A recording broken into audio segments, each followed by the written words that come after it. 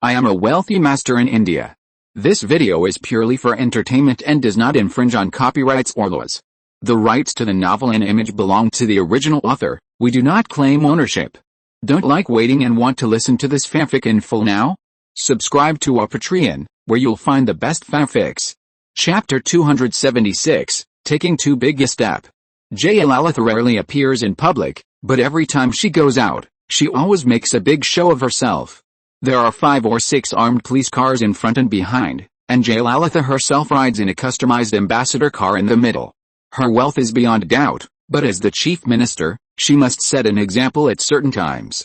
She will not drive imported luxury cars, and the ambassador car, which is a representative of domestic products, is the standard. Not only her, but most chief ministers or politicians in India will choose ambassador cars. They need to show their patriotism at all times, fearing that the media will take photos of them using other luxury goods. Since they can't show off their wealth with their cars, they will work hard on the pomp.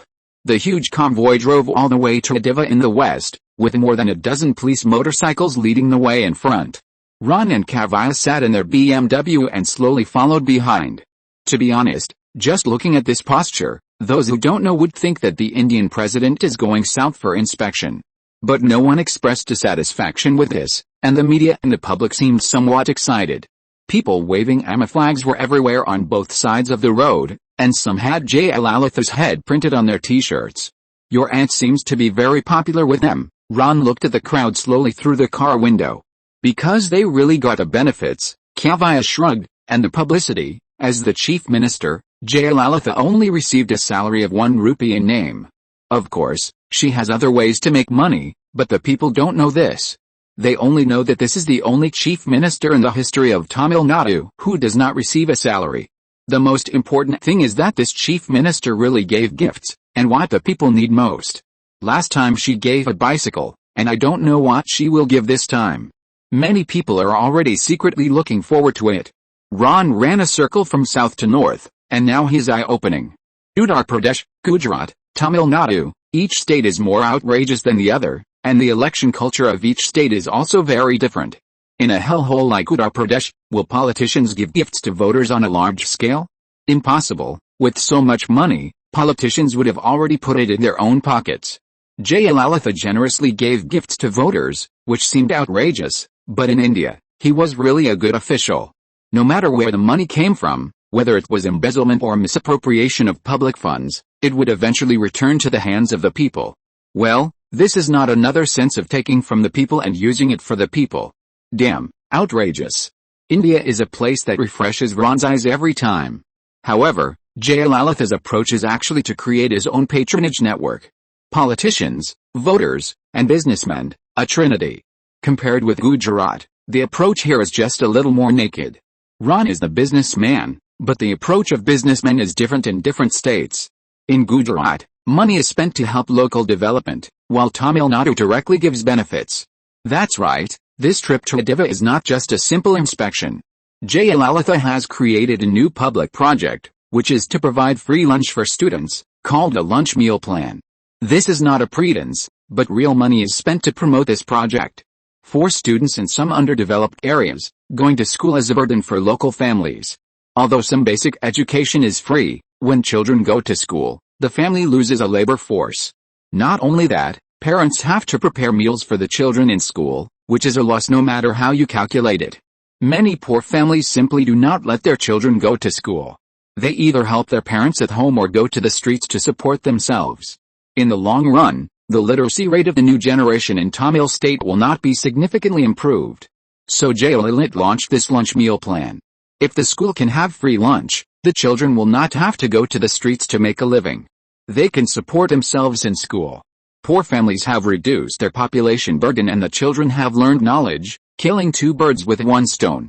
The initial budget of this plan is 20 million rupees, which will first solve the schooling problem in several areas near Madras. So who will pay for this money? Yes, that's right, it's Sir Electric. The factory has not yet started construction, but its reputation must be built up first. In Jayalalitha's words, you have to let people know that it is you who is doing this. She personally accompanied Ron to perform in order to help him gain reputation in front of the whole Tamil state. When they arrived at the local school, The process was similar to that shown on TV. First, they went to the classroom to comfort the students cordially, asking them what they eat and whether they are full, and then talked to the teachers in the school about their difficulties. Finally, they announced a lunch meal plan in public, winning applause. The whole process was recorded by cameras and flashes. Look, the Sir Electric sign has not been hung yet, but it has already shown its face in Tamil state. This is not over yet. Jayalalitha has formulated a series of social welfare plans for Ron. In the next few days, under her leadership, the Tamil government and Sir Electric jointly launched the Cradle Baby Plan. In the current era, the idea of favoring boys over girls is very serious in some areas of Tamil state, and even evolved into the bad habit of drowning baby girls. The Cradle Baby Plan will establish centers in these areas, mainly adopting abandoned baby girls and orphans. The land was provided by the government, and the equipment and expenses of the care center were covered by Sir Electric. For this purpose, they went to a village called Kajulahau, where families with 10 children were common. However, the mortality rate of infants under 1 year old was 18%, which was very scary. Some died due to environmental sanitation, and some were drowned. The causes of death were various. Ron curiously asked a family if it was difficult to raise so many children. The other party looked disapproving. Why? Children can help with things, and more is better. Just by the road, 3 children drove a cart pulled by 2 buffaloes. They were 3 brothers who looked only 5 or 6 years old. All of them were naked, with runny noses, and their dark skin was darker than that of cows. Child labor was everywhere in this village, and no one obeyed the laws and regulations. There was also a school in the village, and the children gathered under the shade of the trees to study. The village chief proudly introduced that there were 5 classes. However, there were many people who made a living on the street, just like the 3 brothers who pulled the cart. In the end, Ron said he would donate a sum of money to the village school. These were all good things that were reported not only in Tamil news, but also in federal media. After hearing about this, the rumored Mother Teresa came to Madras to visit Jayalalitha and praised their charity. Ron also took a photo with a Nobel Peace Prize winner. The first thing Mother Teresa said when she saw him was, "Dr. Sir, you are a good man." Well, this halo is getting more and more stable. After the interview, Ron, the great philanthropist, became the darling of the media again. He has become a benchmark for new age businessmen in India, creating wealth, driving industrial development, and finally giving back to society through charity. The perfect image of an entrepreneur is the most favored reporting subject in the eyes of the official media. After a few days of excitement in the major newspapers and tabloids, Ron quietly signed a contract with the Tamil state government. He took the land. He also took the Ennore port. Everything was just as it was said at the beginning, and no one objected. The local newspapers even spontaneously advocated for Sir Electric, and Ennore port was described as an export need. In short, the planning was perfect. You see, after a few charities, the project progressed very smoothly without any obstacles. The new factory will start construction soon, and the site is right between Madras port and Ennore port. According to the plan, there will be 10 black and white TV production lines, 10 color TV production lines, and several other home appliance production lines such as juicers, rice cookers, and electric fans. Yes, Sir TV is ready to launch a large-scale color TV project. The technology is still from Dongda, where the color TV production capacity is seriously oversupplied due to the price war. While it is cheap, Sir Electric is also throwing orders there. The factory in Mumbai is already assembling 2 18-inch color TV cables, and it is expected to be put into production soon. Dongda's color TV is indeed slightly inferior to that of Japan, but it is cheaper and sufficient to cope with the Indian market. The factory here in Madras will be put into production this year if everything goes well. What is lacking now is nothing more than the factory building. Equipment installation and commissioning, these tasks have been worked together by Sir Electric and Dongda for more than a year, and they are so familiar with each other. Although Sir Electric has blossomed all over India and expanded extremely rapidly, Ron does not have much financial pressure. The Sir TV production line is his money printing machine. The entire market is in short supply, and he sells as much as he produces. The Sir Park in Mumbai already has 10 production lines, 8 of which are 14-inch lines and 2 are 18-inch lines, with a total output of more than 100,000 units per month. Since it was launched in September last year, by January 1996, Sir TV has sold 320,000 units. After deducting various costs, the net profit is 1 billion rupees. If the revenue from water air conditioners and electric fans is added, the money in his bank account is almost 1.2 billion rupees. All of this will be used as funds for factory expansion, and Ron himself will hardly keep a single rupee. There is no way. There are too many places to spend money. Gujarat will invest 1 billion rupees this year, and the BJP will help him provide a loan of 500 million rupees, and he will solve the rest himself. The development of the Mundra mine will also cost 400 million rupees. Ron plans to increase cement production to 500,000 tons in the first year. The branch factory in Lucknow, Uttar Pradesh, has already started construction, and its scale is only slightly smaller than that of Mumbai. Fortunately, the 300 million rupees are all bank loans, so Ron does not have to pay extra money. Tamil Nadu has the largest investment, and Sur Electric is also 1 billion rupees, which is equivalent to Gujarat. Ennore Port is the heavyweight. In the past few days, Ron has asked an international design team to make an assessment. If Jayalalitha is expected for specialized berths and several docks are to be achieved, the development cost will be at least $200 million. A total of 6.2 billion rupees, this astronomical figure made Ron gasp. Although Jayalalitha gave him a loan of 2 billion rupees, it was simply a drop in the bucket compared to the huge budget. In the end, Ron decided to build a multifunctional dock first to get the port running, and then slowly build the specialized berths. Anyway, there are still 2 years left. By then, Sur Electric will have blossomed everywhere, and $200 million should not be a difficult task. After careful calculation, 900 million of the 1.2 billion rupees will be invested in Gujarat, including the branch factory and the mine. The remaining 300 million will be used to support the construction of the branch factory in Tamil Nadu. The other shortfalls, including the port, will be temporarily all financed by loans. The step was too big and a little uncomfortable. Ron suddenly realized that he already owed the bank 3.2 billion rupees. That is, Jayalalitha did not dare to lend him 6 billion, otherwise he would have wanted to complete the Ennore port in one go. After finishing her official business, Jayalalitha returned to the role of a family member. She invited Kavya and Ron to visit a high-end apartment in the center of Madras. Here, Ron really saw the other side of Jayalalitha's life. It was luxurious beyond words. Chapter 277, Robbers in the North, Thieves in the South. Jayalalitha has always been very careful to protect her privacy, and the outside world rarely reports on this aspect in the media. So a slightly strange scene appeared. The portrait of her mother can be seen everywhere, but few people know her deeds outside of politics. She is unmarried and childless. For so many years, she has only lived in an apartment in the city center with her female assistant. Except for family members like Kavya who have the opportunity to visit, all others are refused. Ron was lucky enough to get a glimpse of the residence of this mysterious female chief minister. The house is decorated quite luxuriously. When you open the door, you will be greeted by a golden glow. The chandelier is golden, the sofa is also golden, and the corners of the glass table are inlaid with real gold. There are clusters of golden tassels at both ends of the curtains in the living room. The ceiling lamp is also in the shape of a pair of long golden branches, and the leaves extending from them hold 100-watt light bulb after another. There is light everywhere, golden light. In the first 2 minutes after entering the apartment, Ron was dizzy by the golden light shining from everywhere.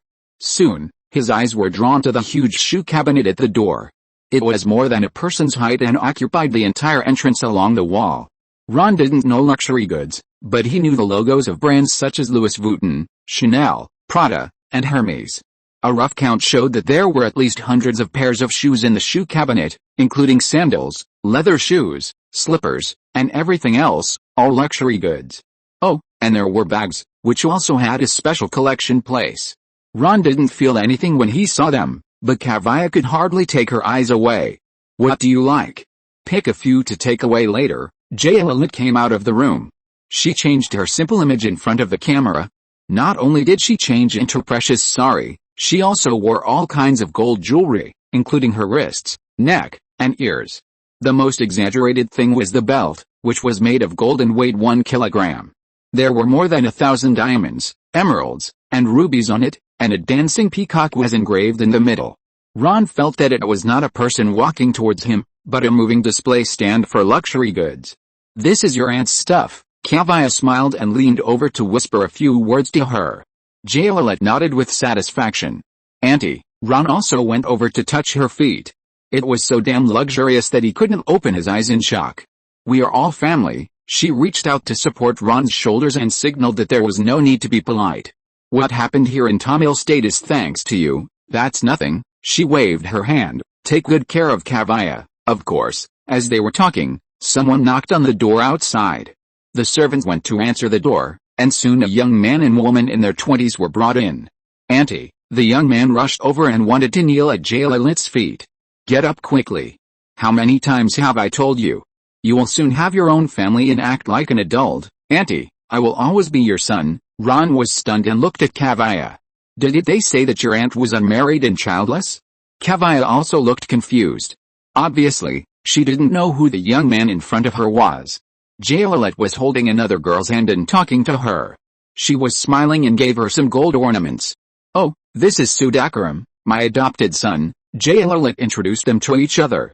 Kavaya was puzzled, so she asked a few questions. This Sudhakaram was the son of a good friend of Jayalalitha, who died this year, so he was adopted. Ron thought that this so-called adopted son was a cunning person. He had been staring at those luxury goods since he entered the house. But Jayalalitha loved him very much. Not only did she give his girlfriend several gold ornaments, but she also let them take whatever they liked. Ram will hold a wedding in Madras in September this year. You all can come then, okay? Kavaya and Ron nodded. This face had to be given, even if neither of them liked the adopted son. He even learned from those politicians and tattooed his mother's head on his arm. Jayalalitha liked it very much. After a few words, she allocated 3 million rupees from the Tamil State Cultural Department to him. Sudhakaran and his girlfriend are both in the entertainment industry. They set up a media company and got subsidies from the government. Yes, this is a vampire. After a quick lunch, Ron and Kavaya did not stay for long. The two seemed to be afraid that they would compete for a favor. They kept talking all the time and did not leave any time to talk. Ron was too lazy to pay attention to these. He didn't have time. Are you going back to Mumbai? Kavaya asked after leaving the apartment. To be precise, I'm going to Gujarat. Huh? I promised the local BJP that I would support him during the election. The general election in Gujarat has begun, and the results are expected to be announced in March. This time, their campaign theme is economy. Gujarat. Obviously, economic development is the top priority. Industrialists like Ron will inevitably become the focus of local media attention. The BJP is very good at creating momentum and has long released the rumor that Sir Electric will settle in Gujarat. For his own money-making plan, Ron had to show up at the critical moment. I'm sorry that I didn't have time to visit your parents this time. Your career is more important. Kavaya shrugged. They live in the suburbs, far away from here. Her family also has a manor, but it's not in the city, dozens of kilometers away from here. By the way, there's your aunt's adopted son. I feel like she dotes on him too much. If it gets out, the media will make a fuss about it, Ron reminded. You know, her identity is very sensitive. She will never get married in this life, let alone have children. The adopted son is her only hope. You'd better remind her, Ron sighed. I will. Jayalalitha was able to climb to the highest point as a Brahmin in a state that hates high castes. Her independent female personality helped a lot. When she first entered politics, she was treated rudely by her political opponents, and people sympathized with her. Her unmarried and childless identity also dispelled many people's concerns. At least such a helpless person would not cultivate any hereditary politics. In short, this identity made her successful and also bound her. When you get power, you have to pay a price. Ron didn't want to collapse just after he got a leg up. His Sir Electric appliance factory had just started construction, and the port had just been acquired.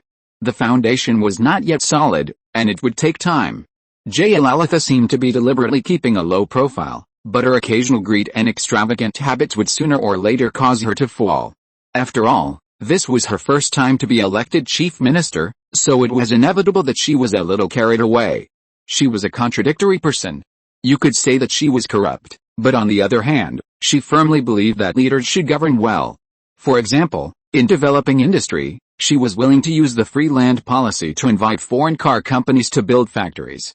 As for other industries, she would take a kickback at the beginning, such as agreeing on the kickback ratio when signing the contract, or asking the company to give her a sum of money before building the factory. After getting the kickback, she would let the people below push the project normally and require them to complete the task with quality and quantity. To be honest, this approach is acceptable to politicians, businessmen and the public, and everyone is happy. Even Ron thinks that if officials can do this, it would be great. Don't forget, this is India. Compared with the banditry in North India, officials in South India are more like thieves. One wants to take all the benefits, while the other sneaks money into his arms within the tolerance of voters. Ron stayed in Tamil Nadu for more than half a month, and it was already February when he returned to Mumbai. Days unfolded one by one, like lotus petals stretched out at dawn in summer, and then spent them in a busy and exhausted manner.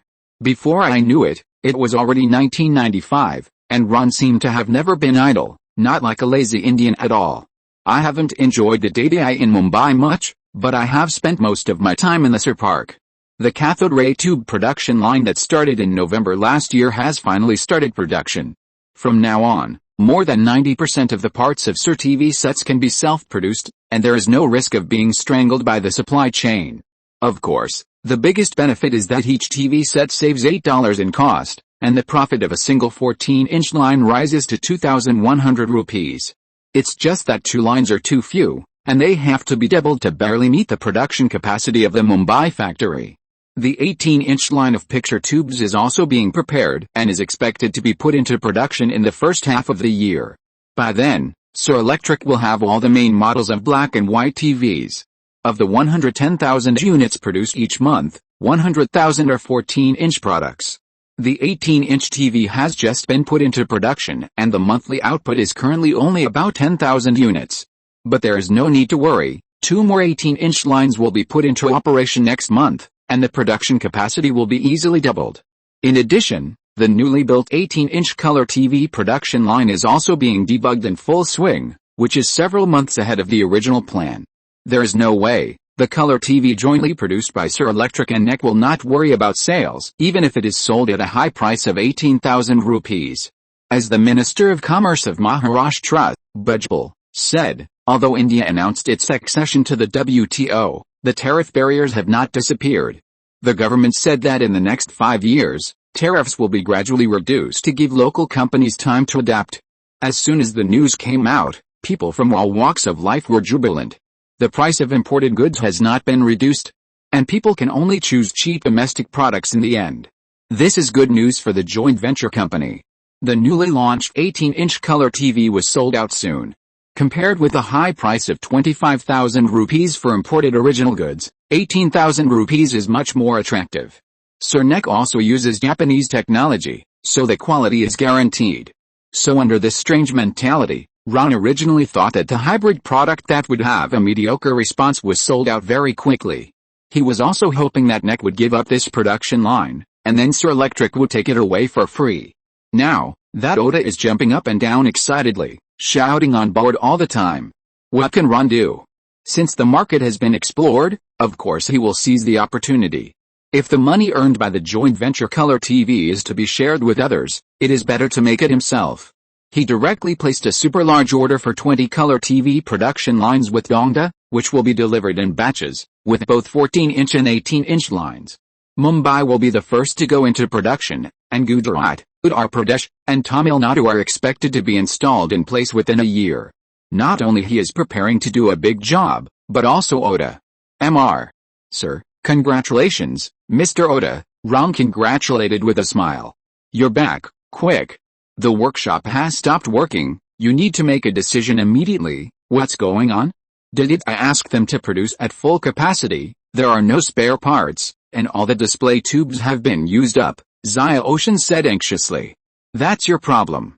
I remember that you were in charge of the communication for the imported parts. You haven't paid for the last batch of goods, and this time you want more, 20,000. Didn't you pay the deposit before? Ron asked curiously. That's just a deposit. The deposit is not the full payment, Zaya Ocean jumped up in anger. Don't worry, listen to me slowly fooling around, listen to me slowly explaining. Ron signaled him to be patient. Chapter 278 You don't want to. The color tubes and circuit boards of the color TVs produced by the joint venture are all imported. The price agreed with NEC was $180 per set, and the Mumbai factory ordered a total of 10,000 sets, worth $1.8 million. But Ron certainly didn't have that much money to give him, not to mention the scarce US dollars. So under his eloquent persuasion, NEC agreed to the joint venture's request for credit. Who would have thought that this batch of goods would sell so quickly? Now the joint venture production line has been shut down. Otto was anxious. The product was so popular that of course he had to seize the opportunity. NEC also had a 40% stake in the joint venture. Each color TV sold for 18,000 rupees cost only $300. After deducting various costs and channel sharing, the net profit was 6,000 rupees. This figure is very good. NEC can get 2,400 rupees in profit for each unit, equivalent to $78. In addition, don't forget that they have to make money from the color tubes and circuit boards again, and the total profit added up is nearly $140. The Indian market is huge, and for mass-produced models, that means hundreds of millions of dollars in profit every year. NEC had to take it seriously. Otto received an order from his superiors to continue to expand production capacity and seize as much market share as possible. From the perspective of market rules, this is certainly correct. However, since the establishment of the joint venture, Sir Electric has never settled all the production lines and raw materials. Not paying is fine, but the Indians actually asked them to continue shipping. Otto was almost furious. He called Ron and complained and threatened. Finally, he got the deposit for the last batch of goods, 600,000 US dollars. Oh no, there is no US dollar, it is 18 million rupees. India is in short supply of US dollars now, only rupees, you can take it or not. Otto pinched his nose and accepted it, but if he wanted NEC to continue to provide core components, he had to pay first. Mr. Otto, it's only been a month, and the money for the TVs sold has not been collected at all, and the joint venture has no money. Ron spread his hands. When can the money be returned? Otto pursued. It usually takes 6 months in India. 6 months, Otto screamed. That's normal, isn't it? India is big, and the roads are bad, so it's hard to contact every dealer in a short time. That's too long. Holding back goods for half a year will bring down the entire company. If you want to win the competition in the market, you have to provide a more relaxed payment cycle than others. But don't worry, Indians are loyal and will never default on their debts. Ron made a solemn promise. He was not afraid of Zia Ocean's investigation. He had already colluded with the dealers, and would answer like this as long as the Japanese asked. The actual payment cycle of Sir Electric Appliances is actually only 1 month. In a place like India, if the money is out of sight for too long, it is no longer yours. Except for some large trading companies and supermarkets, other small dealers even pay in cash. The 60 million yuan profit contributed by the 10,000 color TVs had long been pocketed by Ron. It is impossible to spit it out, that is his money. In that case, the deposit for the next batch of goods must be paid. Zia Ocean compromised. There is no money in the company's account, Ron said in embarrassment. The initial capital was only 2 million US dollars. And the deposit for the equipment was 600,000 US dollars, and the deposit for the core accessories was also 600,000 US dollars. The money is all in NEC, and most of the rest is used to pay employee salaries. This, Otto was dumbfounded, and after a careful calculation, it was really true. Mr. Otto, don't worry. As long as we persist for 6 months, we will definitely have money in 6 months. Otto was a little hesitant. He was reluctant to give up the hot market of the joint venture products, but he had doubts about the credibility of the Indians. You don't want a product that has just made a name for itself to die, do you? 10,000 units per month. No, if you add 2 more production lines, that will be 30,000 units, impossible. You haven't paid the money for the first production line yet, then add another one, and then another one, and you will have double the income in the future. Ron gestured with his fingers. Within 5 years, there will be no worries about sales. We must sign an agreement, and settle all the balances after 6 months. Otto agreed with great entanglement. The current situation in Japan is very bad, and NEC headquarters is now looking for ways to make the financial report look better. The ice age after the bubble has come. In addition, the monthly sales of 10,000 units is really not a small amount. And judging from the situation, the supply still cannot meet the demand. He could not remain indifferent to the huge profits. The Indian market is indeed larger than he could imagine. Okay, Ron agreed. He signed too many agreements, and the threshold has been raised. Xiaori still does not understand India, and they will slowly adapt in the future. However, the development of the joint venture company was somewhat beyond his expectations. The net profit of 6,000 rupees per unit is really not a small amount. Even if next 40% share is deducted, it is still the most profitable product of Sir Electric. The money earned from the joint venture products is also money, and Ron has no reason to give up. It is right to start the stop production line as soon as possible. Every day of delay is a loss. Not only that, the production capacity must continue to be expanded. Oda wants to do a big job, and he also wants to. It is just cheaper for NEC, and he can make some deposits in the future.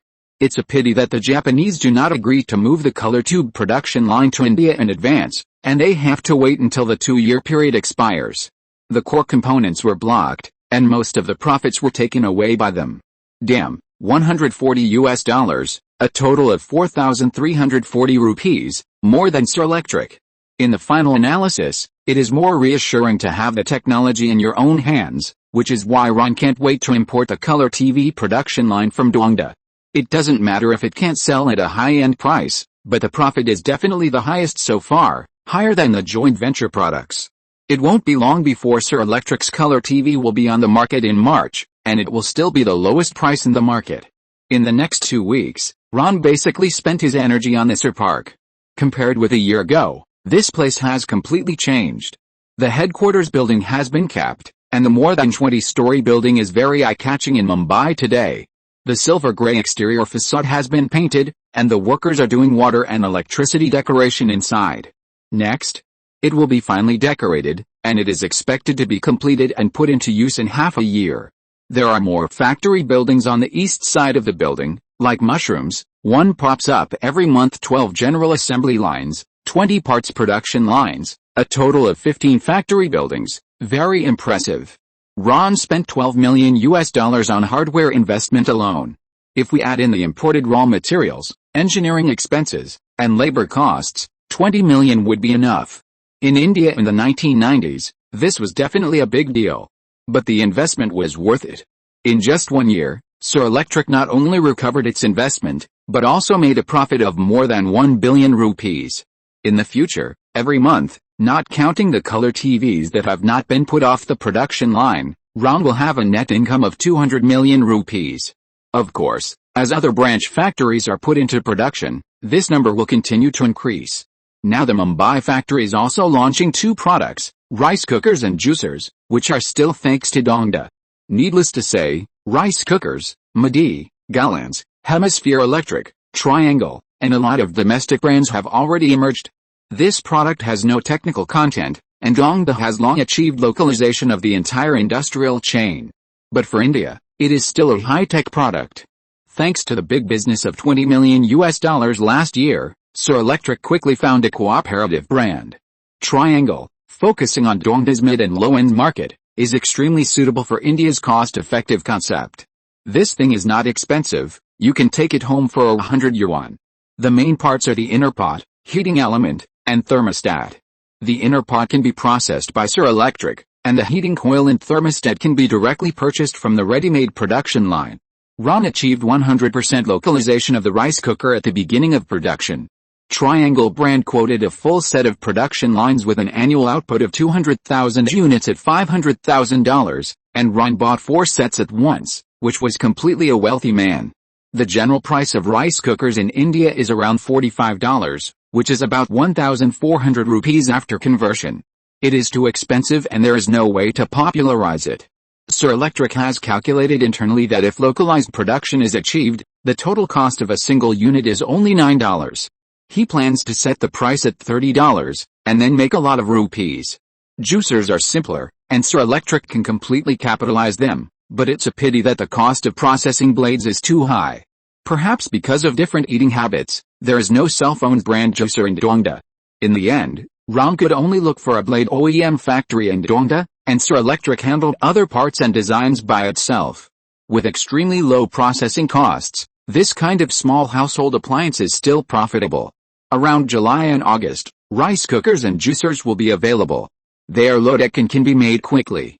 After being busy until early March, Ron set off for Gujarat again. According to traditional calculations, The answer to the Gujarat state election will probably be revealed in mid-March. Now is the most intense stage of canvassing for votes, and Ron has to send money to the BJP. 10 million rupees is not a small number, so he has to go there in person and support them as agreed. When Ron arrived at the BJP headquarters in Gandhinagar, the capital of the state, there were crowds waving flags and shouting. In the yard outside the headquarters building, hundreds of supporters wearing orange shirts gathered here to dance and celebrate. Another constituency fell into the arms of the BJP, and everyone couldn't help but open champagne in advance, and the air was full of flying confetti. Modi, who was also wearing an orange Thakur shirt, hurried out to greet Ron. He walked quickly, as if there were many more important things. "Is this how you came?" The immortal looked at the bags in their hands. "You know, this money can't be transferred," Ron shrugged. "Forget it, come in first. This took me a lot of effort." Ron patted the bags in Anil's hands. All the money in them was cash, not recorded, not banked, and not recorded. To put it bluntly, it was all black money. But for Indians, money is not black or white, and they don't care about it. Whether it's buying a house or a car, or other consumption, they don't have the slightest awareness of paying taxes. They will think, "This is my own money, my hard-earned money, how can you collect taxes from the poor?" They don't have much money. Anti-corruption? How to fight it? Everyone is using black money, including elections. Modi hates this invisible black money system, but now he has to rely on it to help the BJP win the election, and he feels extremely uncomfortable. But Ron walked up to him and talked about the next election as if nothing had happened. Chapter 279, Democracy is not expensive. Adnu's office was originally crowded with people. After hearing Modi's report, he immediately cleared everyone out. "Mr. Sir, you came at the right time." He looked very happy. "I said that I would lend you a helping hand at the critical moment." Ron waved his hand, and several large travel bags were placed at his feet. "You are the BJP's eternal friend." Adnu opened his arms. "I am honored." Ron went over to hug him. The most common etiquette of Indians is the Amidst or the hand salute, which can cope with most occasions. Hugging, a slightly intimate gesture, is usually hard to see. In India, it represents the feelings of allies, brothers, and friends, and means that the relationship between the two parties is closer. Now the BJP has opened its arms to Ron, and the bags of money have played a great role. "Come and see, our situation is very good," Adnu waved. Ron walked over and found a large sand table in the middle of the office. According to the constituencies, the map of Gujarat is divided into 182 patches.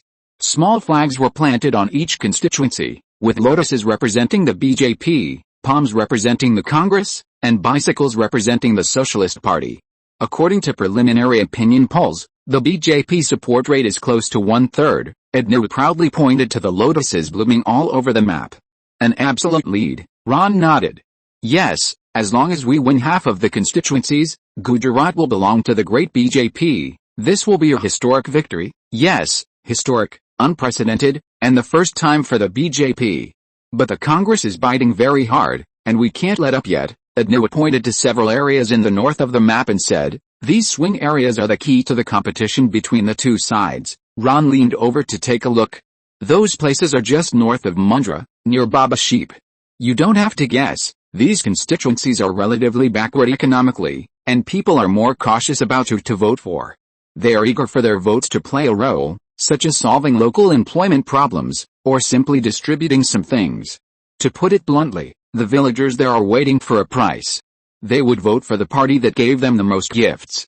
Ideology was not important at all. There will be a speech there in a few days. It's very important.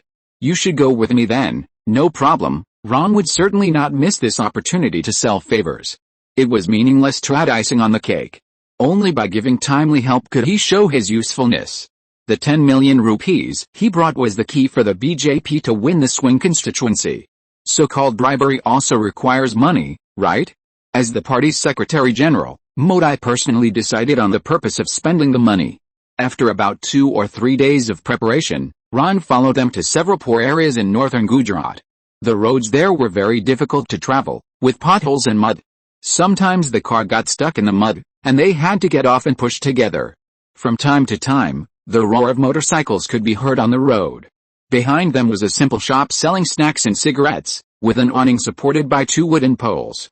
Not far away was a steam temple, and 4 green and white minarets could still be seen through the trees. This place is called Budge. You can feel its depression at a glance. On both sides of the road are mustard and wheat planted by farmers. There are almost no factories. The only industry is brick kilns. You can often see their conical chimneys dotted between farmlands. In larger towns, you can see signs of development. There are black wires wrapped around the newly erected electric poles, but there is no electricity yet. Many walls in the town are also made of bricks, but as soon as you turn into the nearby villages, the roads quickly become dirt roads, and the houses become shaky and dilapidated huts made of mud and straw. If you want to buy democracy in such a place, the price is not cheap.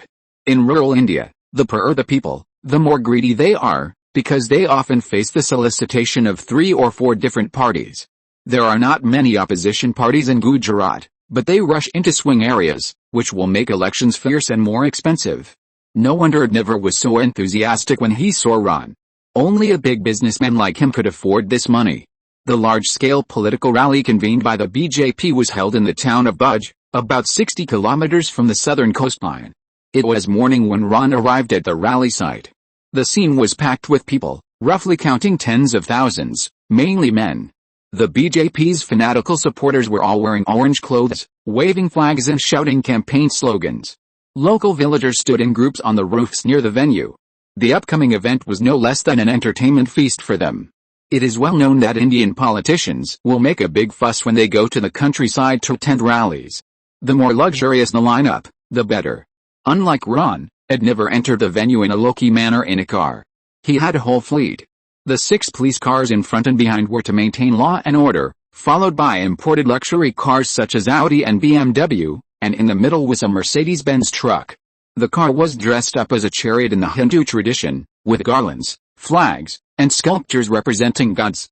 Ed never stood on the high platform of the truck and kept waving to the surroundings. Every time he turned in a direction, there was a cheer.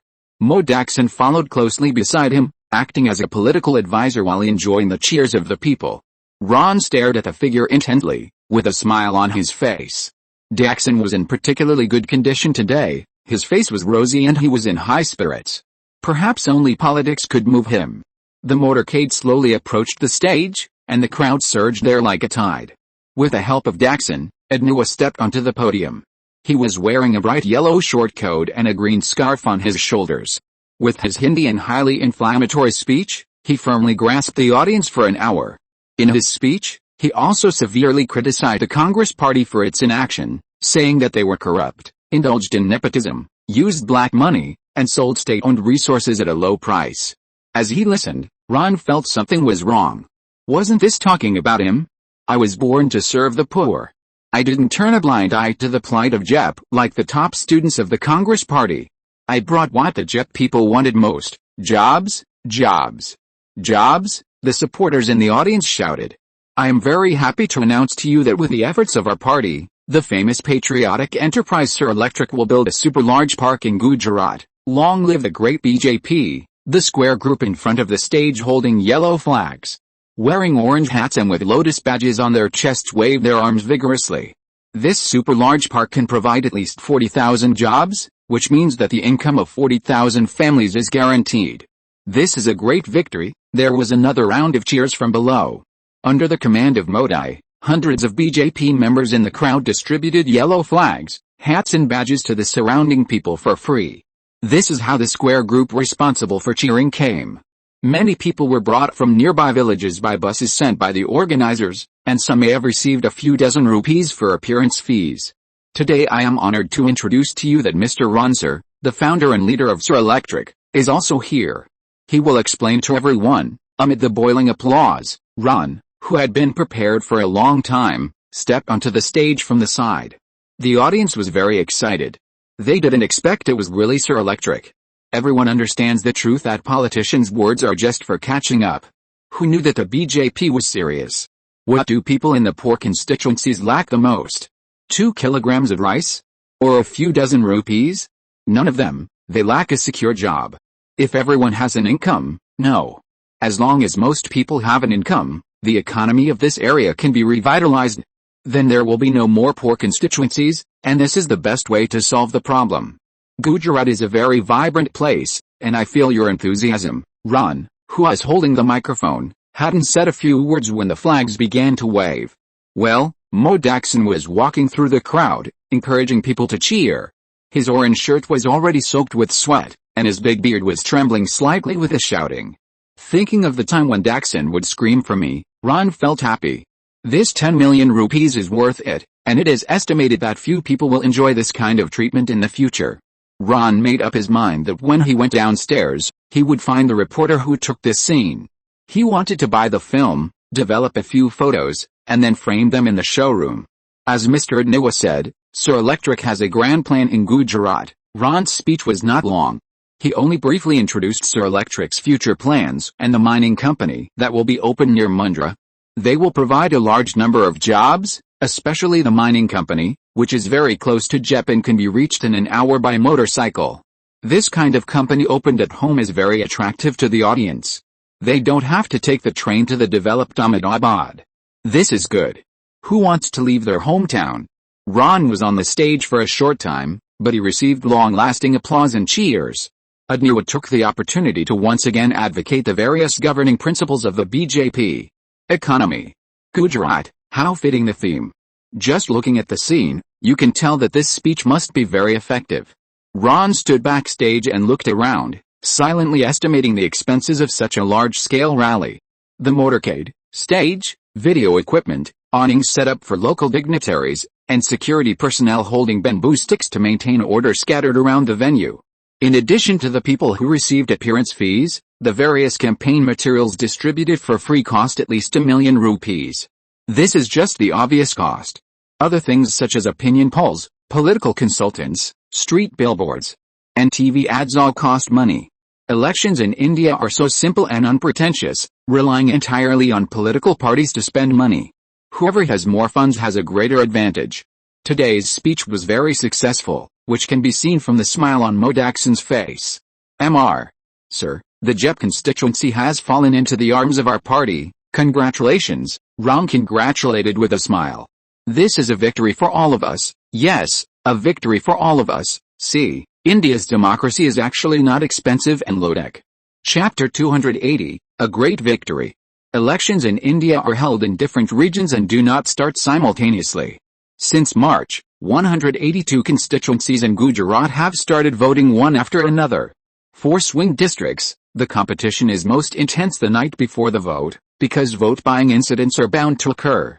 There are many ways to bribe voters, such as directly giving money or holding fake weddings to entertain villagers with good wine and food, which are all routine operations. Some slutty opposition parties will directly book girls from a red street to serve them one by one in order to get votes from single men.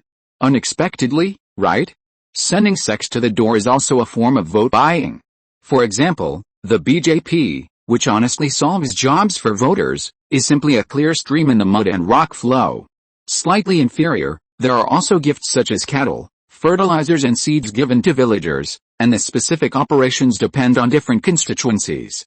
Each political party knows very well what each constituency needs, and they distribute benefits carefully, for fear of being caught by the other party. Vote buying not only occurs in swing districts, but also in other inherent spheres of influence. Every election season is a time for voters to reap a great harvest.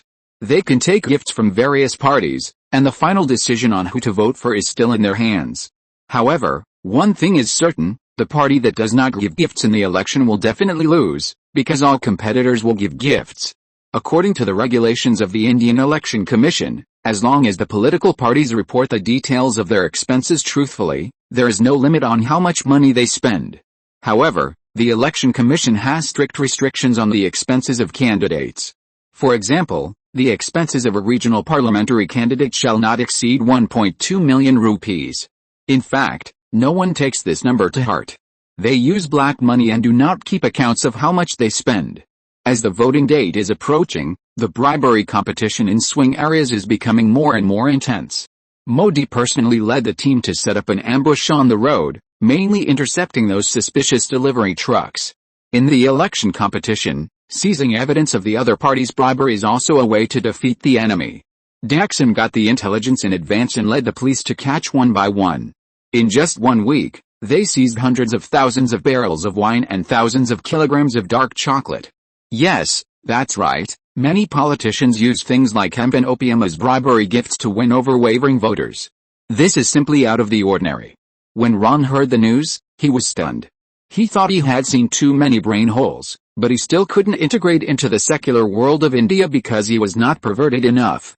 Damn, politicians give opium to voters. Punishment, real punishment. It is worthy of being the largest democratic country, too free.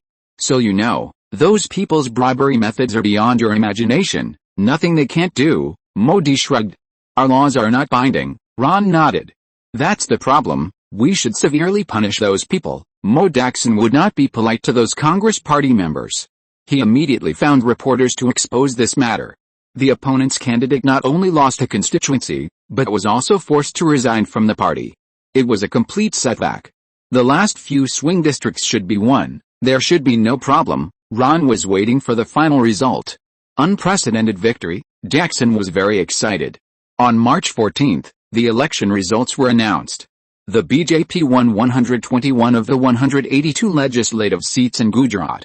The Congress Party, which has ruled Gujarat for decades, now has to hand over power to its mortal enemy. Everyone knows that the political landscape of the Western Indian economic state is going to change dramatically. There are too many positions to be vacated and too much fat to be divided. The key to the victory in this election is to benefit from the pilgrimage strategy formulated by the great immortal. The so-called pilgrimage is similar to the chariot tour in the 1990s. Both are to enhance the party's reputation through large-scale propaganda tours. The last time Adnawa spoke in Jeep, the motorcade parade was a pilgrimage, and the effect was very good. Modi has built a power network covering the entire state by winning over key figures such as the rich and powerful in rural areas, greatly weakening the grassroots rule of the Congress Party. He has made great contributions this time and is expected to be entrusted with important tasks soon. However, the current priority is the swearing-in of the chief minister, and there are many disagreements within the BJP. According to the convention of the winning party in the election, the leader of the party will automatically obtain the post of chief minister. But Adnawa declined the nomination of the chief minister due to his advanced age. Finally, the BJP appointed Patil as the chief minister of Gujarat. He is one of Adnawa's confidants and a member of the party that Modi supports more. However, not everyone is convinced by the appointed candidate. Vaghela, who is also a senior member of the BJP, is very dissatisfied with this. He also has a group of supporters in the party, and his momentum is not small. Those people think that Vaghela is qualified to sit on the throne of the chief minister. Especially Vaghela and Modi don't get along, but Daxon supports his rival Patil. In short, the BJP seems to have won a great victory, but the internal struggle is still undercurrent. Ron is not clear about their interests for the time being. He only knows that he has successfully established a foothold in Gujarat. The day after the victory, he attended Patil's swearing-in ceremony and participated in the celebration. Mr. Sir, thank you very much for your generous help. Patil, who was pot-bellied, came over to thank him. This is a victory for democracy, Ron smiled. You're right, a victory for democracy, everyone laughed. By the way, is your factory going well? Patil asked. It will be put into production soon, and we are just waiting for your election news. The Sir Park in Gujarat has not yet started construction, and the idle warehouse in Jamnagar has been converted into a factory building for the time being. Don't worry, I will approve the land immediately, and I will give you additional tax benefits. Happy cooperation. Ron clinked glasses with him. Well, they drank milk tea and ate snacks. In principle, Gujarat prohibits alcohol. Private possession of less than 1 liter of alcohol is allowed, and more is illegal. The BJP firmly implements this regulation, so at the celebration, everyone can only drink tea and eat snacks. However, this did not affect Ron's acquaintance with the BJP's politicians, the party leader, the chief minister, the great sage, and Dhirubhai. He is the BJP's penman, good at writing speeches, including composing lyrics and music. He also has a business in Mumbai, mainly in the media business, and is also one of the BJP's moneybags. Ron had a good chat with these bigwigs. He also made great efforts this time. The land in Jamnagar is 500 acres, and it can even build a city within a city. Now the BJP gave it to him for free. Look, the financial sponsor who helps in times of need has a different status. When are you going to hold the signing ceremony for the Sir Industrial Park? Adnawa, with a red face, still remembered this important event. The sooner the better. We have to fulfill our promises to the voters. Excellent, the backbones of the BJP nodded with satisfaction. With the power of a big victory, the BJP's reputation will rise to a higher level if the economic development of the state is immediately implemented. In the next election, the Sir Industrial Park will become their political achievement, and the party's foundation will become deeper. Of course, Ron himself also wants to get the industrial park done as soon as possible. The products of Sir Electric Appliances are in short supply, and he can't wait to start construction tomorrow. As for the matter of secretly holding the land after taking it, he will never do it, and he is not willing to do so. He is not a cucumber, and he doesn't care about the appreciation of land. After the industry has reached a certain scale, the profits will grow bigger and bigger, making more money than real estate. Moreover, the land in India is not valuable. Except for Mumbai and New Delhi, other places are completely worthless for investment. According to the agreement with the BJP, the Sir Industrial Park in Gujarat is a 5-year super project. In the first 2 years, priority will be given to the construction of a cluster of television sets, part of which will be supplied to the domestic market and part of which will be exported to the Persian Gulf countries. This is a high net worth product, and both Ron himself and the BJP attach great importance to it. Next, other small household appliances will follow. When the time is right, washing machines, refrigerators, and air conditioners are also possible. In short, when the 500-acre industrial park is completed, let alone 30,000 jobs, there will be more than 50,000. Ron is looking forward to the day when Sir Electric Appliances becomes a giant, and Modi may have to touch his feet at that time. Haha, it's just fantasy, don't take it seriously. Great immortal, Ron hugged Modi's shoulders, intimately. What? He didn't hear it clearly. Hey, Narendra, you have to make great plans this time. Ron didn't even call him by his last name. This is a victory for the party. Modi put his hands together and looked very low-key. I heard from Mr. Adnawa that you are going to be transferred to New Delhi as the National Secretary of the BJP. It's not confirmed yet, so it can't be true. Although Modi said this, a smile appeared on his lips. The National Secretary of the BJP is an important position. For Modi, the biggest benefit is that he can get in touch with BJP politicians in all states across the country. What does this mean? It means that he will be very popular in the party, which is the foundation for stepping onto a higher position in the future. Mr. Sir, Mr. Modi, you are all here, congratulations. Just as Ron and Daxon were arm in arm, a round face came over. Bulbous nose, mustache, isn't this the richest man in the future? The BJP won an unprecedented victory, and the first to fall was of course the unscrupulous businessmen.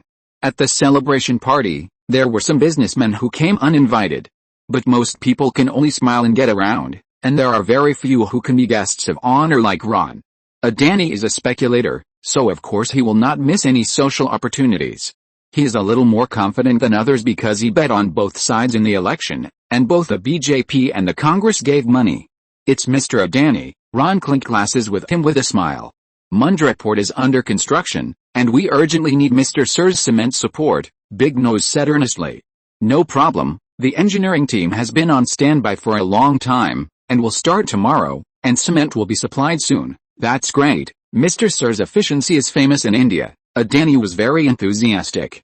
He always had a smile on his face, and his eyes swept over Modi from time to time. Obviously, he also knew that Daxon would be reused soon, so he came early to make friends. Party leaders like Adnivar are not short of people flattering him. But Modi, he is not a core senior executive yet, but he has great potential and is more worthy of investment. Daxon also responded politely to his kindness. After all, Adani is a famous businessman in Gujarat. He owns the first private dock, so he has to give him face. However, with Ron as the first one to deliver the charcoal, it was difficult for the immortal to see other people. He could still distinguish between helping someone in need and adding icing on the cake. They were all big businessmen who had no shortage of money, so why didn't he choose the one who was loyal and righteous? Sir, you might as well go to Mundra again when you have time. We have a lot in common. Adani invited him. Sure, I'll go. Ron nodded politely. After the greetings, Adani smiled and went to socialize with other people. "Are you going back to Mumbai?" Modi asked. "I'll go after signing the agreement, because of the anti-monopoly issue." "Yes, some people think that Sir's TV sets are too cheap," Ram shrugged. To be honest, this was also something he had never expected. In this damn place of India, there is actually a saying about anti-monopoly. Those are vampires. They can't bear to see the poor live a good life. At this time, the immortal was still a little jealous of evil. "They are all trivial matters, not worth mentioning," Ram chuckled. Chapter 281 Export Preparation. Sir Electric's location in Jamnagar is near the airport, where transportation is convenient. The state highway is adjacent, and it is not far from the port in the west. This port city has just entered the fast lane of development, and there is a busy scene everywhere. Ron entered the market very early, and he is fully qualified to pick and choose. His Sir Electric will be the largest enterprise within a few hundred kilometers. With such a super big sponsor, the local government can get whatever it wants. It is no exaggeration to say that Sir Electric will be the core pillar of Jamnagar in the future. The GDP of the entire city depends on him alone. Maybe in a few years, Ron's words will be more effective than those of local officials. Of course, that is just a fantasy. His Sir Electric has not started construction yet. The signing ceremony is scheduled for next week, when Gujarat dignitaries and local dignitaries will attend. Ron has been wandering around the warehouse area these 2 days. Sir Electric's temporary factory is located here. He can't wait. The 2-year first phase of the project takes too long, and the opportunity will be cold by then. In order to expand the market scale as much as possible, he directly rented several warehouses here and converted them into factories. This time is much faster, and it can be done in 2 months. There are only 6 assembly lines that have been moved here temporarily, with 14-inch and 18-inch black and white color TVs, focusing on a full range of varieties. The production line is directly shipped from Dongda, and Jamnagar itself has a port, so it can be installed after getting off the ship. Most of the parts are provided by Mumbai, still by water. If they are not enough, Dongda can also provide support. In short, relying on convenient shipping, the factory here in Gujarat can be put into production in just 3 months. However, this is only a temporary stopgap measure. In the future, most parts will be produced locally, including core parts such as cathode ray tubes. Now it's all about rushing time. The manufacturing cost here is slightly higher than that of the Mumbai factory because of the additional freight. How is the factory's production capacity? Ron was inspecting the workshop. Many workers are newly trained. It is expected that in 2 months, the monthly production of each model of TV will reach 20,000 units, the person in charge of the local factory answered. He is an old man transferred from Mumbai. The factories in Jamnagar are all assembly lines. Once the workers become skilled, the output can be further increased. Yes, boss. The parts shipped from Mumbai and East University are inspected when they leave the factory. The work done by the factory here is assembly, which does not require much technical content. In theory, as long as there is no shortage of parts, the production capacity can continue to increase. Are there any problems with local dealers? No, they have been waiting to pick up the goods.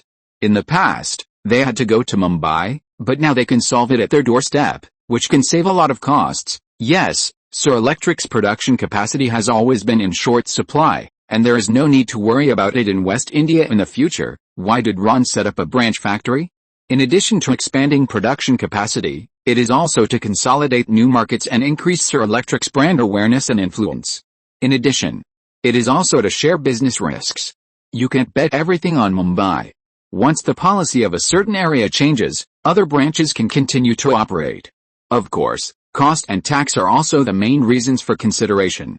The labor cost in Gujarat is much lower than that in Mumbai, and a salary of 2,000 rupees is already very outstanding. Tax decentralization is also one of the benefits. It can dilute the total profit of the Mumbai area, so that when paying income tax, it can be adjusted down a level. The 6 production lines in the workshop have already started, and thousands of workers are busy here, and everyone has a smile on their face. They may be clumsy at first, but they really want to do their job well, and they cherish it. Sir Electric Appliances has a good reputation. It is not the kind of black-hearted factory that eats people without spitting bones. Who can be dissatisfied? Well, Ron is also satisfied. He and the BJP agreed in advance that the factory has the right to dismiss. What kind of hereditary system of positions? Don't have such a weird idea. It's okay to cheat outsiders, but don't cheat your own people. Ron is not a good man. While he was inspecting the workshop, Anil suddenly came in and whispered a few words. Ron nodded, and soon a sturdy man was brought in.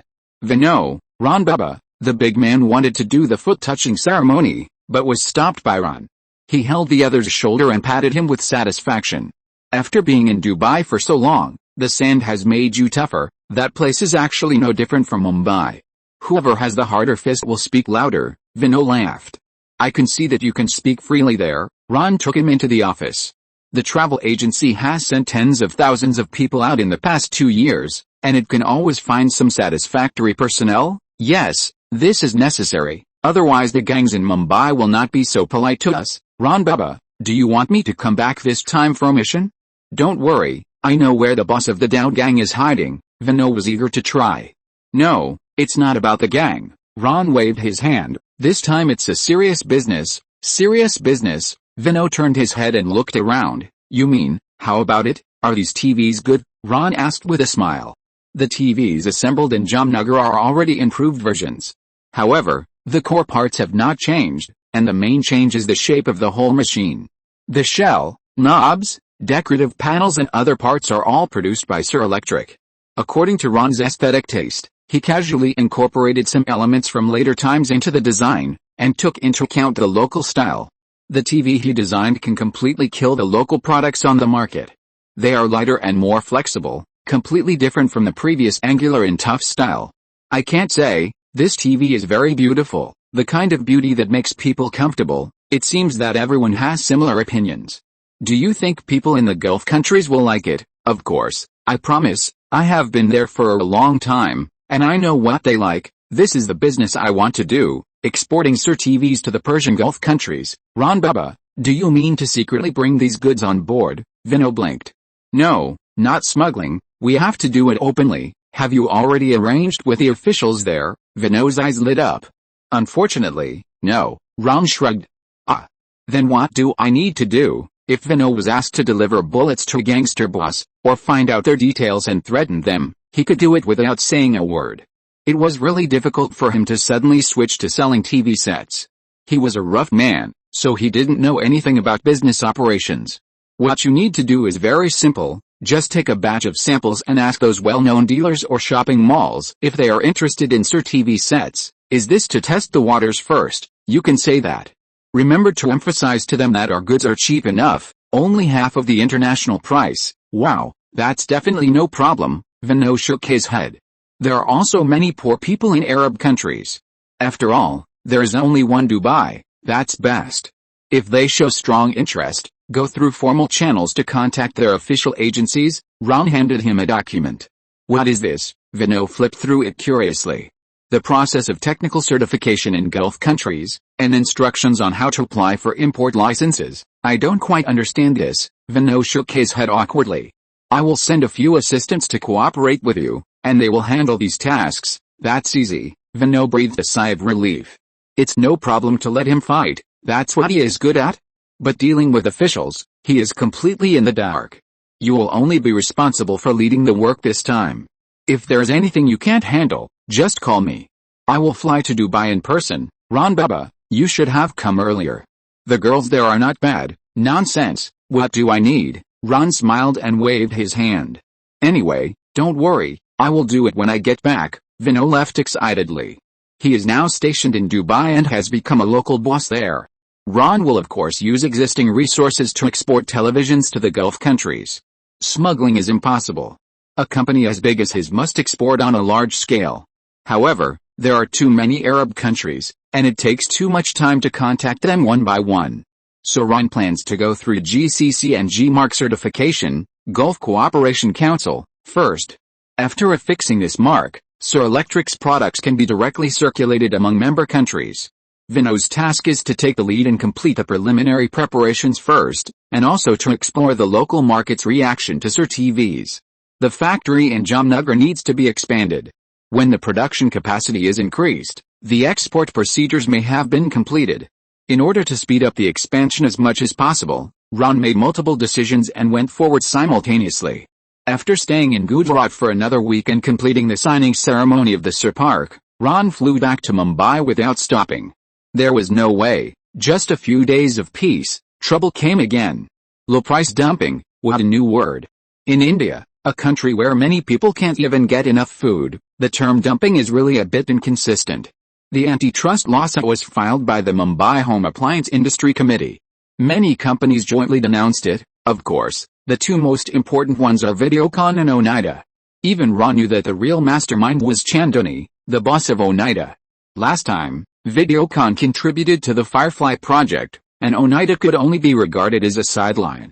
In this antitrust case, the other party changed from the perfunctory last time and became very proactive. The reason is simple. Sir Electric Appliances has lowered the price of 18-inch color TVs again. Since the price of the joint venture's color TV is not much cheaper than Oneida, Chandani just endured it.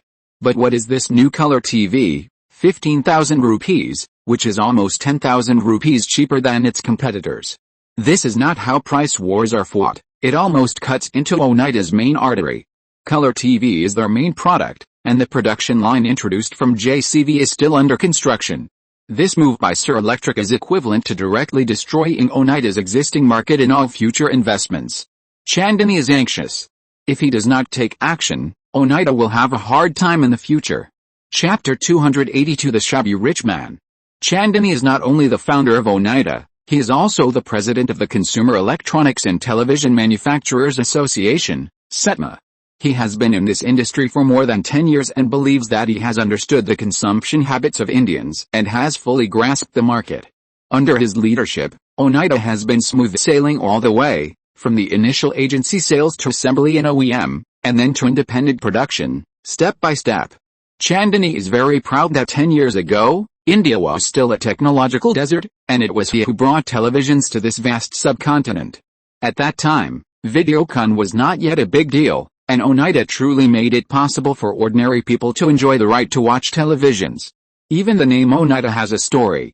At that time, Chandani was racking his brains to come up with an impressive name for the newly established company. He wanted to be original, not the stereotyped Indian surname, or the name of gods and Buddhas. His wife pointed to a tableware brand called Oneida in a magazine and said, "This is good, I like it." Chandani also liked it. Without any other reason, the name sounded very Japanese. In this era, Japanese and Korean brands represent advanced technology, especially in the TV market. Even European and American families use TV sets produced by them. Doesn't this prove something? Chandani knew that Indians who could afford TV sets would certainly look down on domestic products. They had a blind worship of foreign brands. Oneida is a good name, and most people think of Japan first. However, in order to avoid possible legal disputes, he removed the letter E in his name and changed it to Oneida. This trick worked. For quite a long time, people thought that Oneida was a Japanese brand. With this clever naming method, Chandani quickly gained a foothold and successfully passed the fragile period at the beginning of his business. But OEM is OEM after all, and most of Oneida's profits were taken away by Japan's JVC. They got less than 10% of the gross profit, and 5% was good after deducting various costs. Of course, Chandani was unwilling to accept this. Taking advantage of the favorable conditions of India's economic liberalization, he also began to negotiate with JVC for localized production. Things went smoothly. They finalized various details last year, and this year the Andheri factory is already building a full set of production lines. This is all thanks to the fanfare of the cooperation between Sir and NEC. Perhaps feeling the pressure from the market, JVC also opened the door to in-depth cooperation with Oneida. However, success is due to Ziohe, and failure is also due to Ziohe. Sir's new 18-inch color TV is priced at an outrageous low price. Chandani had people calculate that even if Oneida fully realizes independent production, it is impossible to price it at 15,000 rupees. Their costs are higher than this. If they want to make a profit, the minimum price must be more than 18,000 rupees. How can this be played? His Andheri factory has already fallen behind before it has achieved localization transformation. If it continues, Oneida will only die. Chandani will certainly not sit idly by. He is the chairman of the industry. He used his status to file an antitrust lawsuit with the Competition Commission of India, CCI, on the grounds of low price dumping to destroy the market. He accused Sir TV of unfair competition and demanded the closure of the factory and a sky-high fine of 10 billion rupees. In order to make the accusation seem well-founded, he also submitted a so-called cost analysis report. In the current market environment in India, 15,000 rupees is not enough to produce a qualified color TV, let alone a profit. Especially a black and white TV of 4,000 rupees, which is only about 70% of the manufacturing cost of payers. This predatory pricing undoubtedly violates India's antitrust rules. Chandani is coming with great momentum. He has united a considerable number of peers in the association and is ready to force the Maharashtra government to take action against Sir Electric. At the same time, some public opinion has also begun to exert its strength, questioning Sir Electric's cruel means of hurting others and hurting itself, and plundering the market at all costs. This obviously hinders the development of India's local industry and is not conducive to the iteration and update of domestic technology. In short, all kinds of big hats are put on Sir Electric. Chandani is not sure whether this will work, but there is no way, he can't use many tricks. Since the failure of the last Firefly project and Videocon suffered a big loss, no one dares to use means against Sir Electric easily. If he hadn't been forced to a certain extent, Chandani would not want to be an enemy of Sir. If he were an ordinary person, he would have tried to bribe officials to seal off the other party's factory, or directly send his competitors to jail on the grounds of colluding with foreign forces. No matter how outrageous the reasons are, they all make sense in India, provided that you are willing to spend money.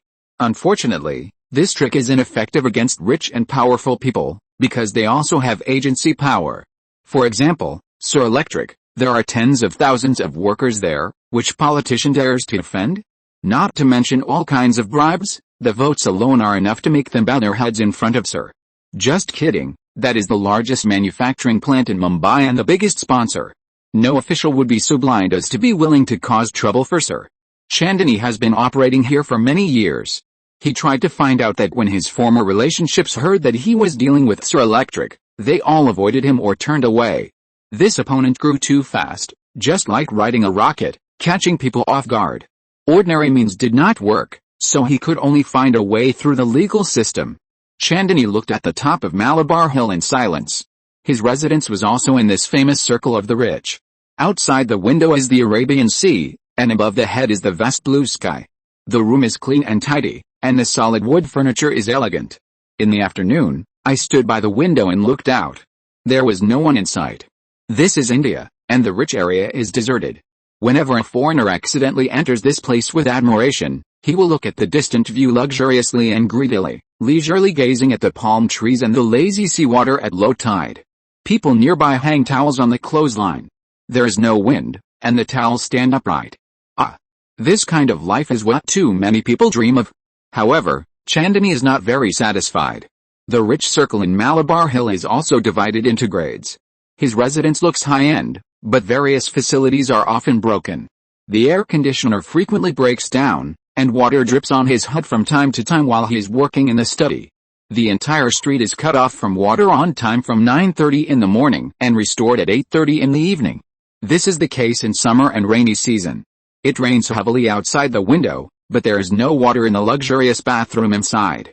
This is the wealthy area, and ordinary people dare not imagine it.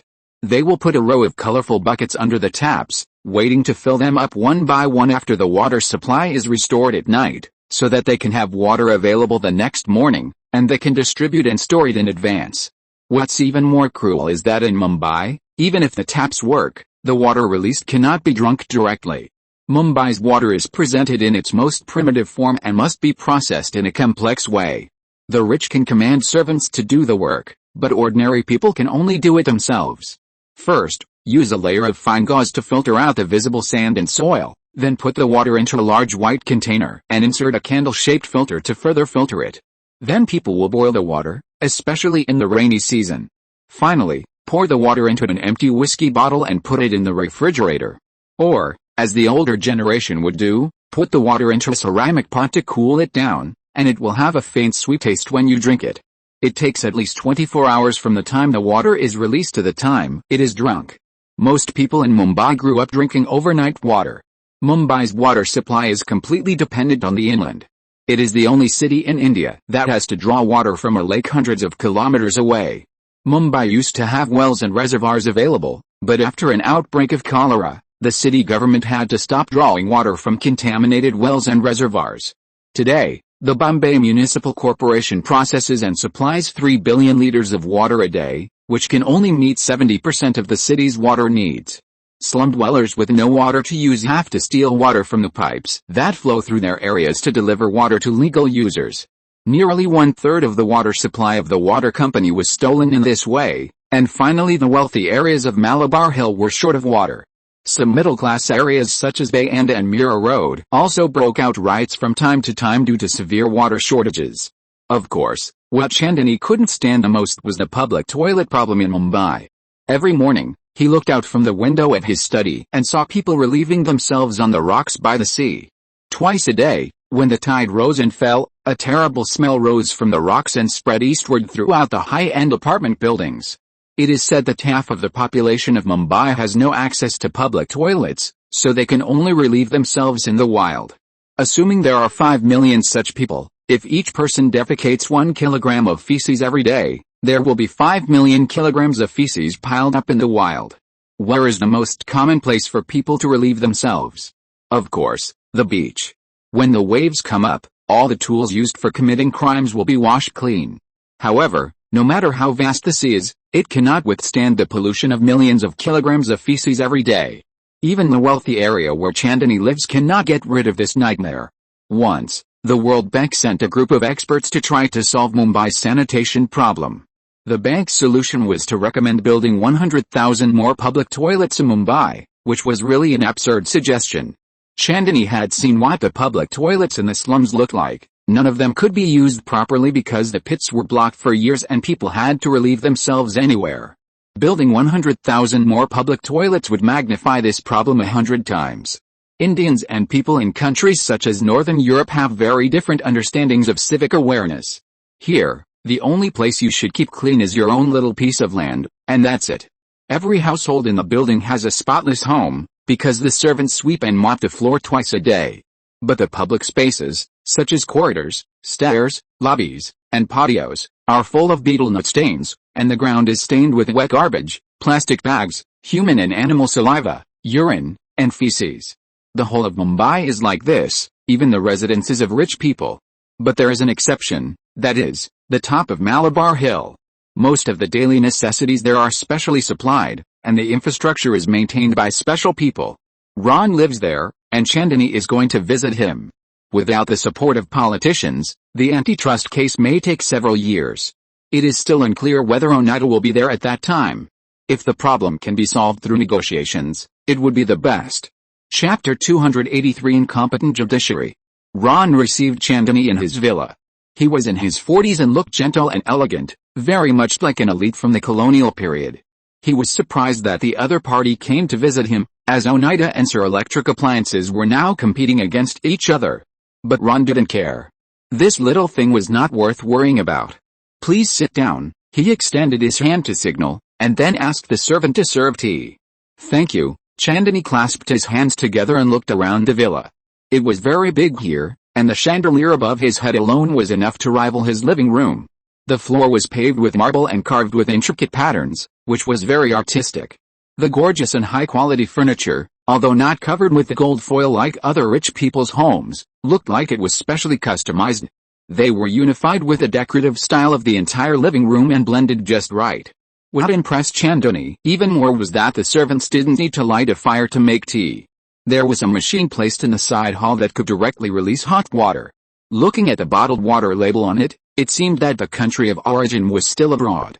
Could it be that the water this guy needs for food, clothing and daily necessities is all airlifted in this way? Chandani thought it was too absurd, it shouldn't be possible. But when he thought about his own taps, which still need to be filtered manually, he felt sour. Sir, please forgive me for being blunt, but your actions are completely killing the local home appliance manufacturing industry. Wow, this accusation is quite serious. Ron raised his eyebrows. With India's current technological strength, it is impossible to independently produce televisions, let alone price them so low.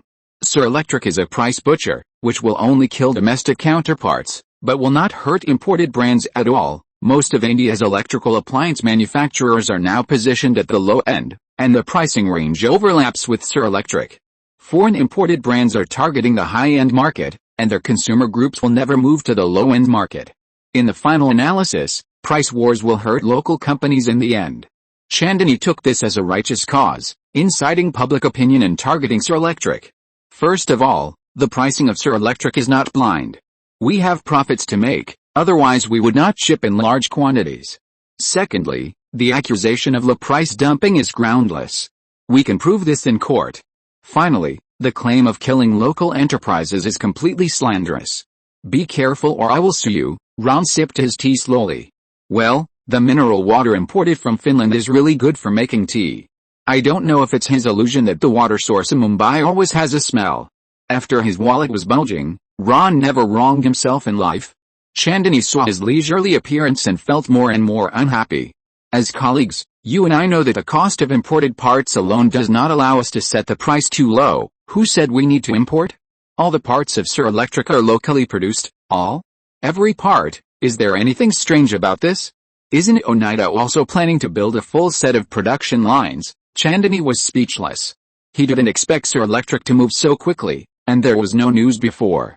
In addition, although Oneida is also undergoing localization transformation, they have signed a lot of unequal agreements with JVC, and they have basically been ripped off in the past 2 years. In a short period of time, it is impossible to lower the price to the same level as Sir Electric. This is a slow strangulation, and domestic small and medium-sized peers will eventually be kicked out. Mr. Sir, as a businessman, we pursue not only profits, but also the responsibility of revitalizing Indian manufacturing, made in India. Ron almost laughed out loud. Third brother didn't understand this for decades, and he still expects it now? Wouldn't it be better to be a comprador like himself? He just thinks about the dream of a great power.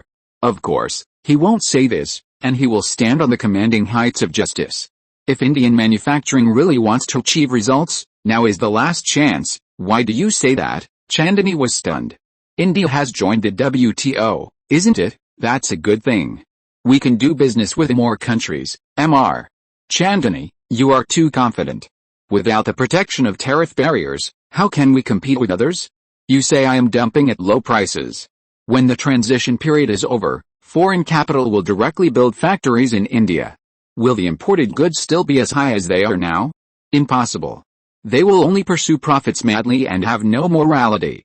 Only then will there be truly cruel competition. Foreign brands have technology and can also take advantage of India's low-cost advantage.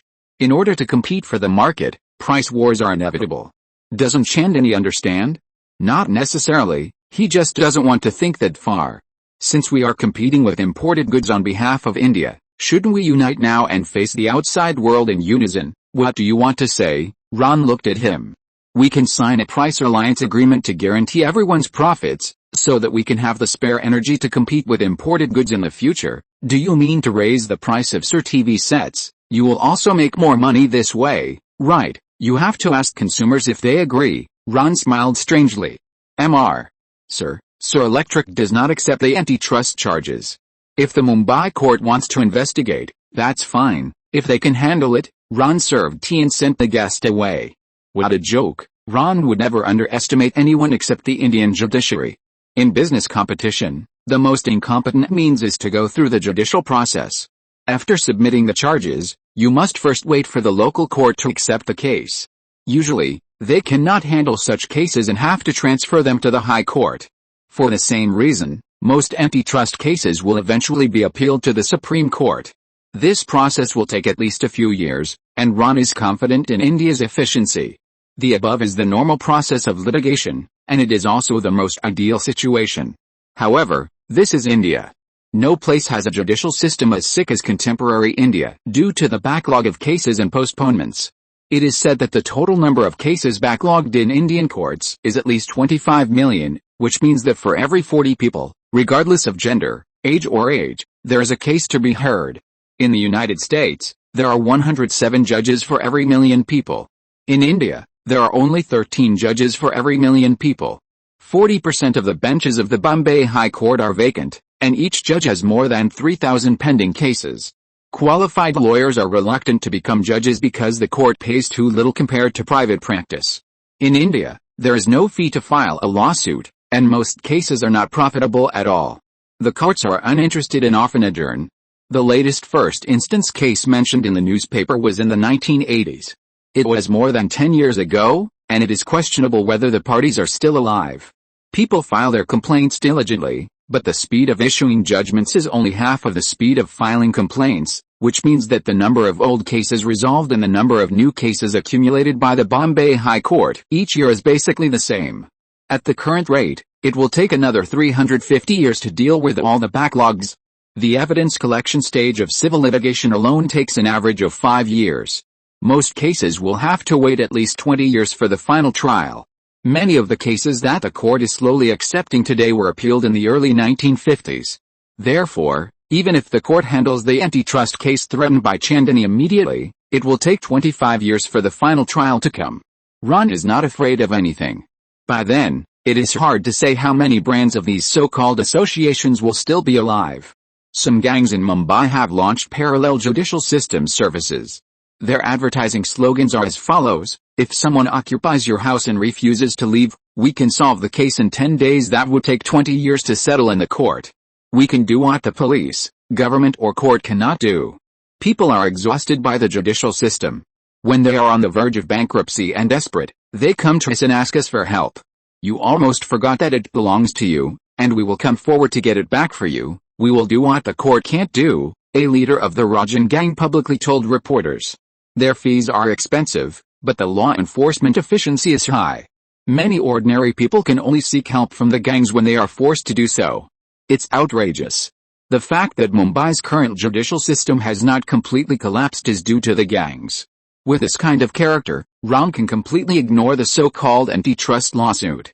Chandani's public opinion attack was more intimidating than the lawsuit. Populism is prevalent in India.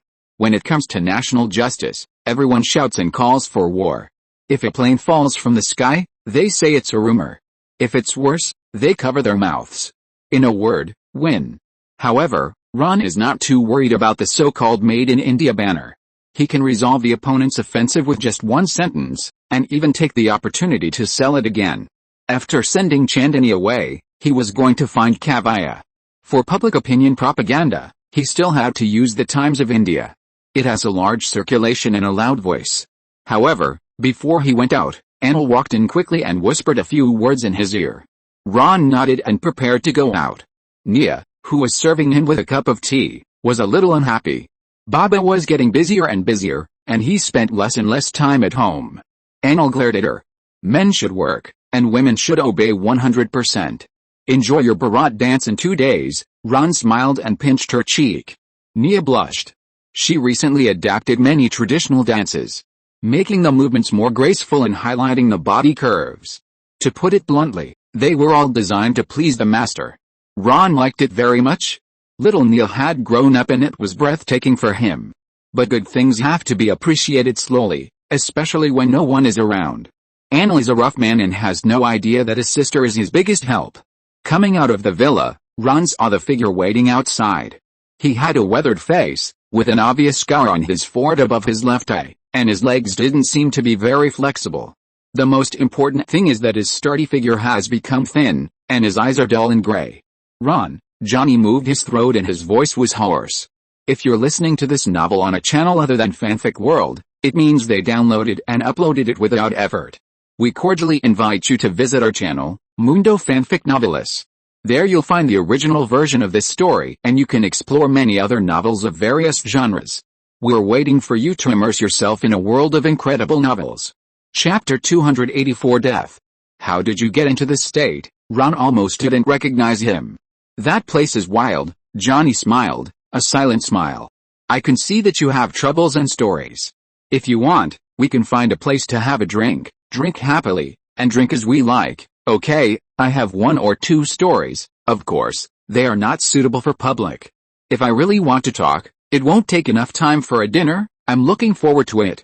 We have some time, no rush. Ron took him to a pub somewhere in Malabar Hill. The environment here is quiet, usually there are few outsiders, it is very suitable for close friends to sit down and chat. Johnny has really changed, not just the slight pause in his shins when he walks, his face has become so indifferent and strange. He still has a thick beard, as messy as weeds, which makes the coldness even more sharp. They sat down at the window seat of the pub, and Ron ordered 2 glasses of whiskey. While waiting for the drinks, they looked at each other for a moment, interpreting each other's changing expressions, just like a fortune teller looking for meaning in the bones scattered on the ground. Johnny wore a black jacket, and his eyes were tired and bloodshot. His eyebrows were furrowed all the time, and those troubles were caught and could not be thrown away. "You look like you have died once, and your big beard, is this the fashionable dress of the warriors in Arabia?" Ron relaxed his tone. "Ron, it's good to see you again," Johnny smiled faintly. After experiencing the bloody and snowy days there, he found that the old people and the city were still the same. It felt good to go home. Wherever he looked, the sounds, colors, and natural and beautiful postures of this island city made him feel drunk. He didn't even drink yet, he loved this city too much. The waiter brought 2 glasses of whiskey, good whiskey, which made people twitch their noses. "Cheers to the living," Ron said. "Cheers to the dead." Johnny clinked his glasses and drank the wine in one gulp. "Now," Ron looked at him steadily, "you can talk about the troubles. Where should I start?" Johnny's mouth was mocking, a mockery of fate. "Anything, not just the war." "There's something else on your face, I can see it," Johnny smiled, and a secret joy flowed through his heart. He was very happy to have a close friend to accompany him again. Only Ron could understand the troubles buried in his heart. "Had Khan is dead," he said without emotion, staring at the empty glass in his hand. "What?" Ron's tone was slightly hesitant, with a sense of surprise. This news was very sudden. The underground Black Emperor of South Mumbai, the feared tyrant, was dead. "It's true, how could it be? You should have made a lot of preparations at the beginning." "I was beside him, saw his body, helped drag the body to the camp on the mountain, and helped bury him. He died, they were all dead. We are the only ones who left alive, Najir, Ghani and me. There is no news about this in this city. If there is, I must be the first to know." Ron took a breath, still a little unbelievable. Mumbai has always had the existence of Hudhun in the past 20 to 30 years. He has influenced the city in all aspects, especially the order. If the news of Hudhun's death spreads, he can almost foresee that a bloody storm will break out immediately. It took me several months to accept this fact. Johnny lowered his eyes again, and fell into deep thought full of thoughts and feelings. His thoughts were in a mess, his head twitched uncontrollably, and his lower lip kept shaking. Ron was worried that he would collapse. People's mental collapse is often a matter of a moment. He knew that Johnny's admiration for Hudhun was the feeling of a son for his father. "Listen to me, Johnny. There's no one else here. You can speak boldly and say everything you want to say. Don't keep your depression in your heart. It will rot and stink." Ron touched his arm, and Johnny slowly raised his head. "That was a war." Johnny and his companions set out from the Mumbai airport, first to Quetta, near the border of the Imperial Cemetery in Babayang, and then changed 4 vehicles on the way to reach their destination. They pretended to be strangers, crossed the borders of 3 countries together, and carried out more than 20 illegal activities. Cad Khan wanted to complete his mission, and he had made arrangements. He shipped medicines and arms out of Mumbai in batches and finally sent them to the holy place in his heart. But things did not go smoothly.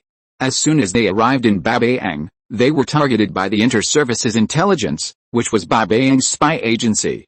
It was obvious that there was a traitor among them, and it was unreasonable that such a covert route would fail at the beginning. Fortunately, the 30 people in the group were alert and lived in different hotels. When the political police raided one of the residences, they had received the news in advance and had evacuated the minute before. They changed their plan, gave up the more eye-catching car, and took camels to travel the rugged mountain trails. It took them a month to reach the Imperial Cemetery. They lost several good fighters when passing the cliff. There were also bandits demanding tolls on the road. The place was too chaotic, and you could hear gunshots every few miles. The bandits usually appeared from a commanding height, pointing their guns at them, and then the ground troops came out from their hiding places to cut off Johnny and his way out and retreat. At this time, Had Khan would take out the green and white flag he had prepared long ago, which was decorated with verses from the Quran, "We come from Allah and return to Allah." The local bandits did not know Had Khan, but they respected the words and meaning on the flag. Religion became the best pass at this time. But even so, The tolls that should be paid still had to be paid. Cad Khan brought a batch of goods for the journey, including peacock blue and green silk embroidered with intricate gold thread patterns, hatchets, thick knives, sewing tools, Zeiss binoculars and fine Indian-made automatic watches. Well, in a place like Arabia, especially the cemetery of empires, Indian products are considered high-end imports. When encountering a larger team, Cad Khan will also prepare some 10-gram gold ingots engraved with Arabic-style laurel branches and leaves. He has a gold smuggling business in Mumbai, so he doesn't need this loss. With these things, they can also get supplies from the bandit camps. With this arrangement, the group successfully advanced into the hinterland. In January and February at the beginning of the year, the hillsides of the plateau were barren and the cold wind blew them into a barren wasteland. The closer they got to their destination, the colder and colder it became. They hid in a camp in the mountains, which was one of the strongholds of the Cad Khan tribe. The war seemed to have spread to the vicinity, and Johnny would exchange fire with people outside every few days. In those weeks, he learned to use a gun, to use it like a soldier, not like a Mumbai gangster. His favorite was the AK-47. This rifle weighed about 5 kilograms, and the curved metal magazine could hold 30 rounds of bullets. It fired 7.62 mm bullets at a rate of 690 meters per second, with an effective range of more than 300 meters. It could fire more than 100 rounds per minute in automatic mode, and more than 40 rounds per minute in semi-automatic or single-shot mode. Johnny knew all this information by heart. He had touched an AK before, but never like this. He also knew that the muzzle flash was very bright when shooting, which made it difficult for the shooter to see in front of him at night and often gave away his position. The barrel would quickly overheat and become too hot to hold. Sometimes the bullet in the chamber would explode in front of the shooter because it was too hot. This is why many guerrilla fighters would hold the gun away from their bodies or hold it above their heads when fighting. But this gun was very reliable and its operation was completely unaffected even after being soaked in water, mud or snow. For a while, Johnny almost fell in love with such stays. He liked the smell of blood and fire. Until an armed helicopter appeared. It was a powerful weapon that their opponents had obtained. As soon as it appeared, it immediately opened fire on them, and then turned and flew away, like a falcon diving for prey. 2 rockets were fired at the cave, and the air smelled of burning. The speed of the shells was too fast, and Johnny could not catch up. When he turned his head, the cliff above the entrance of the cave group exploded, and smoke, fire, stones, and metal fragments fell one after another. Then came the second one, which drilled into the cave entrance and exploded. The shock wave hit Johnny hard, just like standing at the edge of a swimming pool and someone pushed him into the pool with his hands. He was knocked to the ground and gasped for air because the air in his body was instantly sucked out. He was choked by the thick smoke and couldn't breathe. The cave was in a mess. Some people lay silently, and some people rushed out or crawled out from the black smoke and fire. The man was blasted open from head to legs, his clothes on fire, burning into smoking embers around the exposed, blasted flesh on his back. His hip bones and shoulder blades were visible, moving in the gaping wounds as he crawled. He screamed for help, and Johnny gritted his teeth and ran to him, but the helicopter appeared again. Whoosh! Whoosh! Another salvo of rockets, tumbling fireballs and white-hot metal fragments melting the blood on the entire hill. The entire camp was scattered, and the AK was nothing in front of the gunship's machine guns. Johnny and Najir escaped from the cave, down a mountain, and hid in the snow. As they left, they saw Cad Khan heading in another direction under the cover of Gunny. The two tried to meet up with them, but there were so many enemies surrounding them that they had to carefully avoid them. 3 days later, Johnny saw Cad Khan, dead. Gunny dragged his body numbly through the snow. They encountered another guerrilla group, who opened fire without giving them a chance to speak. A bullet entered Cad Khan's side, causing a broken, deep and large wound. And then the bullet raged all the way through his body. It left a scar across his chest, and finally a black lotus on his heart. Johnny found it hard to accept the fact that Cad Khan, whom he regarded as a father, had died just like that. He didn't know how he had survived these 2 months, and how he had survived the graveyard of empires and returned to Mumbai. He only remembered that on the way back, he encountered another bombing, and 7 or 8 shrapnel got into his legs. But there was a belief that supported him, that is, to return to Mumbai and personally find out who betrayed them. I have to take revenge, Ron, I roughly know who he is. Johnny's voice seemed to float from the dark place, without a trace of emotion. Chapter 285, Not Buying, Not Patriotic. Johnny spent more than a month recuperating in Kandahar before he slowly recovered. Most of the shrapnel on his body was smaller than a coin, but it almost killed him. Every time he moved or turned his head, he would feel a sharp stinging pain, and sweat would pour out of his body. He also had wounds on his hands, and after healing, dead tissue was left on the knuckles, stiff and numb. Those were tissues frozen by the cold, and it was impossible for them to truly heal. They would probably ache every winter in the future. After several months in Arabia, Johnny became thinner and was not as strong as before he set out. But his body and his heart became stronger and more able to endure hardships. When they came back from Babayang, they bought a batch of arms and planned to smuggle them into Mumbai. Those were real arms, not homemade pistols used by killers. They wrapped the guns in cloth, tied them into several bundles, and asked several locals to transport them out of the country. Johnny rode in a different carriage from them, and did not say hello to those people from beginning to end, but he was always thinking about the smuggled goods. They needed these things because there was a little revenge waiting for them in Mumbai. No one knew about the death of Cad Khan, including the several gangs he left in Mumbai. Once the news leaked out, the leaders in charge of different businesses would definitely have other ideas. Without Cad Khan to suppress them, there might be an internal fight. This would make the situation chaotic and would also create obstacles for Johnny and his team to clean up the traitors. So few people knew about his return to Mumbai, and he first came to Ron. "We have no money, and the few dollars we have left have been used to buy weapons in Babayang." Johnny turned the wine glass in his hand. "But I can't go to Majid and the others, it will arouse their suspicion." Before leaving, "Did they know your route of action?" Ron asked. "No, it's top secret. But everyone can guess that we will enter Babayang. According to the plan, they would take a train or a car to reach their destination directly. As a result, because of the betrayal of the traitor, the Inter-Services Intelligence Agency chased them all over Babayang. Many supplies were not collected in time, and the personnel were also dispersed. In the end, they had to ride camels in the ravines for more than a month.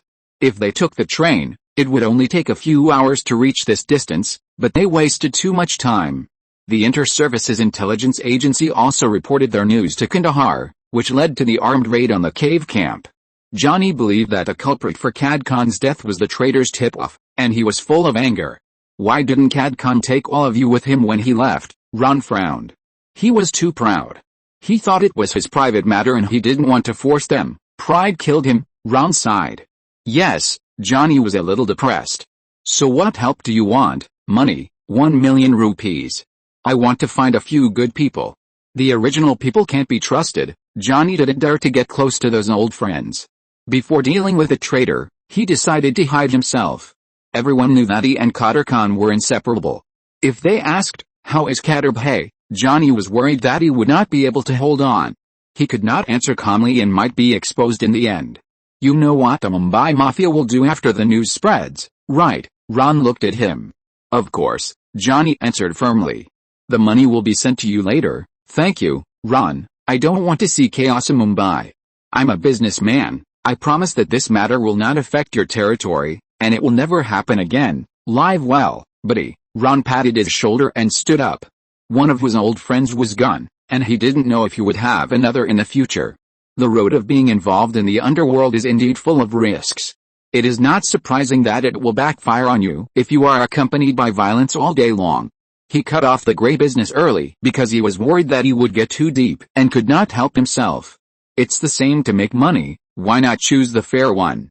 Johnny left, carrying a black travel bag. Ron didn't ask him what his plan was, and he didn't plan to participate. If he wanted, he could certainly take over the underground world of South Mumbai. There was one less person in the city that he feared, and he could become another Black Emperor.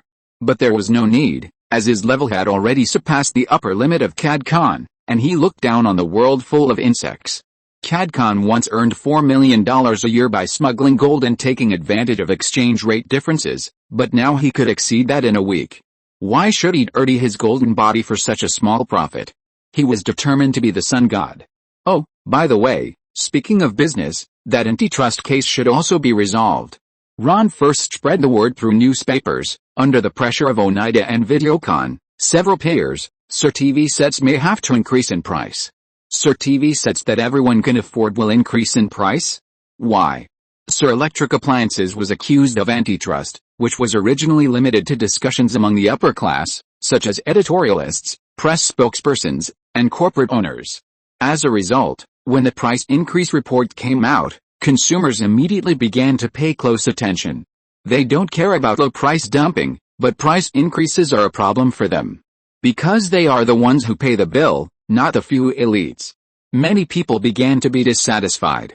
After just a few days of good life, they have to go back to the high-priced era. The slogan of Sir Electric Appliances that everyone can afford is still vivid in our minds. This is the vision of most ordinary people. Wouldn't it be better to sell home appliances at a lower price? With a TV, a rice cooker, and a juicer, you are a middle-class family. Sir Electric Appliances has single-handedly increased the number of middle-class families in India. It is a conscientious enterprise. As a result, some bad people don't want the people to live a good life and force Sir Electric Appliances to raise prices. They are traitors, running dogs of the British, and everything they do is to make everyone pay for their expensive imported goods. The dissatisfied masses spontaneously organized demonstrations and marches. They protested against the so-called antitrust charges and boycotted foreign brand imported goods. More people began to buy Sir TV sets 14 inches, 18 inches, black and white, color, all were swept away. After more than half a year, Sir TV sets have once again become a hot-selling item on the black market. You should know that after the expansion of production capacity, there are 16 assembly lines in Mumbai alone, with various models of television sets, and the monthly output exceeds 200,000 units. This does not include the 4 lines put into production in Gujarat, the 20 lines under construction in Tamil Nadu, and the 10 lines that are about to be completed in Uttar Pradesh. Such a terrifying production capacity still cannot meet the strong domestic demand. People are afraid that Sir TV sets will really increase in price, and would rather spend an extra 1,000 or 2,000 rupees to buy them on the black market.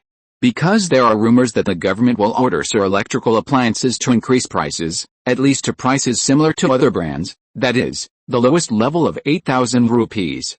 Who can bear the direct doubling from 3,999 rupees? Many ordinary people have begun to become dealers. They go to various stores to plunder Sir TV sets, and then sell them to black market leaders at a price of 1,000 rupees more, and the black market sells them to panic-just-in-need buyers at a more expensive price. The economy is circulated like this, which is good for GDP. The Bombay Home Appliances Association had to come out to clarify in the face of surging public opinion. Some parts in the TV industry are expensive to import. They set the price at 8,000 rupees, which is a small profit but quick turnover. The profit of each TV is even only a few dozen rupees. They also published a so-called production cost report and insisted that their data could stand the test of history. Sir Electric's low price dumping is completely destroying the Indian TV market. Before the matter fermented, Sir Electric responded. They did not directly refute, but published a report in the newspaper. The content is an introduction to the autonomy of Sir Electric's full set of production lines, from core parts such as cathode ray tubes and circuit boards to scraps such as knobs and shells. All reports are saying one thing, that is, none of the parts of Sir TV are imported, and they are 100% localized. As an official spokesperson, Ashish also said shamelessly, Sir TV is fully developed, they have fully mastered the production technology, and are the first TV manufacturer in India to achieve a breakthrough in core technology. Now you know why Sir TV is sold so cheap? Sir, master the core technology. Why can't other brands do it, but need to import from abroad? That's because they are incompetent. They can only transfer the high cost to consumers and let the general public pay for it. This is a naked slap in the face, but Oneida can't refute anything. Don't forget that the Congress Party government was still implementing the so-called import substitution policy a few years ago. Indira Gandhi said, the public sector should be the foundation of India's industry. Only in this way can the country have more machines and more steel. Only in this way can India's independence and freedom be guaranteed. Dependence on imports has discounted India's independence. After economic liberalization, public sectors are no longer the main body of industry, but private enterprises also bear this responsibility. Sir Electric Appliances does this, which is in line with the national justice. What qualifications do comprador companies like Oneida have to blame others? Yes, Sir Electric Appliances has become the light of domestic products, and other peers are compradors. Bah, shame. After the report was issued, More and more people supported Sir electric appliances. Many fanatical supporters shouted, "Not buying Sir is not patriotic." The whole farce lasted until May, and the Mumbai court did not issue any notice. The antitrust charges against Sir Electric seem to be non-existent. Perhaps the local court is still queuing up to accept the case, and it is not Sir Electric's turn yet. No, that's not the case. A judge from the Supreme Court came to Ron in the past 2 days. But it was not for official business, but secretly. He wanted Ron to help him solve a problem. In Mumbai, judges sometimes cannot guarantee the safety of their own interests, and the so-called judicial system is non-existent. He had to seek help from a parallel judicial system, but not from gangsters, but from the good man Mr. Sir. Chapter 286 Judge. To survive in Mumbai, sometimes you have to break the law, and many people have become accustomed to breaking laws and regulations at all times. You don't like to bribe officials, and you are reluctant to buy movie tickets from the black market, but it is so difficult to obtain a driver's license or movie tickets legally, which forces you to choose the relatively easy but illegal way. If the whole country defaults to this way, since we have a parallel economic system and tax system, why not build a parallel judicial system? Mumbai is an ideal place for gang warfare. Wherever the government does not care, such as the judicial system, the personal safety of citizens, the flow of industry funds. Once the supervision fails, the gangs will take advantage of it. For problems that the courts cannot solve, the people have to ask the gangs, who are known for their efficiency. At a party on Croft Avenue, Ron met a well-educated woman who often traveled. She had a dispute with her landlord over the rent, and she consulted a consultant on how to get most of the money back. Kidnap the landlord's daughter, the consultant told her.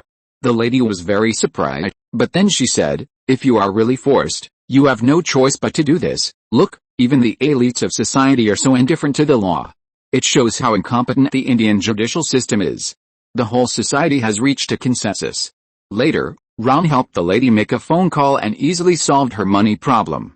This incident was quietly circulated at the party, and somehow Ron became known as a judge. In fact, long before this, many people had heard of another case he judged. It happened in Bollywood. Yes, it was the copyright dispute between director Chopra and the Dawood gang over music cassettes. The leader was far away in Dubai, but he still bowed down to Mr. Sir and even called Chopra to apologize afterwards. There are no secrets in the entertainment industry. Many details have been dug out long ago. After all, there were many people present when Ron made that call. People don't care what methods Mr. Sir used. They only know that the judge of the parallel judicial system, the gangster, was tried. This is enough to say a lot, especially for well-informed upper-class people. When they encounter difficulties and the normal judicial channels cannot solve the problem, do you think they would rather turn to the gangs or Mr. Sir to intervene? People in the light and lawful camp are natural allies. When Chalji of the Bombay Supreme Court encountered difficulties, the first person he thought of was Mr. Sir. It is rumored that Mr. Sir will learn from the mediation model of the court and will review every case, and will not listen to one party's claims or debt collection. This is reasonable. If the defendant owes a debt, it is inevitable to deny it. But if he is falsely accused, he will cry out for justice. Chalji was really cheated of money this time, and he hopes that Mr. Sir will help him get justice. The person who is responsible for the matchmaking is Chopra, and they are already old friends. Ron, Chalji of the Supreme Court is next to me. He is an honest man. Okay, give him the phone. Ron was enjoying Zionia's service at home. May you be safe and peaceful. Are you a herdsman? Ron raised his eyebrows. The previous sentence is usually a greeting between herders, while most Hindus will mention gods, such as glory to Lord Shiva and Lord Mara. This is because the green forbids the worship of gods, and even Allah, who they often talk about, has no portrait. There are no sculptures in the Kingsang temple, and most of them are decorated with complex geometric patterns. Hinduism, on the other hand, does the opposite, and the more mysterious it is, the better. As a qualified Indian, Ron instantly judged the other party's identity. Mr. Sir, you are a good person, and we are all grateful for the hand of justice you extended at the beginning, Cherji explained carefully. Don't worry, no matter what you believe in, I will handle this matter fairly. Yes, then tell me about your situation now. Wait a minute, the sound of clicking and smacking was too loud for Ron to hear clearly. He patted Mia's head and motioned her to sit up. Okay, you can talk now. He had already taken a posture, and Jayu laid down. I want to recover a sum of money. The man who owes me money is called Sheikh. Nidaya, bring me my notebook and pen. How much does he owe you? Nidaya, who had already started the full automatic mode, had to stop and then find paper and pen from the bedside table. A total of 40 lakhs, which is the savings of me, my son and son-in-law. Why did you give him so much money? Ron wondered. Well, this is an investment in an informal savings plan. Sheikh said that his store has a good investment project with a profit of up to 25%. The so-called informal savings plan refers to financial investment through private channels, including informal banks, insurance, stocks, bonds, funds, gambling products, etc. This kind of private financing project is very active in India, especially in Mumbai. There are projects on every street, and the investment can start from a few hundred rupees. The Ponzi scheme of the Sahara Group in Uttar Pradesh is of this kind, and many people play it. So you can't get your principal back now. Yes, it's been overdue for 3 months. He has money, and he recently bought a new sports car. What's the name of his store? Ganesha Financial Management, the one east of Dharavi. Yes. Ron took a notebook and wrote it down, and the notebook was placed on Nia's snow. Oh, the shaking made his handwriting look like a dog's crawling. I know that man. He owes a lot of debts, and there are 200 million rupees on record. I will ask him to pay you back the money first. However, the premise is that everything you said is true. I will send someone to investigate, and you know how far I can go. Of course, you can make your own judgment. Indeed, Ron sighed with satisfaction. Nia is in her youth, with abundant physical strength, and she has not stopped until now. Since you are a judge, let's talk about the recent antitrust case. Did you see the news in the newspaper? Yes, all the parts of Sir Electric are locally produced. We sell at low prices, but we don't lose money. The people also benefit. Is this considered dumping? Of course not. Then are the accusations of the Home Appliance Industry Association against Sir Electric established? That's nonsense. They are not patriotic, so what does the Bombay Supreme Court plan to do? I will dismiss their lawsuit. What if they appeal again? Mumbai's legal resources are scarce and cannot be wasted on such trivial matters. Not bad. Ron smiled with satisfaction. Look, the matter is resolved.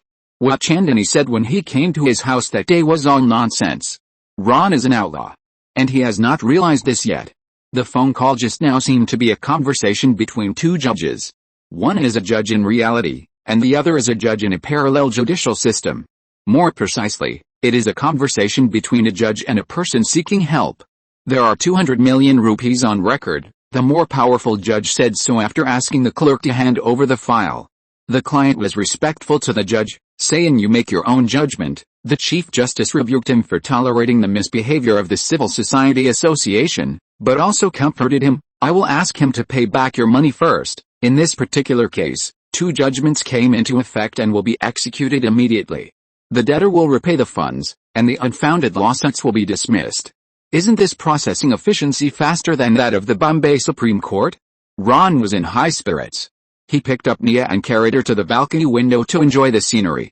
Outside was the wide Arabian Sea, and below was the narrow inland sea with ripples, each with its own style. Johnny shaved, took a shower, changed into new clothes and had a big meal in a hidden apartment in Bombay. This was the house he rented with his girlfriend Parvati. No one knew, and no one knew that he had returned to Bombay. Parvati was frying pancakes outside, and Johnny took the opportunity to pour out the money in his travel bag. He had spent some of the 1 million rupees. He bought a second-hand taxi and several fake passports. The biggest expense was contacting his former friends in the slums. He gave them 60,000 rupees each to help him work for the next week and be available at any time. These friends were not from the Hoodlum gang, but Johnny's personal relationships. What big thing are you going to do next? Parvati asked after Johnny put the last bit of food into his mouth. There is a bill to be settled. If I don't come back, you can take the money on the bed. What? She was stunned. You don't need to persuade me. I know what I am doing, and I have to do it, Johnny said firmly. If my future husband is destined to take this path, then let it go. Parvati suddenly stopped persuading him. As early as the day they started dating, Parvati knew what Johnny did. In Mumbai, whether you like it or not, gangs will always intersect with your life, especially for the poor. People have long been aware of it, whether it is life or death. Johnny left, He met up with those friends at the corner of the street, and waited for Najir and Ghani in a bar. They whispered to each other, then distributed a few tied packages, and finally got in a taxi and drove to a mansion somewhere in central Mumbai. The leaders of several major gangs under Qadir Khan all have mansions in Mumbai, but they don't live together. Some are in South Mumbai, some in Bandra in the west, and some in Andheri in the central part. Johnny and his friends didn't want to alert others, so they took a taxi to hide their tracks. They got off the car smoothly at the door of the house next to the mansion, where two strong men were patrolling on the steps. The other party recognized Johnny and even stretched out his hand to greet them. "How is Qadir Bhai?" the two asked. "Very good," Johnny shook their hands. Several reliable men went around behind the two men, and before they could react, they directly cut their necks. The body was dragged into the door, and everything happened quietly. There is a long underground factory under this house, connected to the mansion next door. Usually, Pant prepared his banned drugs here to make huge profits. Chapter 287, Slaughter. Johnny and Nazir led the men to push open the kitchen door and enter the house. The two servants, the cook and the gardener, had been subdued. They were tied with ropes and had rags stuffed in their mouths. There was no sign of Pant in the underground factory. Johnny had no problem getting through. No one dared to stop him. As Kidhan's personal bodyguard and top thug, everyone was afraid of him. Several people came to the mansion next door from the underground factory. There were not many people in the house. Johnny quietly walked up the stairs and came to Pant's large study. He found him sitting in a wing-shaped high-backed armchair facing the window. All the guards were arranged outside the mansion, but the house was unguarded. Several people exchanged glances with each other, and then quietly surrounded him. Pant woke up. He wanted to scream and reached for the revolver on the desk. But Johnny was one step faster. He covered Pant's mouth and pressed his head against the back of the chair. Two other men held Pant's arms to prevent him from moving, while Johnny found some tape to tie Pant's mouth tightly. When they were done, Johnny stepped out from behind the chair and stood in front of Pant. He opened his eyes wide and tried to say something, but the tape blocked his voice and he could not hear clearly. Johnny stared into his eyes until fear came over him, then stabbed him in the heart. Pant's body twitched and struggled, his head trembling slightly and quickly, but then it was silent. Although he could not shout, everyone could hear the screams from hell. They pushed Pant's body off the chair and onto the polished floor. Then Najir and Ghani led their men and chopped off Pant's hands, feet and head with heavy meat cleavers. Johnny watched quietly, and his heart felt free for the first time after months of eagerness for revenge. That was his father, his family. Tooth for tooth, blood for blood. Pant's body was scattered all over the mansion, just like their comrades were torn to pieces by helicopter rockets. The guards who realized it later did not notice the abnormality until then. But it was too late. Johnny and his men had already taken out the AKs they had prepared. They did not want Pant to die too easily, so they chose to use knives. Now they had no scruples and naturally started to fight in the American style. The mansion was severely damaged, and the chandeliers, artworks, paintings, and porcelain were all broken. 7 or 8 guards were not spared either. They were Pant's diehards. Johnny knew that Pant had been dissatisfied for a long time. He joined in at the beginning because he had no other choice. His drug business was embezzled by Haid Khan, and he still feels resentful about it today. After learning about Haid Khan's plan at a meeting, he thought that this underground black emperor was crazy. That was completely obsessive. He believed that Haid Khan would lose all his career, money, and power in the gang union. He thought that Haid Khan spent too much time on the war in his hometown and everything related to it. He also knew that Qad Khan had planned the follow-up of Mumbai and the future business territory. Therefore, before Qad Khan left Mumbai, he contacted Baba Yang through Dawood. He had been waiting for this day for a long time. As long as the terrifying underground Black Emperor was in Mumbai, no one could do anything to him. Qad Khan and Dawood were very similar. They were both gangsters and were evenly matched. One was in Baba Yang, which was his shelter.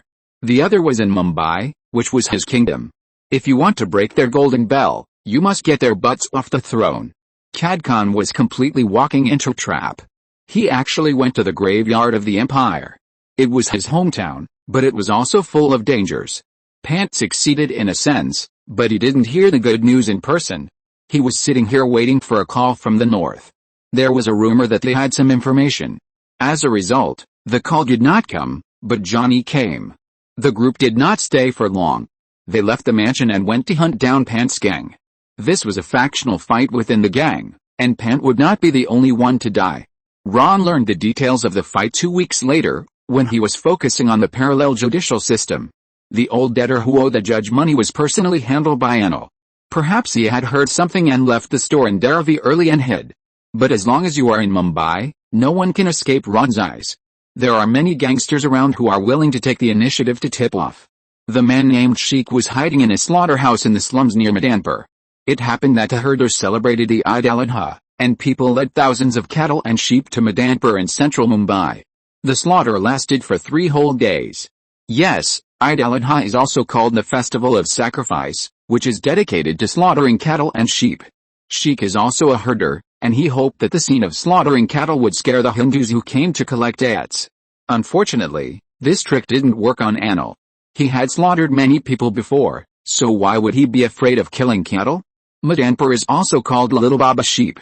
Hindus are almost extinct here, and it has become a world of herders. Eid al-Adha is one of the important festivals for herders. It can be roughly explained as follows: Allah ordered their ancestor Ibrahim to kill his son as a sacrifice in order to test him. Ibrahim took his son to the mountain, closed his eyes and raised his sword. Just as he was about to stab him, Allah sent an angel to send a black sheep to sacrifice Ibrahim's son. So the meaning of Eid al-Adha is to offer what you cherish to Allah. The person who brought Anand and his friends in was the workshop director of a nearby stove parts factory. The rice cooker that Sir Electric will launch next month will be supplied by the other party. Someone led a ram to the open space in front of the factory. It was a sacrifice specially offered to Allah by the workshop director, who was grateful for not escaping the extortion of the gang this year. The gang members had called the workshop director and came to the factory to look for him. He was not there at the time, so the gangsters told his workers, if you want to save your life, you must pay 2 lakhs immediately. In the end, it was Anand who helped him solve the problem. With just one phone call, the gangsters never dared to come to the door again. The children were led by their mother to the open space. We should let them see it for themselves, said the workshop director. The ram was overturned to the ground, its head was pulled back, and its limbs were tied up. A 1-year-old child was carried by an adult to right on the ram's back, but was quickly taken down. The solemn priest asked who was going to make the sacrifice. The crowd handed him a piece of paper, and he read out the 7 names listed on the paper, and then chanted the mantra. Usually, a ram can be used as a common sacrifice for 7 children at the same time, which is also a cost-saving in a sense. The butcher stepped forward and cut the ram's neck with a knife.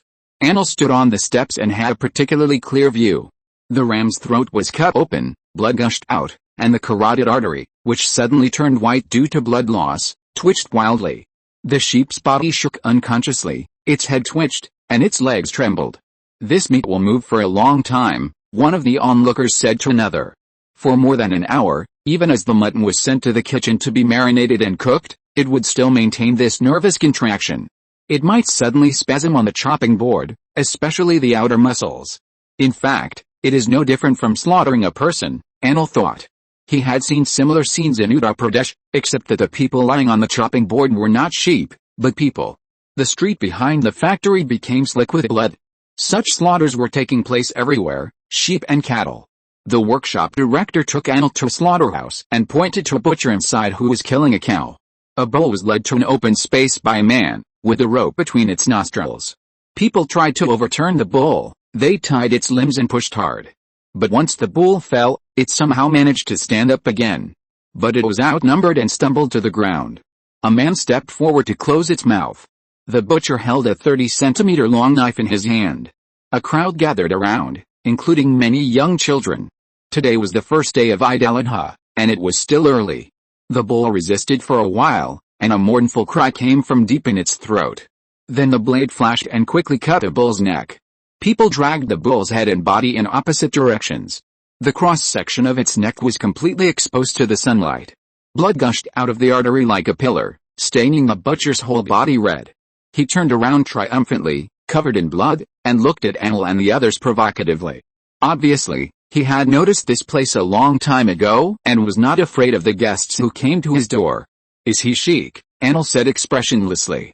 Yes. He worked in the slaughterhouse here before he made his fortune. The workshop director swallowed his saliva. Anand led his men out of the crowd and walked straight to the butcher. The scene became silent, and people noticed the uninvited guest. "Do you want to taste the power of the knife?" The butcher gestured with a butcher knife in his hand, and at the same time signaled several helpers around him with his eyes. He was rich now, and his former colleagues, in order to flatter him, stared at Anil and his men with sharp knives with ill intentions. As a result, Anil quickly reached out and grabbed his wrist and twisted it, and the butcher let go of the butcher knife in pain.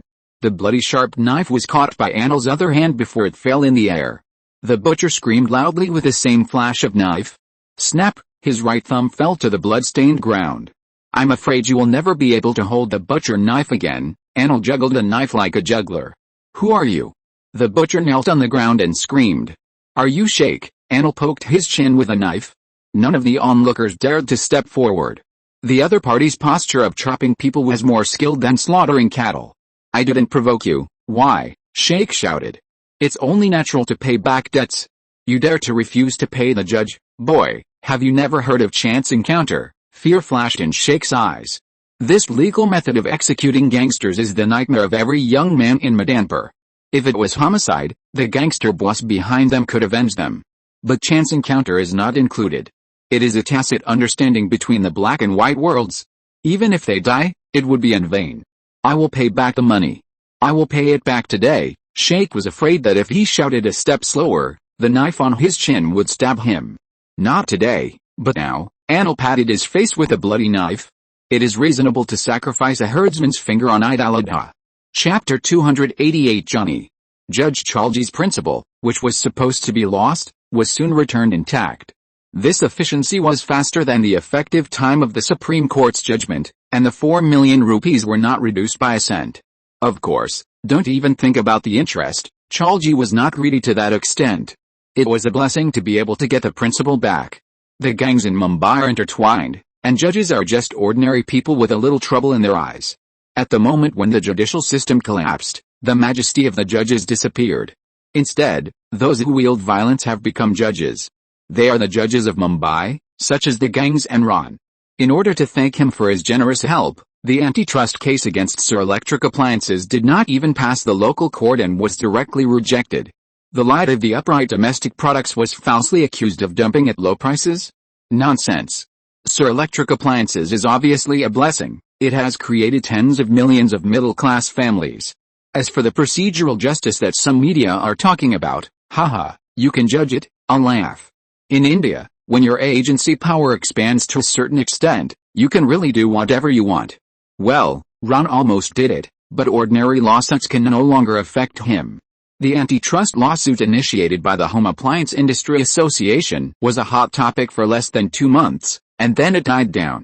The only impact was that Sir TV sets became in short supply again. The monthly production capacity of 200,000 units was not enough. All the workshop workers worked in 2 shifts and worked hard for 2 months. The Mumbai factory alone shipped 500,000 units, which slightly suppressed the dissatisfaction of consumers. In fact, Sir Electric has never stopped expanding its production capacity, and it is running at a speed of adding 2 production lines every month. As of the end of May, the Mumbai factory has more than 20 assembly lines, with a monthly production capacity of 300,000 units in 2 shifts. The 14-inch black and white line is the most, with 12. There are 4 18-inch black and white and color TVs. This crazy expansion speed is not bad even for Donda. For this, Ron has invested more than $30 million, a total of 1 billion rupees. But he made more money. In January, the net profit was 200 million rupees per month, and it climbed to 500 million rupees in March. In April and May, he took advantage of the antitrust case and earned 1 billion rupees at a time, all of which were profits. After deducting the investment in equipment and the construction investment in various factories, Ron now has 1.2 billion rupees in his pocket. Before the market is saturated, the monthly profit of the Mumbai factory will be about 600 million rupees. When the rice cooker and juicer are launched next month, there may be another wave of explosion. With money in hand, Ron began to think about his port business again. That is a real big investment. The investment in the initial project alone is 3 billion rupees. Ron's money is still not enough. But if the loan provided by his grandmother is included, the first phase of the project will not be a big problem. He plans to go to Tamil Gang again in a while to see the progress of the construction of the factory and the port. The rice cooker and juicer here in Mumbai will soon be launched, and he wants to stay a few more days. The profit of these two small household appliances is not high, but they have a broad market and will become rigid demand products in the future. As long as it can make money, there is no business that cannot be done. Just when Ron was studying the strategy of Soul Electric for next year, Johnny came to find him. They did not go far, but took a walk on the coastline south of Malabar Mountain. The black big rocks were like tree stumps immersed in the sea water. The two simply picked the biggest one to sit on, leaned back, supported by their arms, and stared at the sea. All done, Ron couldn't help squinting his eyes under the sea breeze. 6 died, Johnny said lightly. He wore a striped shirt and his body was as strong as before. He became calmer and colder. Is it pant? Did you guess it? Johnny turned his head. Just a week before you came back, he suddenly called me and asked if I was interested in continuing the pharmaceutical business. Maybe he expected this day, who knows? But I haven't done those businesses for a long time. Ron, you are the most powerful businessman I have ever seen. This is not irony, you are a real businessman. Even if you say I am a Vaishya, I won't be angry. Ron laughed. Johnny smiled too. His cold and cruel face softened for the first time. Of course, I prefer you to say I'm an entrepreneur. I'll remember that. The strong man grinned. The two of them sat on the rocks, smiling, watching the waves hitting the dark rocky shore and breaking. Johnny licked his lips, took out a string to tie a small hand-rolled cigarette, and handed it to him. Ron waved his hand, indicating that it was not necessary. He put it in his mouth and then lit it. The curling green smoke disappeared in the sea breeze. Thank you, Ron. You regard Kadhan as a family member, so revenge is understandable, do you know? I was brought into this world there, in the Nagar Naval Area. I said conception, not birth. Johnny pointed to the Bombay Naval Area and said. An arc-shaped coast separated them from the Nagar area. But looking straight across the small bay, you can clearly see houses, huts and barracks. My mother was from Delhi. Her family was all Christian. They made a lot of money working for the British. But after independence, they lost their status and privileges. When my mother was 15, her family moved to Bombay. My grandfather got a job as a clerk in the naval area. They lived in a slum nearby, and my mother fell in love with a sailor, a tall young man from Punjab. He had the most beautiful beard in the Nagar area. When my mother became pregnant with me, she was kicked out of the house. She tried to ask the sailor, my father, for help. But he left Nagar, and my mother never saw or heard from him again. Johnny paused and breathed through his nose, his lips pressed together, squinting at the glitter of the sea and the fresh breeze that kept blowing. Behind them came the noise of the slum, the cries of vendors, the sound of laundrymen beating clothes on stones, the sound of children playing and quarreling. She had a hard time, Ron. She was already pregnant when she was kicked out of her home. She moved to the sidewalk settlement, across from the Crawford Market area, and put on a widow's white sari and pretended that she had a husband and that he was it. She had to do this, had to be a widow all her life without even getting married. She had only a small spot on the sidewalk. A simple hut made of a plastic sheet and 2 poles. One end of the plastic sheet was fixed to the wall, under a sign. You know, the sign was in tatters, and there were only 2 small pieces of 2 posters left on the wall. On one side was a small piece of a movie poster with the name Johnny written on it. Next to it, there was another more conspicuous poster advertising cigars. Yes, you guessed it, only the 2 words cigar were prominent on it. Is that how you got your name? Johnny Cigar. Ron smiled. Yeah, what do you think? I like it, it's very unique. Johnny laughed. The name was indeed strange. You know, she was kicked out by her parents and my father abandoned her, so she would rather die than name me after those 2 last names. She kept staring at the words Johnny and Cigar as she struggled to give birth to me on the sidewalk.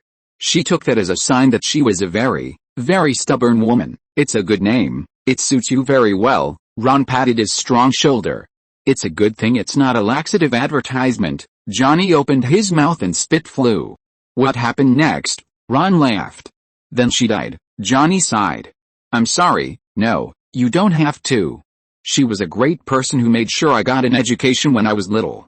When I was 8, I was doing clerical work for all the businesses in the slum, filing taxes for every taxpayer. I could have lived a comfortable life in the slum, respected by everyone, and married when I was 15, 16, or 20. I could have given her a good life, but she died, at the hands of a drunken jerk.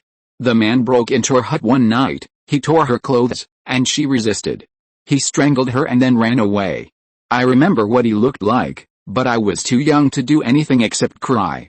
I hated how powerless I was, so I stopped studying and started looking for fights.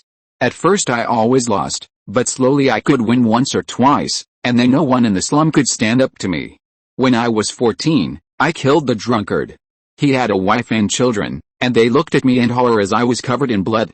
I took a step towards them, but a big hand rested on my shoulder. It was Cad Khan, and he asked me to follow him. I started reading and writing again, and this time he taught me. In addition to these, there are also fighting techniques and killing techniques. You know, Hard Khan used to have a beautiful beard, the most beautiful beard in South Mumbai. He turned to Ron, tears welling up in his eyes that he couldn't hold back. They are all dead, and now I'm alone. It's sad, but people always have to look forward. I think your mother would want you to be happy. Yes, I still have Parvati. Johnny nodded. You still have a lot of friends. He turned his head and smiled, and Ron nodded back. The wind disturbed the sea, raising intermittent white backwash. So you plan to take over Hard Khan's business in the future? It's not just me who has the final say. What do you mean? Ron turned his head. It's still the same association system. Me, Najir, Ghani, and two young men. A new gangster team was born. This is Mumbai, and gangs will never disappear. What about business? Ron asked. We're going to stop using the drug. You know, it's no longer useful. The Persian Gulf doesn't need it anymore, and there's no reliable channel after Pant's death. The most important thing is that he's making contraband in the underground factory in his mansion. That's not okay. We all hate that stuff. It's safer this way, Ron agreed. The travel agency, Johnny looked at him. Everything remains the same, okay. Ron no longer cares about the profit. What he cares about is the channel. Chapter 289 Private TV Station. Boss, are you sure you want to add so much water? Trust me, that's right. Ron snatched a kettle from Ashish's hand, and then Cuckoo poured water into the metal pot in front of him. Halfway through, he stopped again. Then, under the strange gazes of everyone, he raised his middle finger. Boss Ashish couldn't bear to watch. Shut up, Ron ignored him. He raised his middle finger upside down as if no one was around, and then inserted it into the metal pot. Almost, Ron continued to pour water. When the water surface just reached the first joint line of the middle finger, he straightened up with satisfaction and shook his hands. Remember it all, I will only demonstrate it once. Is this okay? Ashish's face was full of doubt. You know shit, this is the core technology of the Sir rice cooker. Looking at the long fragrant rice and the watery bottom of the pot, Ron smacked his lips with satisfaction. He missed this feeling too much. After mastering this skill, a half-grown child can cook a pot of fragrant rice. That's right, the product that was surrounded by a group of executives of Sir Electric was the new product that was about to be launched on the market, the rice cooker. The chubby body had 2 ears for people to lift. There was a protruding tongue under the nose like plastic module. Ron pressed it lightly, and the indicator light on the top lit up. Simple, very simple, simple to use and simple in shape. Sir Electric's first rice cooker was an old-fashioned mechanical style without any intelligent system. Press the switch to start cooking, and when it is cooked, the tongue will jump up again. The two indicator lights on the top, one for cooking and the other for keeping warm. Even illiterate people know how to use it without reading any instructions. Well, Sir's rice cooker is very fancy.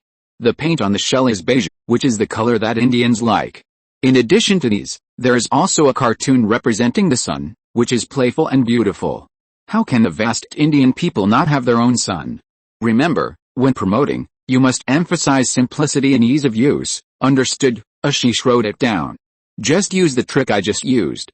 A single knuckle can help you make a pot of fragrant rice? Huh? There is no simpler and more effective way to promote. I see. Ashish made up his mind that he would definitely invite a Bollywood actress to shoot an advertisement. This time, prepare more. Rice cookers will be something every household will need in the future, boss. Don't worry. All the parts don't need to be imported. We can produce as many as we want. Yes, as long as the promotion is in place, the future profit will be no worse than that of a TV. India certainly has rice cookers now, but again, most of them are imported. The cheapest ones cost more than $45, and the better ones cost hundreds of dollars. Sir, rice cookers are going to be priced at $30, which is about 1,200 rupees. Well, the rupee has depreciated again, and the exchange rate has jumped from 131 to 140, and prices have started to rise again. Fortunately, the parts of rice cookers don't need to be imported, which is good news. The cost of an old mechanical rice cooker is very low. The cost of a single unit manufactured by Sir Electric is about $9. After deducting the channel share, the profit per unit is $16, a total of 640 rupees. It's not much, but it wins in large quantities. The positioning of rice cookers is a volume-oriented product, and almost all urban residents are potential users. Maybe in 2 years, its profit scale will be comparable to that of televisions. While Ron and his friends were discussing the next marketing strategy, with a snap, the fragrant rice was cooked. I'll do it, Ron was very active. He picked up a wooden rice shovel, opened the lid of the pot, and a large cloud of steam rose up. Wow, everyone twitched their noses. The strong rice fragrance filled the air, making people salivate. Ron filled a small bowl for himself, then scooped a spoon into his mouth. Well, the taste is delicate, dense and distinct. Indian fragrant rice is a perfect match with rice cookers. Delicious, Ashish grabbed it directly. Others also reached out, they were used to this eating style. Tisk, Ron's teeth were tingling at the sight, but he didn't mind the heat. Boss, you are amazing, your middle finger really works, Ashish flattered him while chewing.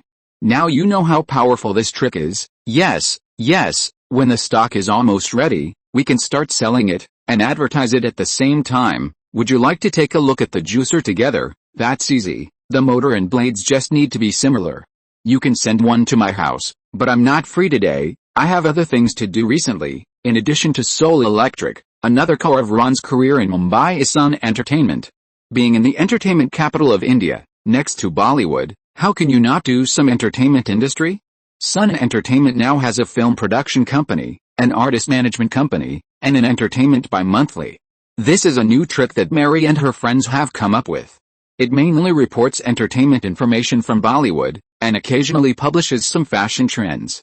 The circulation is average, just for fun. But the two girls like this kind of thing, so Ron just let them do it. The real bulk of the income still comes from film production companies and artist management companies. Since its establishment in 1993, Sun Entertainment has invested in 6 or 7 films, big and small, and has made more money than losses. Why? This has to start with the rescue of Sanjay Dutt.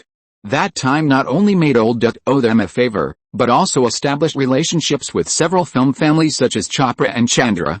With their care, Sun Entertainment successfully entered the capital circle of Bollywood. Some high-quality investment projects are difficult for outsiders to intervene, but Mary and others can easily get a share. In just over 2 years, the net profit of the film production company has reached more than 100 million rupees. The artist management company is a little worse. There are no big stars sitting in, and all the money earned is hard-earned money, but there are also tens of millions. At present, the funds available in Sun Entertainment's account are about 200 million rupees, and Ron and Mary have not taken any share. One is not short of this little money, and the other has greater ambitions. Ron came here today to discuss with him the future development of Sun Entertainment. These two girls have completely integrated into Indian life. They speak Hindi, eat Indian food, and make Indian movies. You can say they are Indians. Mary and Lena probably decided to live in Mumbai for a long time, so Sun Entertainment became their foundation. They valued it more than Ron. Now that there is enough money in the account, of course they have to continue to expand. This is the instinct of capital. However, before discussing business, they first discussed several super large projects. Well, the kind without clothes. Ron paid a lot, he was tired, and he had experienced the most difficult time since he started his business. Tell me, what good ideas do you have, as long as Sun Entertainment doesn't sell milk tea, he panted.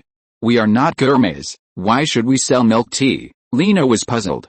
You still don't understand India, Ron smiled. In this country, textiles can make cars, oil can sell luxury goods, and rice can end up doing amusement park business. Nothing is impossible, only you can't think of it. In the era of the license system, the entry threshold of each industry is extremely high. Even riding a tricycle requires a license, let alone a serious business. You make textiles and start with polyester. Later, you want to switch to cotton, but you have to reapply for a license. Many businessmen are suffering from the constraints of expansion, so they simply go everywhere and apply for various cross-border business licenses one by one. They do whatever business they get approved without any planning. As a result, there are endless strange cross-border behaviors, which seem to be completely random and extremely unscientific to outsiders. But this is India. Everything that is unreasonable can eventually be logically self-consistent. The cunning and greedy characteristics of Indian businessmen have further spawned this cross-border ecology. Just like Ron, who originally made electrical appliances, and then suddenly entered the cement business. There is nothing strange about this in India. There are many companies that are more outrageous than him. Sun Entertainment can make movies, but can't sell milk tea? Not impossible. Do you remember what the company classification was when we registered Sun Entertainment? Mary asked him. Media company. Ron habitually dribbled the ball with both hands. Oh, Mary nodded. Oh, Ron suddenly realized, you want to go in the media direction. Yes, we are in Bollywood and have such resources, don't we? So that magazine, no, not a magazine, but a TV station. Wow, Ron simply sat up from the bed. You mean to set up a private TV station? Yes, this business is very prosperous now. Since 1992. There have been more than a dozen private TV stations in Mumbai. We have more advantages than them. We are insiders in the Bollywood circle and can easily get the film copyrights of many companies. You know, in the years when the All India television dominated, Bollywood's film copyrights were not worth anything. Sun Entertainment can build its own copyright library and then broadcast it on TV. I think there will be users willing to pay for it. When the time is right, we can also produce our own TV series. In this way, production companies, artist management companies, and TV stations can be connected, and resources will be fully utilized. Wait, Ron got up and walked around the balcony. We are equivalent to opening up the entire industrial chain. Very feasible, right? We have resource advantages. Mary was also excited. I have to say, this plan is very promising. The important thing is that if you control the media industry, you will control the channels of public opinion. Ron's business needs public opinion to protect it. And every giant should have its own mouthpiece. Especially in India, this magical country, you never know when a magic battle will be needed. I've invested in this project. He waved his hand. I knew you would agree. Mary glanced at him charmingly. I've thought of a name. It's called Sun TV. Ron smiled proudly. Now the Indian people will really enjoy the sunshine. We thought the same thing, but this name may not work now, Mary reminded. Why? Ron was puzzled.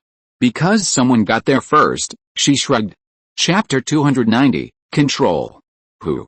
Are you saying that Sun TV already exists? Yes, according to the information I found, it was first broadcast in 1993. Mary has done some research on this.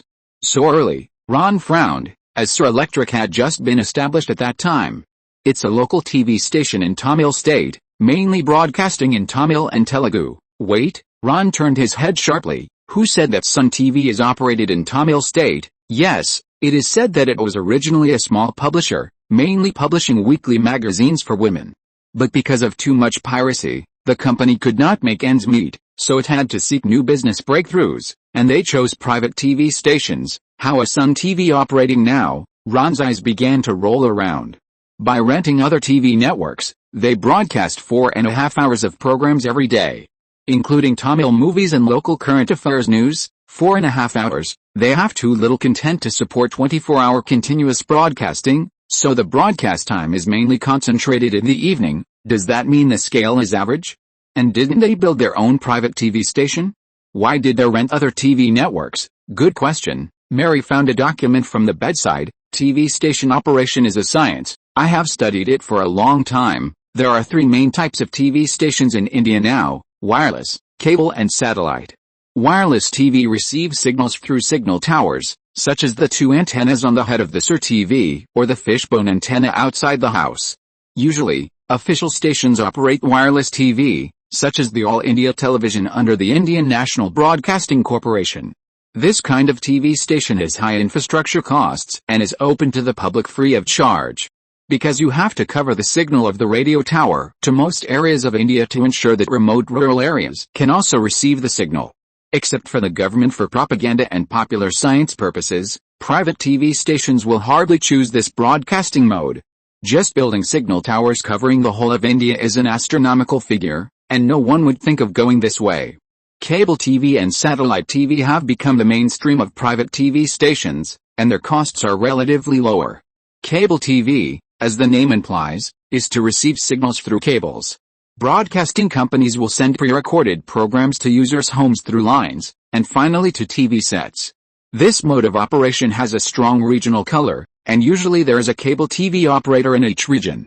What programs to broadcast depends on what resources the operator has, and it is still charged. This is a closed-loop network with no supervision or review, so operators with wild ways will broadcast very exciting programs late at night. It is like a movie theater, which can only attract users in a certain area.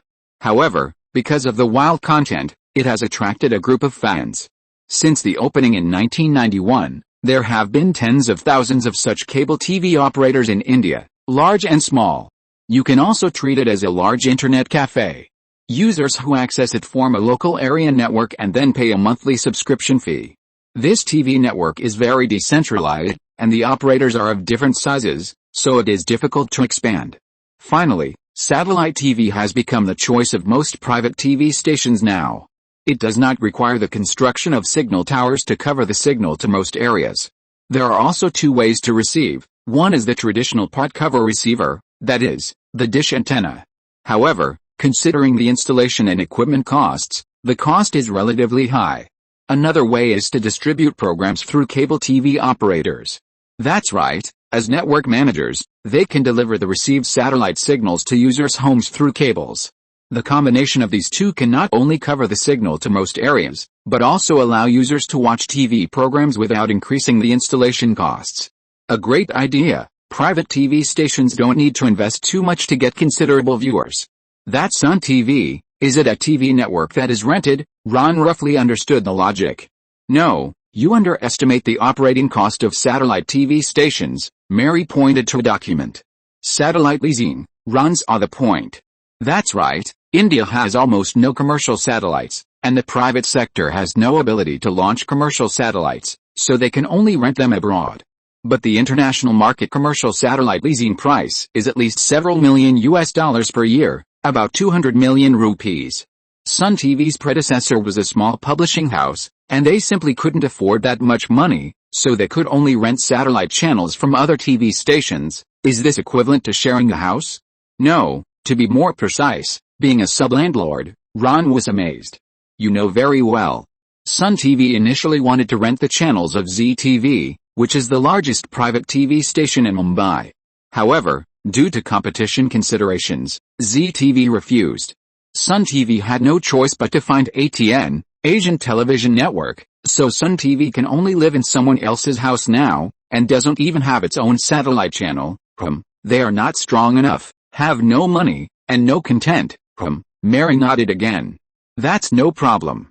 Our TV station will be called Sun TV. What? This time it was Mary who started to get confused. I mean the name.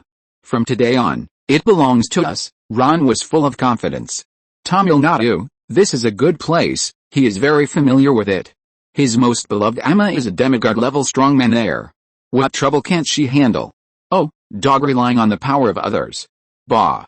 It feels like having a backer and can't be hurt. Just wait and see, I'll make a call now. Ron flipped through the information in his hand and glanced at the page of the copycat Sun TV. Hey, the founder of Sun TV is called Chandran. Why does this surname sound familiar? Ron felt a little strange, but he still called his grandmother. As a result, his face became extremely interesting after just a few words. What's wrong? Mary asked when he hung up the phone. It's too damn coincidental. Ron was a little speechless. This Chandran was not his illusion. The other party was indeed very powerful in Tamil. Kavai's and Jayalalitha was able to enter politics because of a movie star there. He is the founder of the AIADMK party, M. Chandran. Jayalalitha was once his lover, and later defeated his widow and inherited all of Chandran's political legacy. Now more than 10 years have passed, and Jayalalitha has become the chief minister of Tamil. The founder of Sun TV is M. Chandran's nephew. After all, there is still this layer of origin. Damn, it's simply an ethical drama. But it's not surprising if you think about it. It would be abnormal if a businessman who can rise in power in India has no nepotism behind him. Although M. Chandran has passed away long ago, Jayalalitha still took care of the other family for the sake of old friendship. Ron told his plan, and Jayalalitha agreed to help him make connections and said that this business, if you want to play to the Indian characteristics and directly take over the name of Sun TV, it is probably not feasible. The most optimistic result is that Ron spends a sum of money to buy the trademark. It's a bit troublesome. Can you tell me more about ATN, Asian Television Network? Sun TV rents their channels. Strictly speaking, ATN is the first private TV station in India. It started broadcasting a few weeks earlier than the largest Zee TV in Mumbai. This TV station rents the government satellite of the Russian Bear to broadcast its own TV channels. It mainly broadcasts Bollywood feature films and movie songs, and it is also only broadcast for a few hours a day. The scale of ATN is also pitifully small. Ron's eyes lit up. Its situation is quite complicated. Currently, it only has two channels. ATN 1 broadcasts foreign news and entertainment programs, mainly for overseas audiences. The other one, ATN Gold, focuses on Hindi movies and general entertainment. The audience of the two channels combined is about 8 million, which is not bad. But they have been in trouble recently, both internally and externally. How do you mean? Ron became interested. Trouble means opportunity. ATN's Bollywood movie copyrights are limited to satellite TV. But many users need to watch it through cable TV. Then what? Zee TV has the cable TV copyrights for more than 20 movies, and the two are fighting fiercely now. This should be the external problem you mentioned. What about the internal problem? The government satellite of the Russian Bear is very unstable. Recently, ATN often loses the signal and users cannot watch it. In addition, there are rumors that ATN owes the Russian Bear satellite company nearly $1 million. Before paying off the debt, the Russian Bear does not intend to solve the technical problems of the satellite for ATN. Under internal and external difficulties, ATN's programs have been suspended. Yes, it was suspended for 3 weeks this year and has not been resumed yet. The rent paid by Sun TV Trent is used to maintain its own operations. Oh, Ron's face became subtle. This is really good news. What are you thinking about? Mary looked at him. What do you think about buying the ATN TV network directly? Mary and Lena blinked and looked at each other, and saw the smiles in each other's eyes. I knew this guy's way of solving problems is always so simple and crude. Yes, just like in bed. I like it, Lena chuckled. Just tell me if it works or not. Ron spread his hands. Although it's crude, it's efficient, Mary smiled. This way we can save a lot of trouble and don't have to start from scratch, because the TV station is ready. Lena nodded frequently like a military advisor. There are also movie copyrights and music library, all in one go, Mary added. Most importantly, we have the means to restrict Sun TV. This is what Ron is interested in. It's hard to say whether you can persuade the other party to transfer the trademark, but it's always okay to buy off your landlord. In this way, Ron has become the landlord of Sun TV. Isn't the right to speak and the initiative here? They have taken advantage before the negotiation even started. Ron is not worried that Sun TV will find another way, because it's just like Mary said. It costs $5 million and 200 million rupees to rent the transmitter and receiver of the commercial satellite every year. It is precisely because they can't afford this money that they look for second-hand landlords. But another competitor rejected him. What a great opportunity, if not now, when? If you're listening to this novel on a channel other than Fanfic World, it means they downloaded and uploaded it without effort. We cordially invite you to visit our channel, Mundo Fanfic Novelis. There you'll find the original version of this story and you can explore many other novels of various genres. We're waiting for you to immerse yourself in a world of incredible novels. Chapter 291 Deal. ATN is Siddhartha Strava, who also lives near Malabar Hill in Mumbai.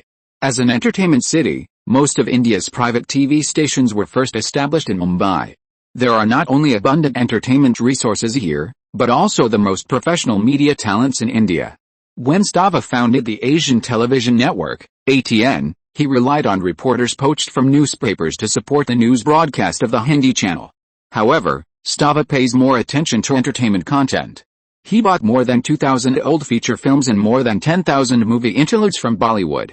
He plans to build ATN Gold into a high-quality paid subscription channel, relying on these copyright resources. Since its launch in August 1992, ATN has actually developed well. In just less than 3 years, the number of viewers has exceeded 8 million. It's a pity that the number of subscribers to the entertainment channel has grown slowly, and the public is still used to watching free programs. Before the TV station started broadcasting, Stava spent a lot of money to purchase the copyright of Bollywood resources, but it has not yet recovered its investment. To make matters worse, the cooperative Bear Satellite Company also has problems. The two sides negotiated many times but to no avail. Stava simply stopped broadcasting the TV station. He wanted to focus on resolving the copyright issue first.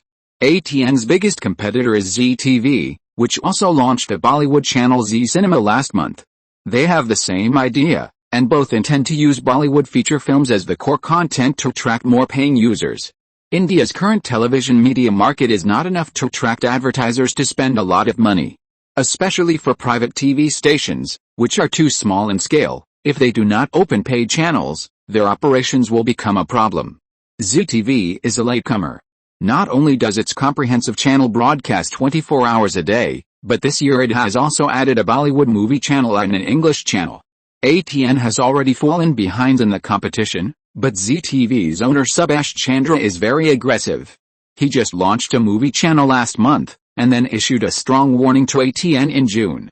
Chandra claimed that the copyright of the 21 feature films broadcast by ATN's movie channel belongs to Zee TV. This is an infringement, and if ATN does not stop broadcasting immediately, they will formally sue the other party. Stava didn't take such talk seriously. He refuted Chandra's claims one by one in the newspaper, and mocked Zee TV as a clone of All India Television. As a newly started private TV station, most of Zee TV's programs are clones of the official All India Television due to problems in experience, content, and cost. The current understanding of copyright in India is roughly, when something belongs to me, no one can infringe it. When something is in someone else's hands, I don't care about yours, I will use it if I want. The two TV stations had a war of words in the newspaper, accusing each other of infringing. At the same time, in order to enrich their own copyright library, they began to compete for the film libraries of various Bollywood film companies. ATN was unwilling to pay the money owed to the Bear Satellite Company because it was short of funds and planned to save it for the acquisition of copyrights later. Anyway, the satellite overhead was out of order every other day, and users in the northern region had not received a signal for 3 weeks. Why broadcast it? Most of ATN's users were there, so they simply stopped and focused on copyright. In the end, it's still a lack of money. Stava sighed. So far, the investment has not yielded good returns. Not only did he not get his capital back, he also lost money. He originally thought that with India's huge population market, the business should grow rapidly. Stava still hasn't figured out where the problem lies. ATN's English channels mostly reprint news from Reuters and ABC, and the others are entertainment programs from Thames Productions. Most families with TVs belong to the middle class, and they should like English channels, but very few of these elites are willing to pay. ATN also has a Bollywood channel specifically created for Hindi-speaking people, but the facts are as mentioned above, and it is still not optimistic. Stava didn't let these things bother him for too long. He's a returnee and likes to have fun. Even if the company's business is not going well, he still holds parties at home. The couple's friends are all over Asia, Europe and the United States. Some are from Bhopal, some are from New York, and some are from Delhi and London. Friends don't mind coming into the house without a ready-made dinner, nor do they mind helping to cut onions or chop ginger. Some rolled up their sleeves to help in the kitchen, some took the opportunity to smoke weed by the window, some lay on the living room floor without any image, letting the boy ride on his belly, or playing with toy cars with the children. Stava provides guests with beer, wine and even strong liquor. The food is cooked carefully and the dishes can be served as you like. Sometimes they play music and the children dance to the music. Guests are in groups of 3 or 5, and you can leave at any time and join the conversation at any time. There are discussions about the pollution exceeding the standard in villa decoration, or exchanges of photography skills and the latest film exhibition of a master. Of course, Stava is asked most about his TV station. Many guests in the room are ATN viewers. He smiled and said that it was just a technical adjustment and asked everyone not to worry. In fact, he sighed secretly and was considering whether to take out 2 bank loans. However, ATN borrowed a lot of money when it was first established, and it has not been repaid until now. It is estimated that it will be difficult for banks in Mumbai to lend him money. Stava was about to go to the balcony to relax when the servant suddenly came to inform him that there was a phone call. He wanted to refuse, but after hearing who was on the other end, he immediately hurried to the phone. After only a few words, Stava left the room full of guests and went out. 20 minutes later, he met Ron at the Ocean Plaza Hotel near the Seaside Boulevard. Mr. Sir, I've heard a lot about you. Stava walked up quickly. Hello, please sit down. Ron smiled and shook hands with him. The 5-star hotel here is very close to Malabar Hill. Ron was too lazy to walk far, so he decided to meet here. The scenery outside is nice. Across the road is the Golden Beach and the Sapphire Sea, and the cool breeze blows. Sorry to bother you. Ron picked up the wine glass. I'm free today. Look, it's perfect for a drink with friends. Stava clinked glasses with him with a smile on his face. He is older than Ron. But in terms of career achievements, he is completely younger than Karami. Sir Electric sells hundreds of thousands of TVs every month, and the business figures are completely different from his TV station. Stava kept his eyes on the other side, and couldn't help but look forward to what good things this big guy has to find him. Yes, with Ron's current status, he can indeed be called a big boss in Mumbai's business community. Mr. Stava, let me be frank. I want to buy your ATN TV station. What? I heard that the TV station encountered some troubles. Well, it's just a small problem. Stava recovered from the shock. I'm not taking advantage of the situation, but I really want it. You can name your price. I don't understand. Stava sighed. Why do you suddenly want to run a TV station? It's not a whim, and I'm not a layman. I also have a Sun Entertainment company that specializes in Bollywood business. Ron smiled. Well, this is surprising. Sun Entertainment is not a big company in the media industry, so it's normal that Stava has never heard of it. He was just surprised by Ron's pace of expansion. The speed of Sir Electric's rise was fast enough, and now it's the turn of the media industry. I know ATN has encountered some financial problems, and I also know that ZTV is eyeing it. This situation is difficult, and the TV station will not have considerable income in the short term. You might as well consider selling it. I guarantee with my reputation that you will not suffer any loss. To be honest, this is a bit sudden. Stava sighed. The operating pressure of the TV station certainly made him feel unhappy. Just now he was thinking about where to get money. But when it comes to selling, he really hasn't thought about it. He spent a lot of effort to build ATN. It has been bumpy in the past 3 years, but he has also developed feelings. But the person sitting in front of him is Mr. Sir, whose reputation in Mumbai is surprisingly good. Since he said that he would not let himself suffer any loss, ATN will definitely be sold at a good price. Stava is sure. He came back from studying abroad and was cheated countless times by local Indian businessmen. He vowed that he would never believe any promises in the future when doing business. But Mr. Sir is an exception. He is a good man and has never broken his promises. He is recognized by the whole of India. Stava is a little entangled. He is worried that if he misses this offer, he will never have such a good opportunity again. ATN is indeed his hard work, but it has also become a burden. I heard that you invested more than 200 million rupees when setting up this TV station, Ron asked. Yes, Stava remained calm. Most of it was a bank loan, right? That's how business is done. Yes, Ron smiled and took a sip of wine. I have full confidence in ATN. We have more and more users, and good days are still ahead. Then it hasn't paid back, and the loan still needs to be repaid. Stava didn't say anything. How could he chat that day? How about this? 300 million rupees. Make friends. Ron poured him a glass of wine. 300 million. Stava held his breath. This price is damn. It's a heart-beating feeling. I want everything from ATN, employees, copyright library, TV network, distribution channels. You take the money and leave, and the bank debt will also belong to you. But I can help you pay the debt owed by the satellite company. Wow, Mr. Sir is really a straightforward person. Stava couldn't help but praise. The offer of 300 million rupees is really good. He borrowed more than 100 million rupees from the bank at the beginning, and half of it has been repaid in 3 years.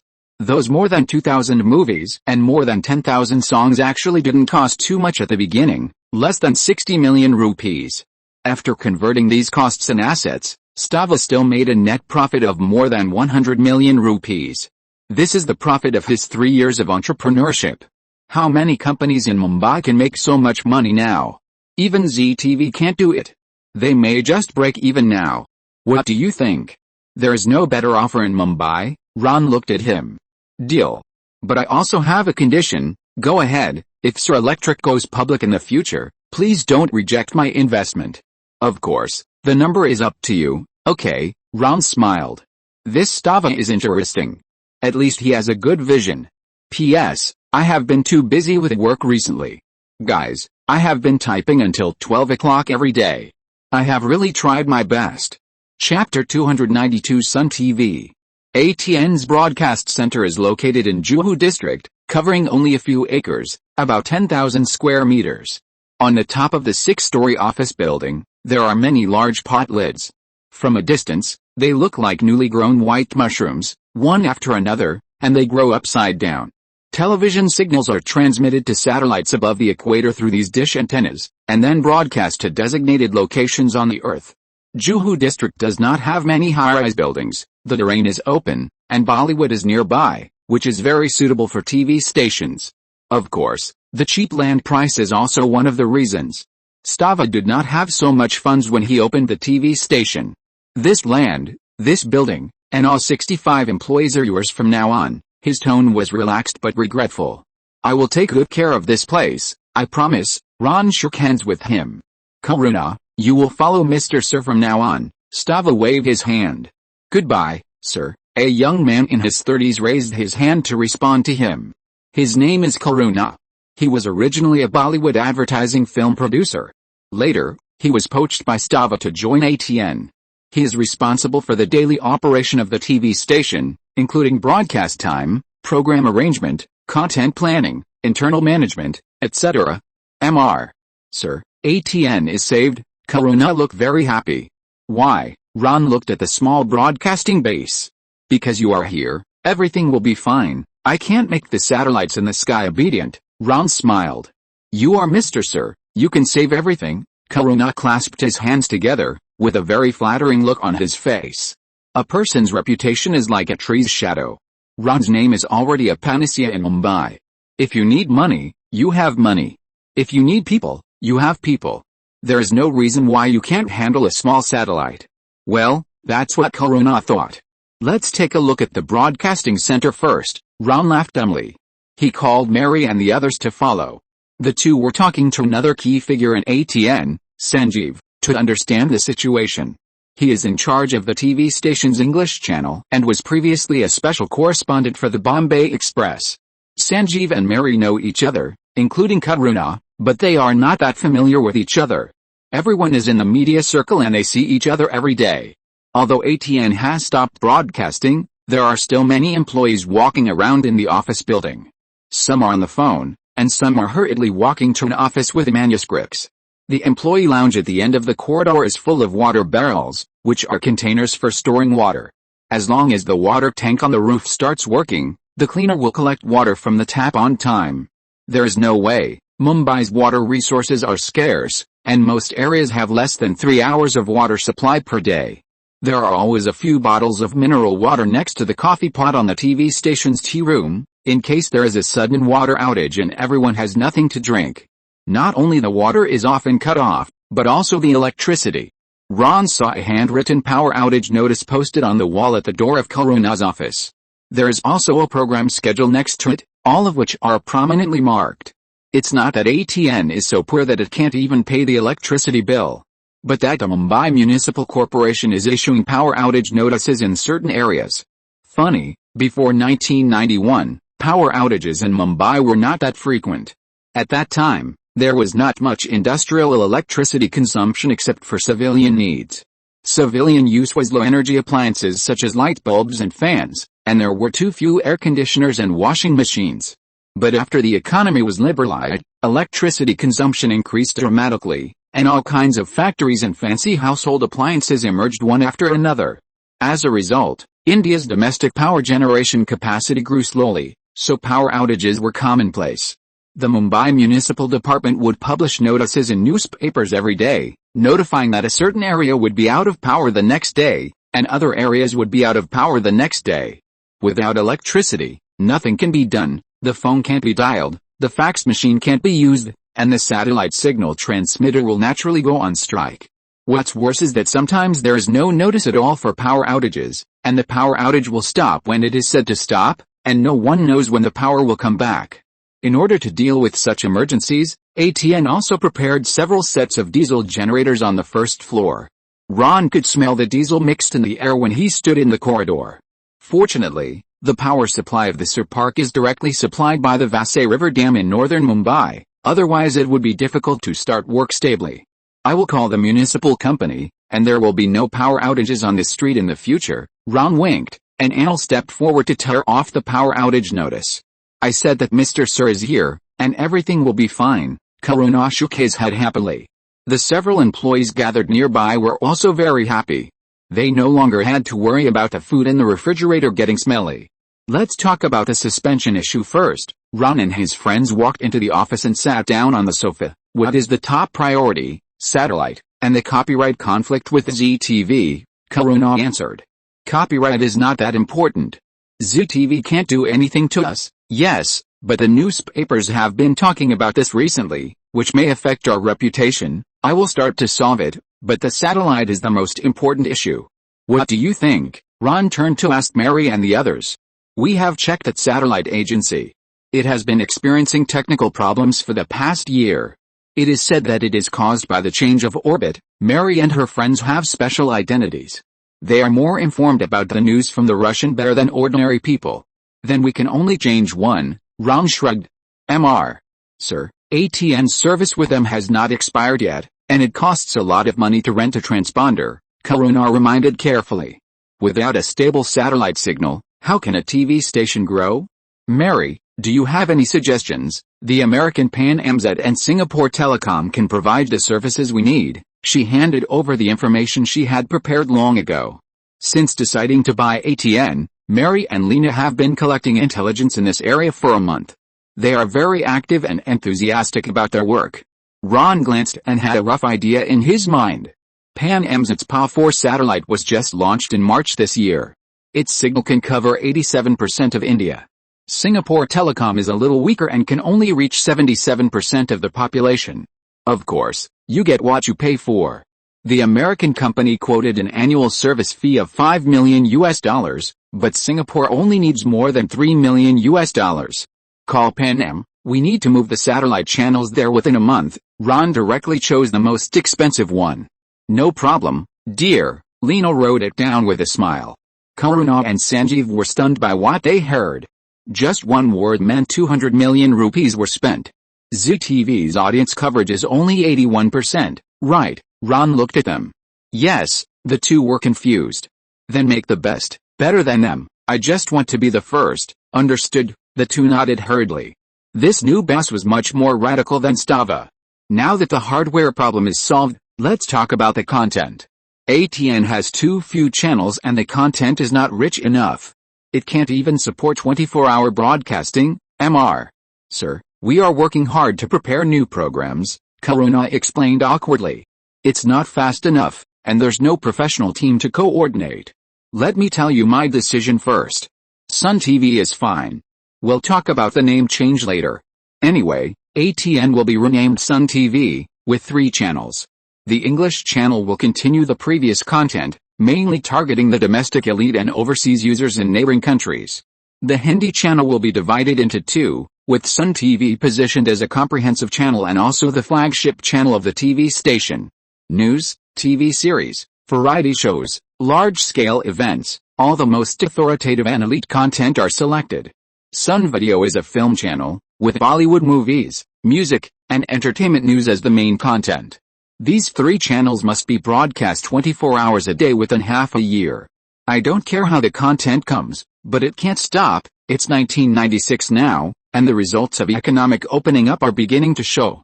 Mumbai has become more prosperous visibly. Televisions are rapidly entering thousands of households, and the audience is rapidly expanding. If it continues to develop slowly as before, it will have to compete with ZTV in the future. Karuna and Sanjeev looked at each other, hesitant to speak. Let's talk about the general channel first. Sanjeev, you are in charge of the news section. What's the problem, boss? If you want to do high-quality news, intelligence is crucial, but the information we collect is usually inaccurate. Sanjeev spread his hands helplessly. This is a reserved program of the Indian media, and the news published is usually full of loopholes. Indian reporters and editors do not pay enough attention to the accuracy of facts. For the same car accident, 10 reporters often write 5 or 6 versions of casualties, making it difficult for people to figure out which one is the most accurate. Some simply skip the investigation link and rely on their own imagination. If Sun TV really wants to become a trump card, the news and current affairs must be of high quality. Relying on fooling around will only quickly lose high-quality users. In the future, the Times of India will give you reliable intelligence. Ron solved the problem in one sentence. Sanjeev didn't understand. I have acquaintances, but you have to quickly build your own intelligence network. Especially informants, you have to maintain long-term relationships, with the help of the Times of India. Our news will definitely be better than before. Sanjeev suddenly became confident. Let's talk about the ratings. How many subscribers do we have now? Due to the suspension of broadcasting, there may only be 5 to 6 million left, Karuna answered. It's a little less. Ron frowned slightly. We are working hard to resume broadcasting and save as many users as possible, Karuna explained. Don't worry too much. Don't forget what Sir TV does, Ron chuckled. The eyes of several people in the office lit up. Yes, Sir TV is now India's national TV. It has a huge user base, so it can always do something, right? We'll talk about the users later. Let's get the TV station up and running first. Mary, the TV series will be handed over to you, no problem, she agreed happily. The investment in TV series is much smaller than that of movies, and the shooting cycle is also shorter. Sun Entertainment can shoot it by itself. They have ready-made actors and crew members. If we need to rush the progress, the worst that can happen is that we can go to Bollywood to buy a few already filmed dramas and use them as a first stop. Karuna, you are in charge of variety shows. I have a few ideas here, we will discuss them later. The video channel will first use the copyrighted movies in stock, broadcasting 21 movies per week, and the first 3 months will be free, boss. ATN has its own cable TV network, and many users are already paying for it, Karuna said. Doesn't the TV station broadcast via satellite? Yes, but Mr. Stava first operated a cable TV network, and later switched to satellite TV. In other words, we still have this network now. There are about 300,000 users in Mumbai. During the period when ATN stopped broadcasting, it relied on cable TV subscription fees to support operations, show those Bollywood movies. Yes, it saves trouble and doesn't require the production of other programs. It seems that the expansion speed of Sun TV will be faster than expected. Ron had an idea in mind. Chapter 293 Separate Actions. ATN TV. No, it should be called Sun TV now. It is actually in a good location. Not far from the broadcasting center is the commercial street of Zuhu district, Jowpat Mall, and downstairs is the famous food street in the western suburbs. Women shop and bargain in Jowpat Mall, and they never get tired of it. When they are tired of shopping, they walk to the food street and order a puri ball and a cup of kufi faluda. On Thursday night, the nearby Sai Baba temple was filled with loud and untuned chanting, and people came in droves, because after the ritual, the temple would distribute offerings, bread and vegetables, to the masses for free. The snack stalls outside the temple had just been demolished under the order of the city hall, but now they have returned with great momentum, and they are more numerous than before. But when you approach the office building of Sun TV and walk into it, the noise is immediately shut out. The world is quiet. The chairman's office has its own kitchen and bathroom, and there is an old tree with lush branches and leaves outside the balcony. It was here that Ron sat and went through the assets left by ATN in detail. Needless to say, the news program was torn down and remade.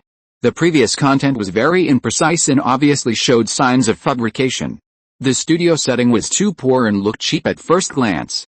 Ron has ordered a redecoration in the style of BBC and ABC, which must be high-end and full of technology.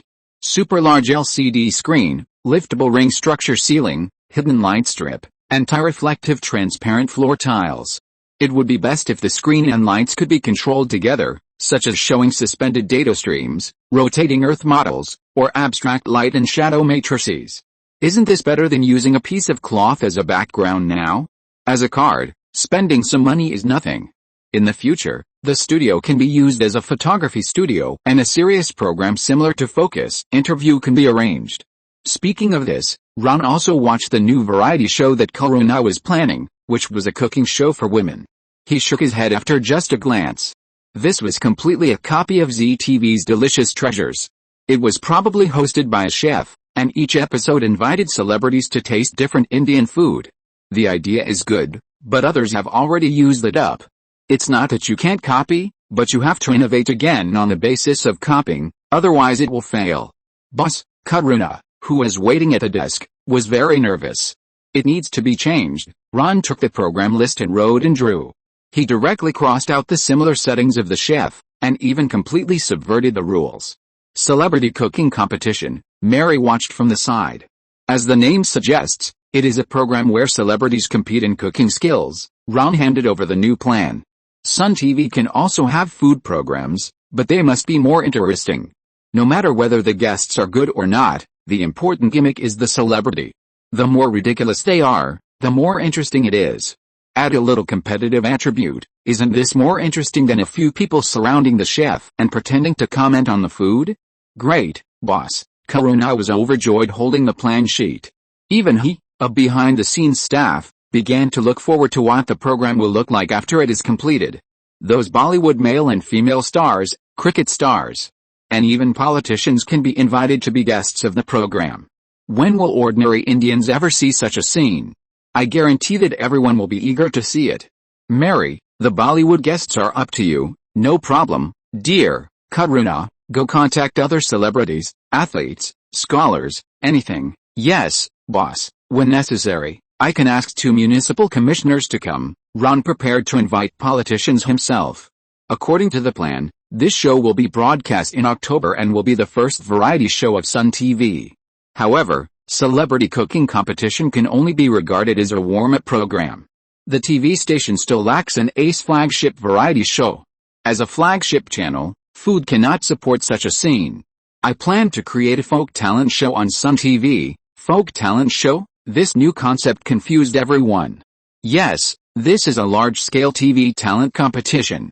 Anyone of any age and background can participate in any form in front of the audience and judges. Wow, Mary and Karuna were all surprised. It was hard for them to imagine what kind of show this would be. Anyone can come, and there are no taboos in performing anything. Anyone can, Karuna asked. Yes, no limit on the content of the performance. Mary raised her eyebrows. Yes, will there be any extraordinary performances? The audience may also have opinions, Karuna expressed his concern. The audience is curious, so feel free to try it.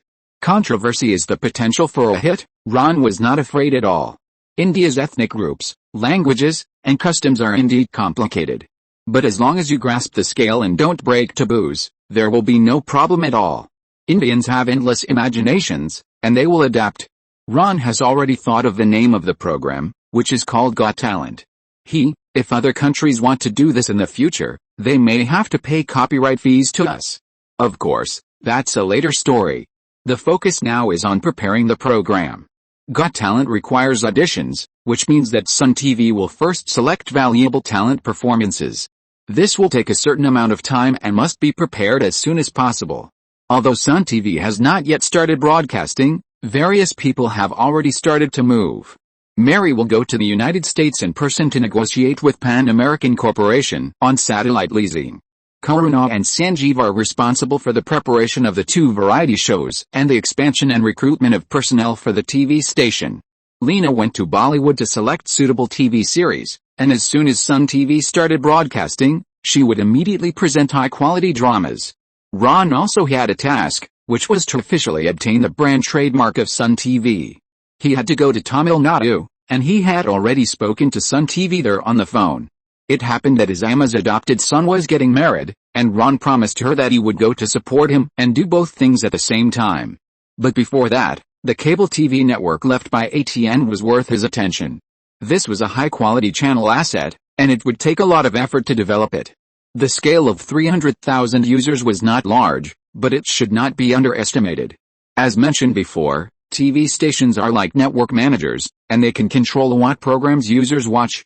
Sun TV's own programs are of course ranked first. Look, this is the distribution channel. When the number of users expands on a large scale, it can also cooperate with other TV stations to earn a distribution fee. Just like a movie theater, taking 40% to 50% of the box office is a surefire business.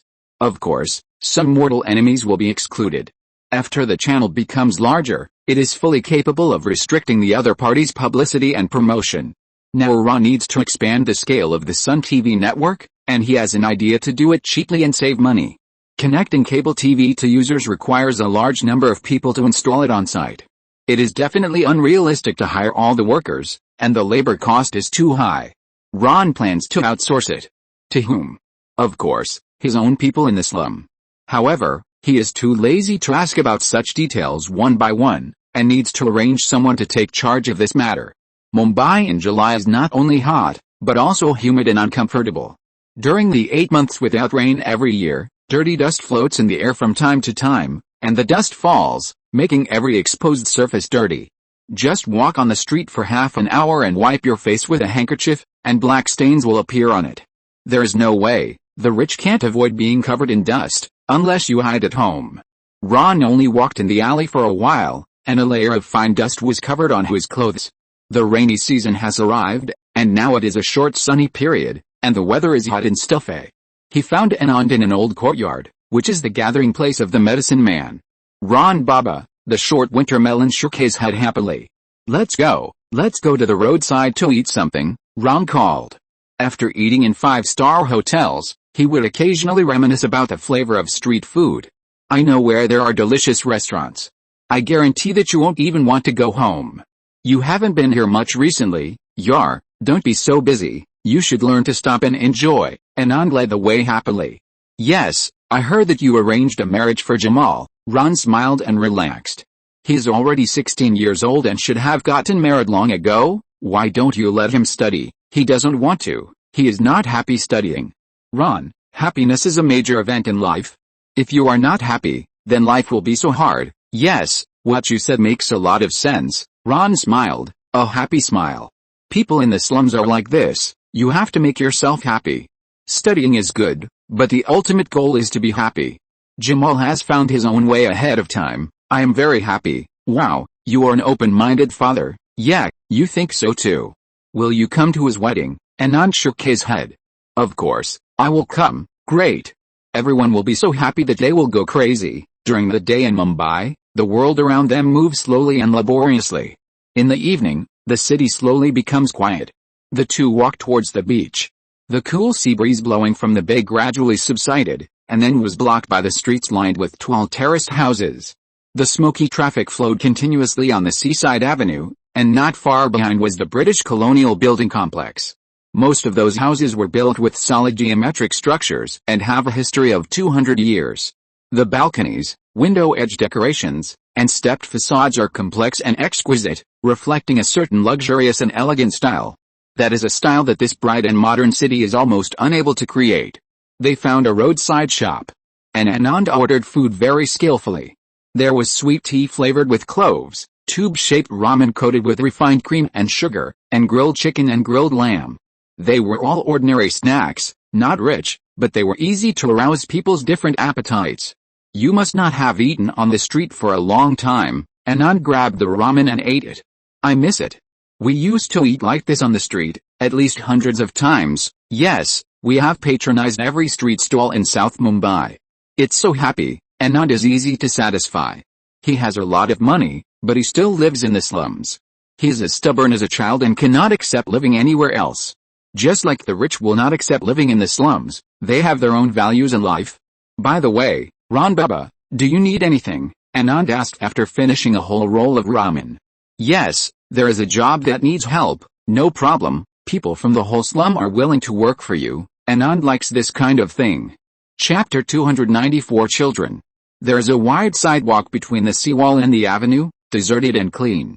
On the other side of the 6-lane coastal avenue, It bends inland in a crescent shape, and as far as the eye can see, it is full of wealthy and prosperous areas, high-end residences overlooking the Black Sea, expensive apartment buildings, consulates, high-end restaurants and hotels.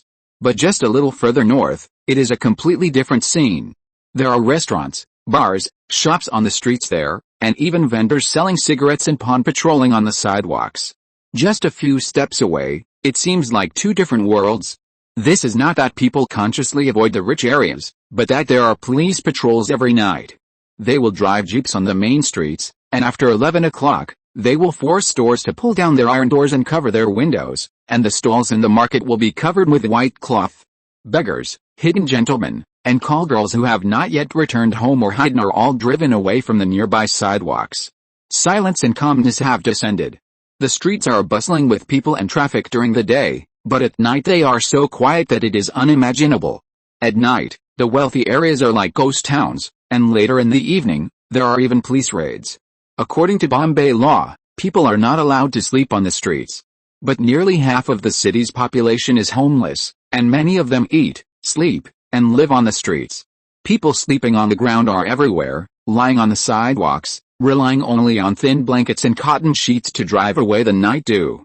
People who have fled to the city due to drought, floods or famine, whether singles, families, or entire villages, sleep on the stone sidewalks and in front of houses, huddled together to avoid being left alone.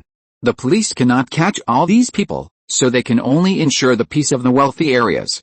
They patrol the empty streets, searching for criminals, suspects, and homeless unemployed men.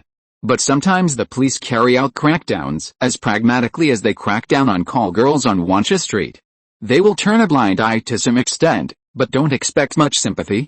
Sadhus and other religious practitioners are exempted, and the elderly, amputees, sick or injured are driven away and moved to other streets. Mental patients, eccentrics, musicians, acrobats, snake charmers and other street performers were occasionally treated roughly. When they came across a family, especially one with small children, the police usually just gave them a stern warning not to stay on the streets for more than a few nights and then let them go. Any man who could prove that he had a job, such as a business card or a handwritten employer's address as proof, no matter how menial the job, was also allowed to go. A lone man who was clean, respectable and showed some education could usually avoid arrest by verbal explanation. Of course, the most important thing was that if you could bribe him, nothing would happen. In the end, only very poor, homeless, unemployed, poorly educated, and single young men became the most likely group to be picked up by the police to make up the numbers. Dozens of these young men were arrested every night all over the city, and they were very useful. Some of them had the appearance of a wanted criminal. Well, then you were one. The police not only closed the case quickly, but also scored a great victory. Isn't it a good way to settle the accounts of tens of millions of crimes in Mumbai? The police knew that some people were innocent, but they still let them take the blame because they could get paid. The real suspects would pay the police to get away with it, and the poor and young people who were arrested were the best consumables. When Ron and Anand were sitting on the roadside eating, there were police officers knocking bamboo sticks along the street. The Mumbai police station did not have the money to purchase thousands of metal handcuffs, and even if they had the funds, the police would probably embezzle them. They used a rough long rope made of hemp rope and coconut fiber to tie the right hands of the arrested people together. Although the rope was thin, it could tie these people up, because most of the people living on the streets were malnourished and weak. They were depressed and unable to escape, so they could only accept the arrest obediently and quietly. After catching more than a dozen men and tying them up in a row, the search team took them back to the police station. The Mumbai police did not carry weapons either. They only had bamboo sticks, no batons, guns, or walkie-talkies. If they really got into trouble, they had no way to ask for help, so they could only rely on luck. Just when Ron was about to discuss with Anand what kind of work to do, there was a commotion on the street. There was the sound of a girl crying and shouting. "It's Rajiv," Anand shouted. "Huh?" Ron was stunned for a moment before reacting. "Why is he here?" Rajiv was the boy who did the medicine business with Anand. It was Ron who brought him out of the leprosy slum. Now he was surrounded by several policemen, and there were several children in tattered clothes following behind him. "Ron, I'll go and take a look," Anand said and wanted to get up. "No need, let Anil go and tell them." Ron winked. Anil led people over, and soon the noise subsided. The police nodded and bowed to this sight and saluted. Ron just nodded and stopped paying attention. Rajiv and several children came to the roadside shop safely. Ron Baba, he bowed and touched his feet. What happened just now? The leprosy slum is gone. I'm going to take them out. Rajiv tried to smile. The small, fragile slum made of branches disappeared. There were only a few children left, and they stayed with their parents until the last moment. They became orphans, just like Rajiv. The youngest was a girl, only 5 or 6 years old. She stared at the cup on the table and licked her lips. Good girl, Ron smiled and touched her head. What's your name? Sunita, she said timidly. Are you thirsty? She nodded and said nothing. Here, Ron handed her the sweet tea. She took a sip and smiled, her little face slightly red. Is it delicious, sweet? She was very happy and hugged the cup tightly. She was wearing a red dress with the horizontal English words, "My naughty smile," printed on her chest. The dress was torn and too tight for her, and her little feet were bare. She finished her tea and hopped over to bring the cup, the metal bell on her anklet jingling. Baba, good man, she said with a smile. Sunita is a good girl, she giggled and snuggled up to Rajiv, rocking him gently by his arm. Ron asked the storekeeper to bring a few more meals, one for each child. Anand teased them mischievously, stroking one's head and pinching another's mouth. He also deliberately made faces while they drank sweet tea, causing the children's noses to swell. How many do you have there? Ron asked. 18, Rajiv replied. 23, including the ones here. Are you taking care of them all? They take care of themselves. I buy them food. Children in the slums have to make a living on their own after the age of 5. The ones in front of them are even more special. They come from the leprosy slum. Their parents have deformed hands and feet and can't even hold branches. The children put in a lot of effort to build the huts there. They can do everything, cooking, feeding their parents, and repairing the leaky hut. The slum is too small. Why don't you find a bigger house, Ron? No matter how much money we make, we will not leave Kama Court, Anand answered. Why? He didn't understand. My children, these children, can knock on the door of the neighbor's house at 1 o'clock in the morning and ask them for food. If they don't like the food their mother cooked today, they can go to the neighbor's house to eat. In our place, the children who come to the door are guests of honor, and they will be entertained wherever they go. But where you live is not the case. If your future children knock on the door of the neighbor's house at 1 o'clock in the morning, you will definitely slap their palms. No, you will teach them a lesson, because you don't want the neighbors to think that your children can't even get enough food. Not bad, very humane. Ron nodded. Yes, Kama Court has complete facilities, Anand agreed.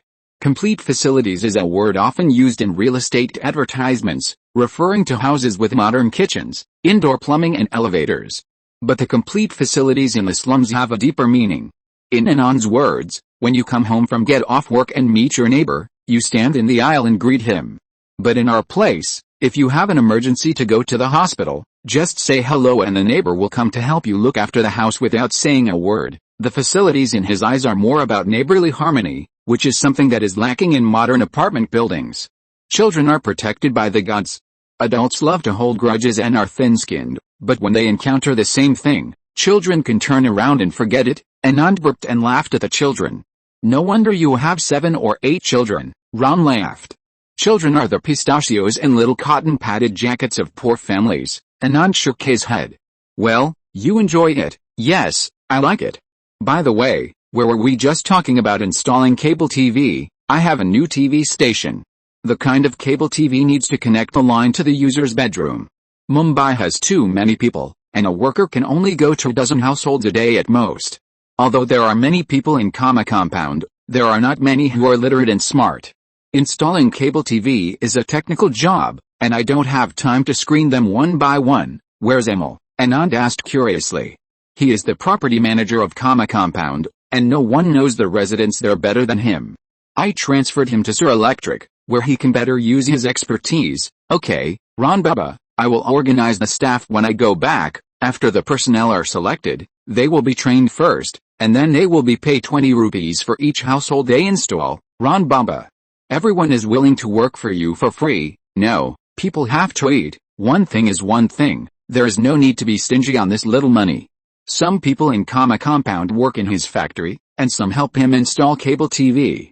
The more their interests are tied together, the more they will consciously safeguard Ron's interests in the future.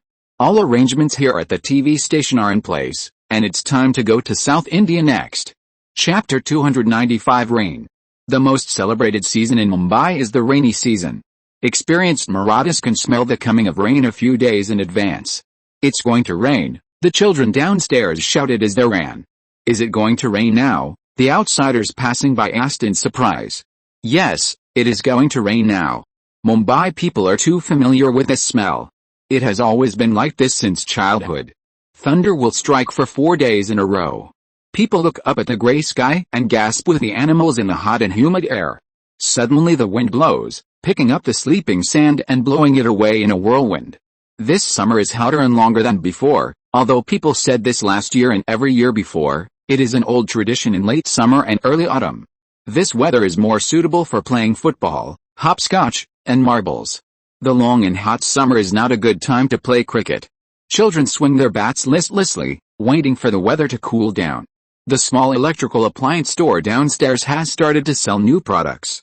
On the small blackboard are written the words electric rice cooker and juicer, sole brand. Passers-by stop to watch. Everyone knows that this brand of electrical appliances is famous for its good quality and low price. Sure enough, the figures of 1,200 rupees and 600 rupees make people more interested. After several years of opening up and development, Mumbai's economy has become very vibrant, and ordinary people have begun to enjoy the dividends of the times. In addition, the government intends to devalue the rupee to stimulate international trade, and people's income has increased significantly. Now even the most ordinary workers in the garment factory have a monthly income of more than 2,000 rupees. They still live in slums like tube buildings, but they are more pursuing the enjoyment of life than before. They have only heard of high-end electrical appliances such as rice cookers, but they have never seen them. They are only used by rich people. It is said that as long as the electricity is connected, the fragrant Indian fragrant rice will be automatically cooked. Women no longer have to stay by the clay pot and pay attention to the fire from time to time. The corners of the house have lost their original color due to the smoke of coal ash, and even the cabinets and bedside tables are not immune. If they could cook with this thing in the future, they wouldn't have to lie on the ground and wipe the extremely difficult to clean putty. People gathered in front of the shop and chattered about whether this thing was really as magical as the legend said.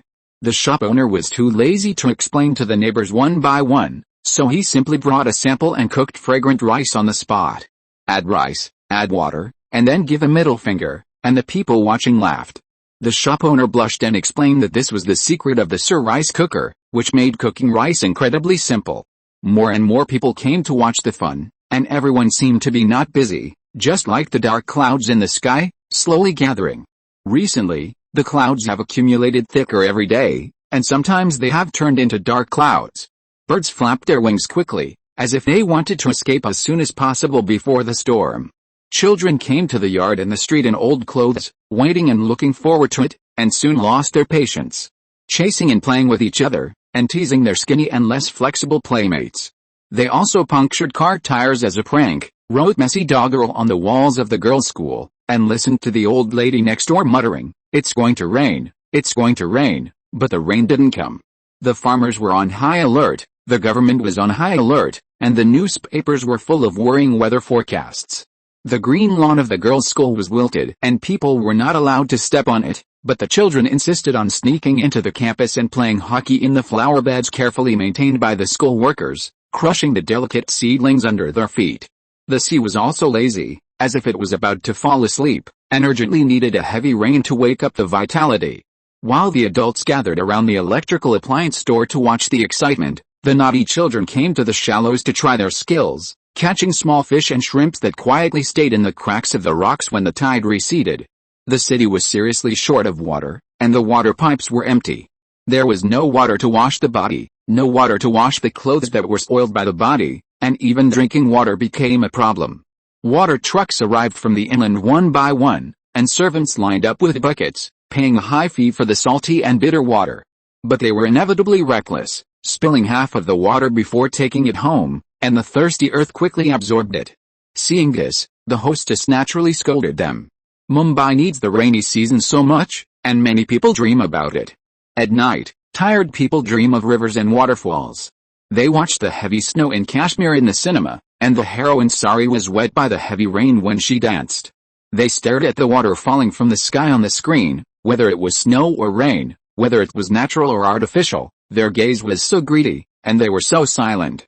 They bought cassettes with the sound of rushing waves and gurgling streams, and listened to the gurgling of clear mountain springs before they gradually fell asleep.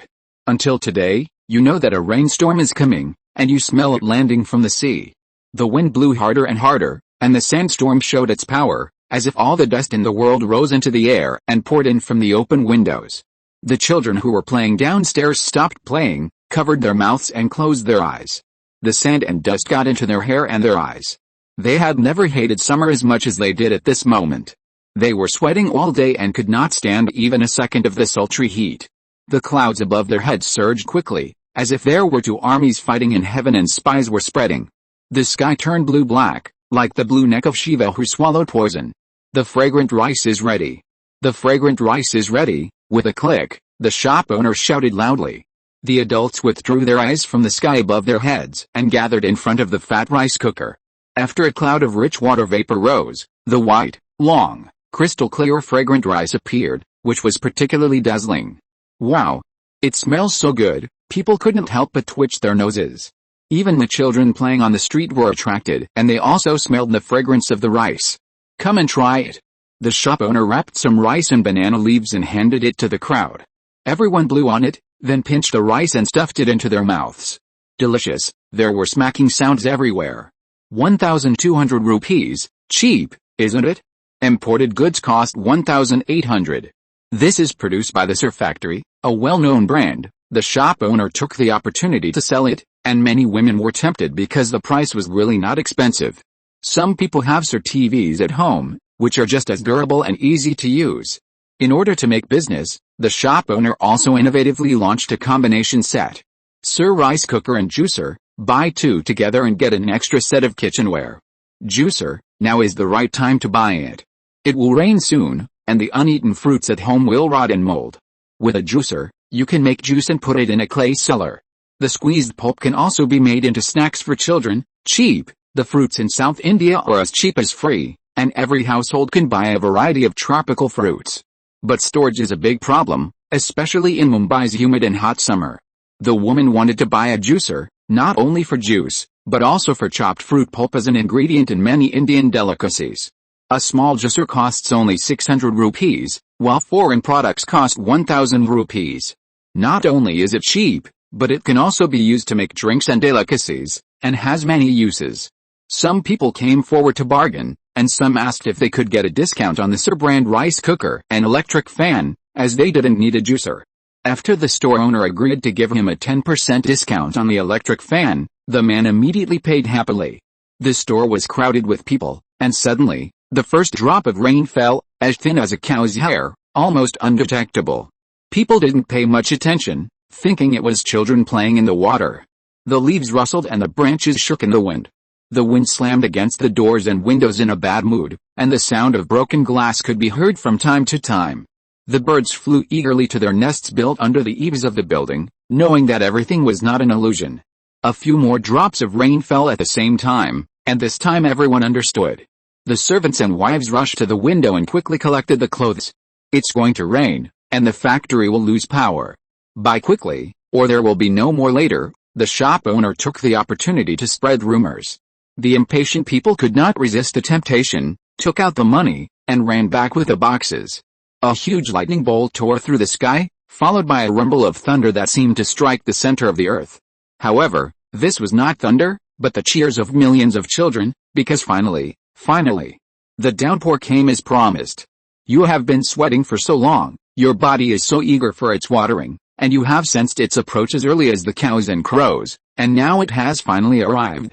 Your parents taught you not to stand outside when the first rain falls, but you won't listen, and their scolding is useless.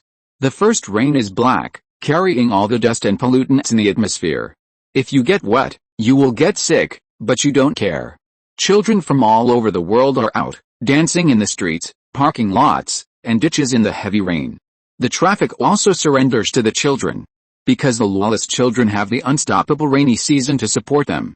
The big raindrops fall densely, and you are trapped in the rain curtain that covers the sky. There is nothing but water in the distance and near. This is the power of the rainy season. It uses rainwater to build walls and creates the world with rainwater. Lightning illuminates the sky and disappears in a flash. You look up to receive the rain and wash away the heat. The rain falls into your eyes, your nose, and your mouth, washing away all sins and all sorrows. And tonight you will sleep especially sweetly, because the first rain of summer comes early, and there are still 15 days before school starts. The owner of the small shop sighed as he looked at the rain curtain. Unlike the children who were excited, he only felt troubled. The rain affected business and it was difficult to get goods. It was hard to find a truck with tarpaulin.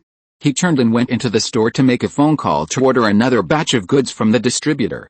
Because it was the first time for him to sell electric appliances such as rice cookers and juicers, he only ordered 20 units, which were sold out just now. When Mumbai was mired in rain, Ram had already set foot on the land of Tamil Nadu. He liked the vigor and vitality of Madras, which was completely different from the style of Mumbai with tall buildings. It also did not have the sanctimonious and superior foreign flavor of New Delhi. Madras has both the convenience of the city and is approachable. It is a city with a southern atmosphere and makes people feel comfortable. Of course, there are great differences in race. Ran, a tall and white Aryan, is very conspicuous among a group of short and dark-skinned Dravidians. Kavaya recognized him at a glance. He stood out in the airport hall. Chapter 296 in full swing. Some say that Dravidians belong to the Mediterranean race. As for when they migrated to India and what route they took, it is a complete mystery. However, the 4 states of South India, including the Tamils, believe that Indian civilization was created by the Dravidians. The Aryans were foreign invaders who forcibly transformed the ancient traditional Indian culture. Therefore, the Tamil people generally hostile to the upper castes. They advocate their own Tamil language and oppose Hindi. When the 2 major political parties were first established, they were to seize the ruling power of Tamil state from the upper caste groups. It and Uttar Pradesh seem to advocate the rule of the lower castes, but in fact, the core is just the opposite. Yadav can only sit on the throne of the chief minister because of his large caste group. But in the process of managing Uttar Pradesh, he still has to rely on the strong influence of the upper castes. Equality there is only a slogan, and the lower castes still live like animals. The Tamils in the south are a bottom-up ideological transformation, and ordinary people do not think that Brahmins are so sacred and inviolable. At best, they are just powerful people. That is a reverence for power, not for divinity or class. There is an essential difference between the two. Power can be obtained through acquired efforts. Divinity, however, cannot be surpassed. Therefore, Ram has never been touched on the feet of others in Tamil state. At most, he was greeted with a gesture of joining hands. Even when he went to the countryside to visit the poor, it was the same. Perhaps it is precisely because of this difference in perception that Tamil state is very vibrant and there are more educated people here. Have you asked about that, Malin? Ram got down to business as soon as he got off the plane. Can't you relax for 2 days? Kavaya's eyes turned. Okay, get an injection first. An injection? Ron knew she was hungry. I don't know why, as long as she returns to Madras, Kavaya becomes very strong. Not only does she get promoted every time, but she also often takes advantage of others. It seems that if Ron refuses a little, she will complain to her aunt Alice. After all, he is in her mother's house, and Ron is temporarily scared. However, he will stay in Madras for a while this time, probably until the end of September. The brand problem of Sun TV needs to be solved, and he also needs to attend the wedding of his grandmother's godson. The most important thing is to inspect the construction of the Sir Electric branch factory and Ennore port. He has invested 10 billion rupees in these 2 projects, which is the largest investment so far. The last time an agreement was signed here was in January. After that, Ron arranged for the engineering team to move in, and the supervision team was directly transferred from Mumbai. The construction experience of the Sir Park can be directly applied to other branch factories, and there is no need to do everything personally. Now 8 months have passed, and the construction site has changed a lot. There are more than 10 factory buildings alone, with complete water and electricity, and construction has already started. The remaining office buildings and more factory buildings are under construction, and their progress is slower. Ron's original goal was to prioritize the establishment of 10 production lines to meet the market demand in South India and some overseas countries. Sir Electric's production capacity has always been in short supply throughout India. Therefore, The construction of branch factories has always been based on production lines as the first goal. Madras is closer to Dongda, and equipment and raw materials arrived at the port early. The infrastructure of the factory was just in place, and the production line was installed simultaneously. It took more than half a year to reach today's scale, which was much faster than the construction speed of Mumbai. Today, the Madras factory produces 150,000 TV sets of various models per month, of which 80% are consumed by South India, and the rest are exported to Sri Lanka. Yes, the first overseas market opened by Sir Electric was not the Persian Gulf countries, but Sri Lanka, which is only separated from Tamil Nadu by a bay. The two places are very close, and it takes at most 3 to 5 days to reach them by shipping. In some bays, you can even see each other's territory. Sri Lanka has had close ties with India since ancient times, and the two countries have the same race, language, and culture. India is also Sri Lanka's largest trading country. The latter mainly exports agricultural products and clothing to the world, and the rest are mainly imported from India. It is natural for Sir Electric to sell goods there, and the procedures are as simple as going from one state to another. Sri Lanka has a weak industrial base and average national income, and the price of Sir TV sets there is even cheaper than in India. After deducting various tariffs and costs, each TV only makes $30. The initial 30,000 TVs have a total profit of $900,000. But after all, it is in US dollars. The trade settlement between the two countries is not in rupees, but in US dollars, which RON is in short supply. The market size of more than 20 million people is worth it for Sir Electric to continue to carry out such trade. Since he had money, RON has also hired an international trade consultant for Sir Electric. Sri Lanka's basic demand for televisions is about 5 million units. Although it is also imported from other countries, the gap is still huge. Considering the replacement cycle and update needs, even after the popularization of televisions, there will be an annual import demand of 500,000 to 800,000. India is naturally the main import target, and Sir Electric is the cheapest, so this part of the market can be easily won. There is no reason for him to let go of the business of tens of millions of dollars every year. The production capacity of the Madras factory will continue to climb, and 20 production lines will probably be equal to market demand. The employees are now crowded in the rented office building. Ron went to the site to cheer them up in person and promised to provide employee dormitories after the factory is completed to solve the housing problem of many people. Well, of course, he was talking about the regular employees in the office. The workers in the factory are now outsourced, and he is not crazy enough to provide housing for thousands of people. However, the Madras factory is really powerful. Without considering the initial investment costs, it has made a profit of more than 300 million rupees in just 1 month of production. This does not include the foreign exchange earned from Sri Lanka, and the employees should be given some sweet treats. After visiting the factory, he went to the Ennore port terminal for inspection. There was a completely different scene here. The blue sea and blue sky, the huge engineering machinery rumbled in motion, and several large gantry cranes were lined up along the coastline. There are no complex buildings in the port, all infrastructure, roads, railways, docks, waterways, warehouses. Most of them have only started, and there will be no key progress in less than 2 years. Ron is also doing port business for the first time, and he doesn't understand any engineering construction. Just watching the huge gantry crane put giant concrete piers into the sea, he felt shocked, satisfied, and proud. In terms of shipping infrastructure, his Ennore port is actually better than Adani's Mundra port. Next door is the port of Madras, which is completely within the radiation range and has relatively complete infrastructure. For example, Ron only needs to build less than 10 kilometers to connect to the main line of the railway connecting the dock. Mundra, a remote place, needs at least 60 kilometers to connect to other railways. This requires huge financial support. It can be foreseen that Adani will invest much more money in the port than Ron. Not to mention that he has to attract business for the port, but Ron only needs to wait for the diversion from the port of Madras. It is too convenient. His Amma is really good to him. Of course, she has a 1/10 share in this, so it is not in vain. Ron has visited her a few days after coming to Madras, but she is now busy preparing for the wedding for her adopted son. Just in this gap, he's going to meet that Malin. Kavya has already inquired clearly. As a local native, she is not unfamiliar with the Malin family. Calamity Malin is very young, only in his early 30s. He returned from studying in the United States in the late 1980s and inherited his family's small publishing company.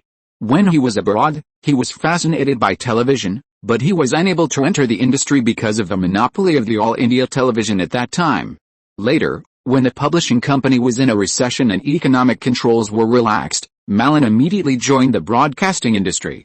At that time, Zee TV was already well known, so he went to Chandra to discuss cooperation, hoping that the other party's satellite transmitter would reserve a time slot for his channel.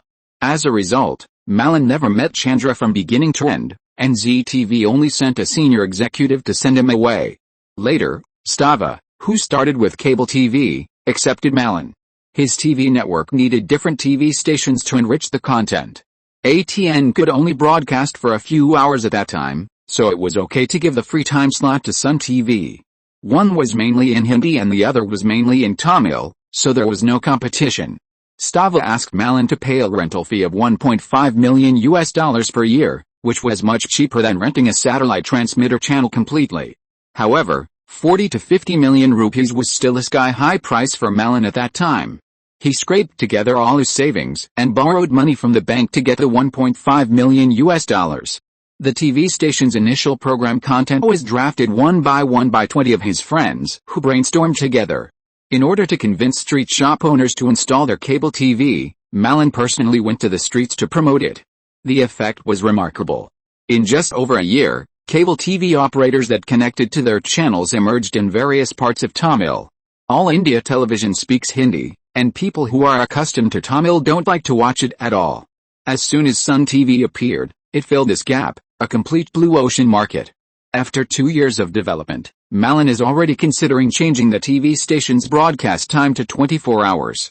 Their content is getting richer and richer, and the number of viewers is increasing, which is enough to support this part of the market. It's just that the high satellite rental fee makes him hesitate. 200 million rupees, Sun TV's annual income is only this much? The recent satellite performance of the Bear is also a problem, and their TV station has also been affected. Fortunately, Tamil is close enough to the equator, and the signal fluctuates a little, but it's still there. The northern Indian region targeted by ATN is miserable, and the signal is directly lost. Just a month ago, when Malin and the internal team were discussing the next countermeasures, Jayalalitha called. Someone had taken a fancy to the name Sun TV and was ready to negotiate a deal with them. Now Ron came along. Chapter 297, Arrogant. Mr. Sir, why are you so obsessed with the name Sun TV? Malin was confused. Sun Entertainment was established as early as 1993. We have film companies, agencies, and journals under our umbrella, all of which are distributed under the name of Sun. In the Hindi market, Sun has long been a well-known brand. Now I have established a TV station, but I found that you have the same name. Sun TV was also established in 1993, which doesn't mean anything. You can't take this name for yourself, Malin retorted. He was unwilling to give up. This brand has been operating for more than 2 years and has become very influential in Tamil Nadu. Mr. Malin, I am not trying to take away your company, your TV station, or your hard work. Our only disagreement is the name. If I don't care, Sun Entertainment can launch the same Sun TV. We focus on the Hindi and English markets, and you develop the Tamil market. Maybe in a few years, we won't have any intersection with each other. Of course, it is more likely that the new Sun TV will be popular outside of South India, and Sun Entertainment will invest heavily in promoting this TV station, more than Zee TV. We have Bollywood backing and sufficient financial support.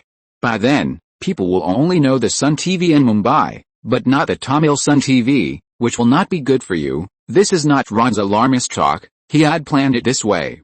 How many states are there in South India?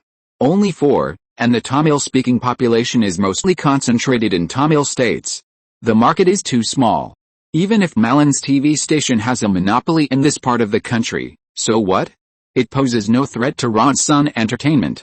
The reason why I am sitting here today and not ignoring Tamil's existence is out of respect for each other. We can resolve our differences in advance and don't have to wait for a lawsuit in the future. So Mr. Sir, what are your plans? Marlan did not comment.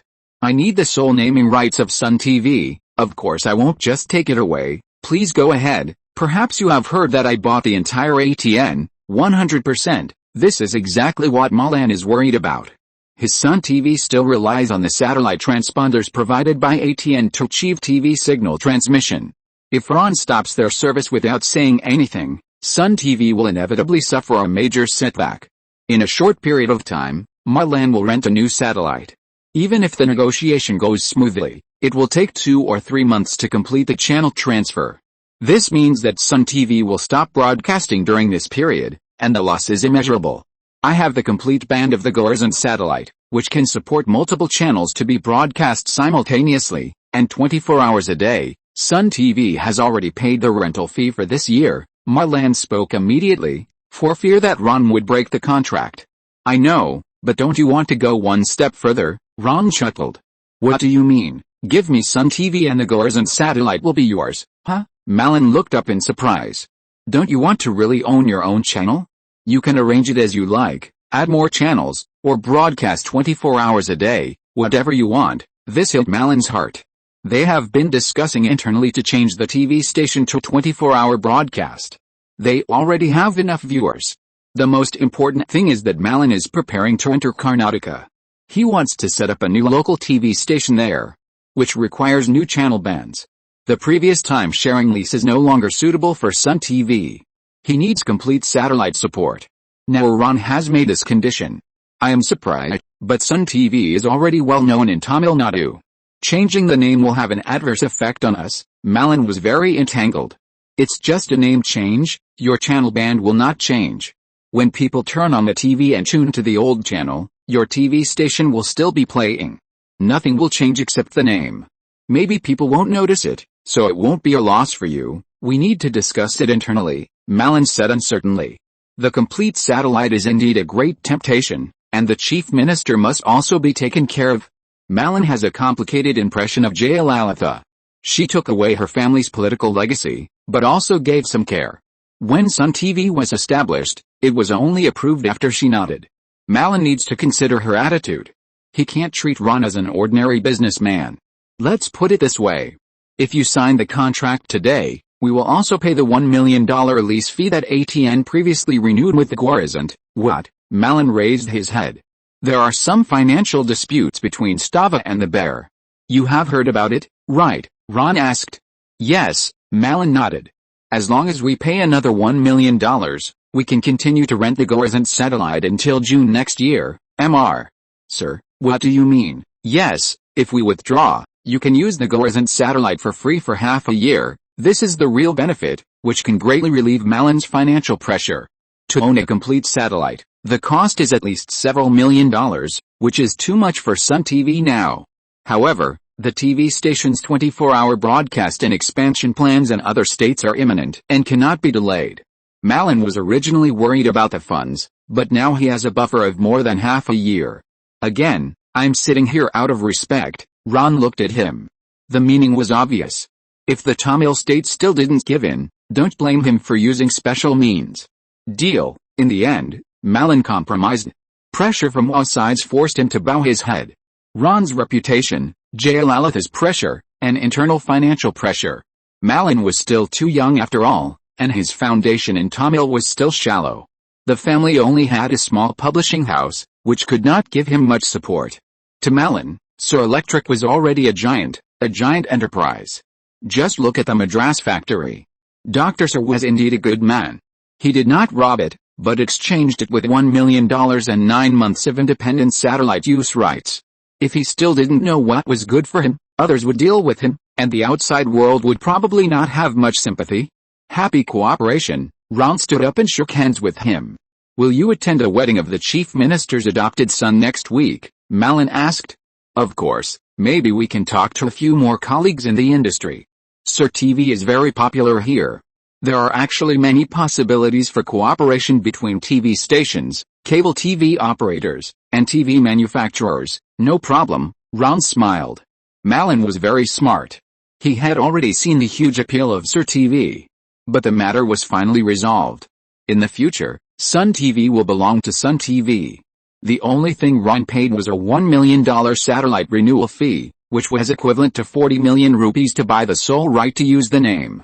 Malan's TV station will be renamed Poom, which is the name of his publishing company, including the magazine of the same name. It is well known in Tamil, so the switch to Sun TV is not abrupt. Besides, the TV station is still in its early stages of development, so there is still time for everything. After dealing with Malin, Ron immediately called Mumbai. ATN officially changed its name to Sun TV from today, and the trademark registration and logo change were carried out simultaneously. When he returns from Madras, the TV station will probably be ready to start broadcasting. After finishing this matter, Ron rushed to see his Emma. There was no way, because the other party was not only the chief minister, but also a big customer of Sir TV. Ron, is the TV I want okay? Jayalalitha touched his head. 50,000, no less. Ron stood up after performing the foot-touching ceremony. There will be many guests at that time, and we must ensure that everyone can see the picture. Yes, I talked to Malin and everything has been arranged, Ron replied respectfully. 50,000 18-inch color TVs, all provided by Sir Electric. This is a super large order worth 750 million rupees. Jayalalitha was really worried about her godson's wedding. Indians pay attention to pomp and circumstance, especially weddings, which must not lose face in front of the public. Ron didn't know how many people attended the wedding. He just received an order from his grandmother to place 50,000 TV sets at the venue to broadcast the grand scene of the wedding simultaneously. It was outrageous. He couldn't imagine how grand the wedding would be. But when business came to his door, there was no reason for Ron to refuse. Jayalalitha bought all the 50,000 color TV sets at the original price without bargaining. On the one hand, she was rich, and another reason was kickbacks, which was tacitly known to everyone. However, after deducting this part of the expenditure, there was still a profit of 6,000 rupees for each color TV set. Ron made a net profit of 300 million this time and became rich. The production capacity of a Madras factory was insufficient, so he directly transferred goods from Mumbai to give priority to meeting the needs of Tamil Nadu. This was a cash transaction, and there was no such thing as a collection period. The television sets that have been transported have already been set up at the venue, and the television signals will be relayed by Malin's Poon TV station. Look, as the chief minister, the public resources of the entire state revolve around her. The money will be transferred to you from Sudhakaram's account tomorrow. Ron looked up. After all, it's his wedding, and all the expenses will come from him. Yes, Ron said nothing. It seems that Jayalalitha really trusts her godson Sudhakaram unconditionally. It is incredible that such a large amount of funds can be transferred from his account without any hesitation. After the wedding, these television sets will still be of great use. Next year is the Tamil general election, and we must improve the lives of the voters. Auntie, you are simply the benefactor of Tamil. Ron immediately gave a horse. He knew that this big man was going to use his money power again, and was going to give things to the voters. Obviously, the gift to be given next year is the Sir TV. Last year it was a bicycle, and this year it is a TV, which has improved the grade by more than 1 or 2 points. 50,000 is still too few. I heard you have new things, Jayalalitha asked. Rice cooker and juicer, Ron blurted out. Add a little of these too, and a black and white TV, and make up 200,000 sets, okay? Whatever you say, Grandma. Oh, Ron wanted to stand up and give his dearest grandma another foot-touching ceremony. If you're listening to this novel on a channel other than Fanfic World, it means they downloaded and uploaded it without effort. We cordially invite you to visit our channel, Mundo Fanfic Novelis. There you'll find the original version of this story and you can explore many other novels of various genres. We're waiting for you to immerse yourself in a world of incredible novels. Chapter 298 Beyond Imagination. Ron had never seen such a grand wedding, which was completely beyond his imagination. It seemed that all the people in Madras had gathered together, and the whole street was blocked and no one could get through.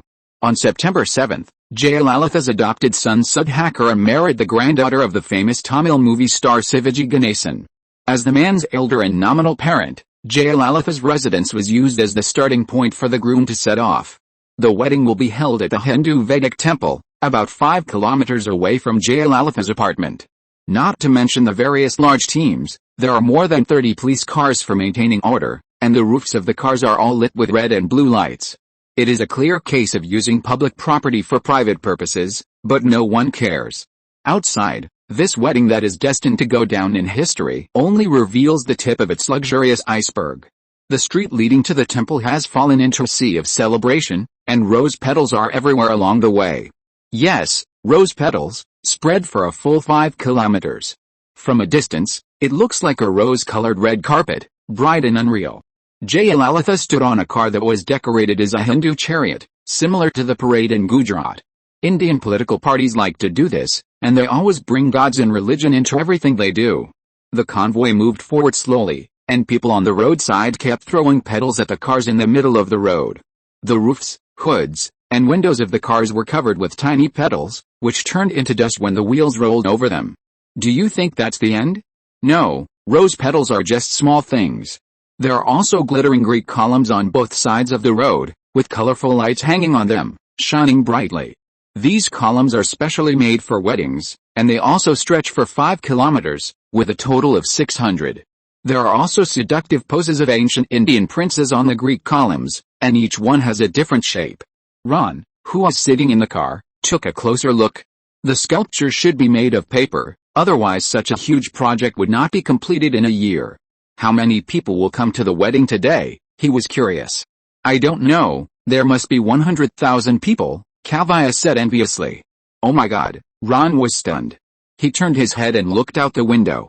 There were crowds of people on both sides of the road. There were reporters, police, and more people, both men and women, young and old. Most of them were poor people. They crowded forward to join in the fun, and their eyes were wide open. Were those eyes envious, eager, and resentful?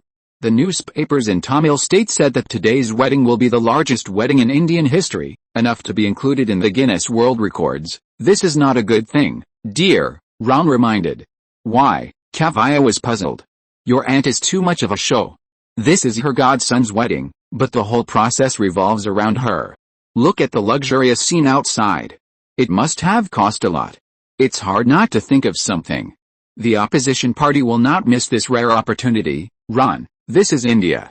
Everyone likes to organize a grand wedding, yes, but the Guinness World Records are an exception. Everything has to be done in moderation, especially for public figures. In a few or 6 months, there will be a general election. This is completely giving the opponent a handle. In the final analysis, Jayalalitha was too arrogant. She had just reached the pinnacle of power and had no place to vent her inner desires. Perhaps she also wanted to show her influence to the outside world through this wedding. Indian people sometimes have a feeling of admiration for big men. But she forgot that this is Tamil State, and the people do not have a good impression of the upper castes. What they want to see is the improvement of the lives of ordinary people, not the simple display of wealth by some big men. The convoy drove for an hour for a 5-kilometer journey. When they were about to arrive at a temple, the entrance to the wedding venue suddenly became visible. It was a marble fortress gate with cannons and winged mythical creatures on top. Obviously, this was also specially prepared for the wedding, and it was very impressive. The guests coming and going entered the wedding site from here. A 50-acre site was arranged at the entrance of the temple. Well, 20 hectares, more than 300 acres, more than 200,000 square meters. Kavya said that there were 100,000 people attending the wedding, but Ron knew that there were far more than that. He happened to run into Malin, who was broadcasting the event live here. How many people are attending the wedding today? Ron asked. More than 150,000, Malin wiped his sweat. He had obtained the exclusive broadcasting rights for this wedding, and was now staring at the monitor himself. This was a once-in-a-lifetime opportunity to promote Poon TV and attract users to subscribe. Who are they? Ron looked at the crowded venue and his breathing was slightly stagnant. There are all kinds of people, politicians, businessmen, relatives and friends, and the majority are supporters of my mother. Are they all dining here? Yes, everyone is a guest, and the seats have been arranged long ago. The so-called seats are actually long carpets laid on the ground, and then banana leaves are placed on them every few gaps. That is everyone's tableware, densely packed. There are thousands of such carpets on the 50-acre site, each of which is hundreds of meters long. But after all, it is a wedding, so the square is also decorated with artificial fountains, sculptures, flower baskets, and various decorations. Everyone sits directly on the ground, and the servants who serve the dishes walk barefoot on the carpet. They carried buckets in their hands and added sticky food to each banana leaf. The first thing that came to Ron's mind was feeding pigs. That's right, it was the breeder and the pigsty adding feed to the trough, and then a group of piglets stood and put their heads in. Your TV also played a big role. Malin smiled and pointed to the side of the seat. There was a circular TV set up for every 2 or 3 people, and the screen was showing the live broadcast of the wedding. 15,000 people were too many, and the temple could not accommodate them at all. Ordinary guests could only watch the process on TV outside.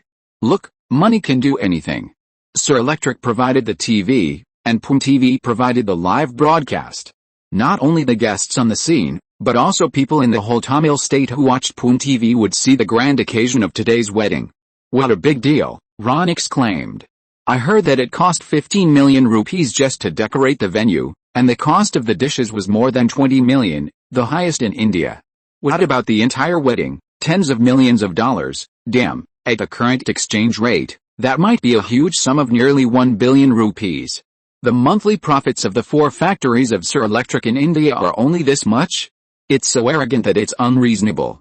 All these expenses are paid by the woman. Ron was curious. Who knows? Malin smiled and shrugged. According to Indian customs, the woman is the one who organizes the wedding. Although the grandfather of the bride is a movie star, this is too exaggerated. At least, Ron knows very well that the money for purchasing the TV was not paid by the woman. Those sitting outside are ordinary guests, mostly just to join in the fun and take advantage. Important people like Ron and Kavya naturally enter the temple. Not to mention the various cumbersome rituals of the priests, many politicians present not only bless the bride and groom, but also touch the feet of Jayalalitha. In full view of the crowd, many people from the opposition party prostrated themselves on the ground. The pressure of the demigod was evident. Jayalalitha was all smiles as cameras kept shooting at her. It was exaggerated, very exaggerated, and the bride and groom were completely overshadowed. After completing the procedures in the temple, they went to a 5-star hotel in Madras for a wedding banquet. How could the nobles eat that kind of pig food? Those on the ground were all given to ordinary supporters and the poor. In the hotel, Ron also negotiated a business deal with Malin and several Tamil cable TV companies. In the next year, all users who buy Sir TV will receive a quarter of Pum TV subscription membership service for free. Cable TV operators are responsible for door-to-door installation, and the 3 companies jointly provide one-stop service. As channel compensation, Sir Electric will take 10% of the TV station's first-year advertising revenue. To put it bluntly, Pum TV quickly acquires subscribers by leveraging Sir Electric's huge sales. It is hard to say how many users will renew their subscriptions after a quarter. But those who stayed made a net profit, which was definitely much faster than Pum TV's own promotion. Well, this model is very instructive. When Ron was about to return to Mumbai, Sun TV did the same. After the grand wedding, he stayed in Madras for a few more days and visited Pum TV. As Ron expected, the mainstream media in Tamil Nadu suddenly began to criticize Jayalalitha's wedding for her adopted son. Needless to say, it was the work of the mortal enemy DMK. Jayalalitha was very dissatisfied with the media reports and bluntly said that it was discrimination against her female identity. She claimed that the wedding cost only 60 million rupees and was paid by the bride's family. Unfortunately, the voices of doubt were too loud and not many people believed it. Many poor people even took to the streets to protest with flags, demanding that the court review Jayalalitha's assets. This grandmother may have lost her mind and even announced in a high-profile manner that she would donate 50,000 color TVs to a backward constituency. People protest against you, and you use TVs to shut them up? A stone stirs up 1,000 waves, and the matter is getting more and more serious. Ron is worried for her. Shouldn't she keep a low profile at this time? Stay at home for a few days, and the limelight will naturally pass. She is still playing the tricks of the NB network. This kind of thing is not suitable to be put under the camera, let alone as a means of risk public relations. Perhaps seeing that the public opinion is not right, Jayalalitha finally learned to keep a low profile and no longer accept interviews from reporters. In order to avoid trouble, Ron hurriedly left Madras and returned to Mumbai. The batch of TV sets were Sir Brand. Who knows if there will be reporters to dig into his bottom. It's a place of trouble, so the sooner you get out of it, the better. As soon as he returned to Mumbai, Ron felt something unusual on the street. There were more police outside, but this was South Mumbai. Gangs rarely cause trouble here because the big guys live nearby. The central and northern areas of Mumbai are where gang wars frequently occur. Anand quickly went out to understand the situation. There were many people left here. It only took about a few minutes for him to come back in a hurry. "What happened?" Ron asked. "Master, it's the Dawood gang and Johnny who are at war." "Huh?" "The news of Cad Khan's death has spread." Ron understood. "This is the gang fighting for territory.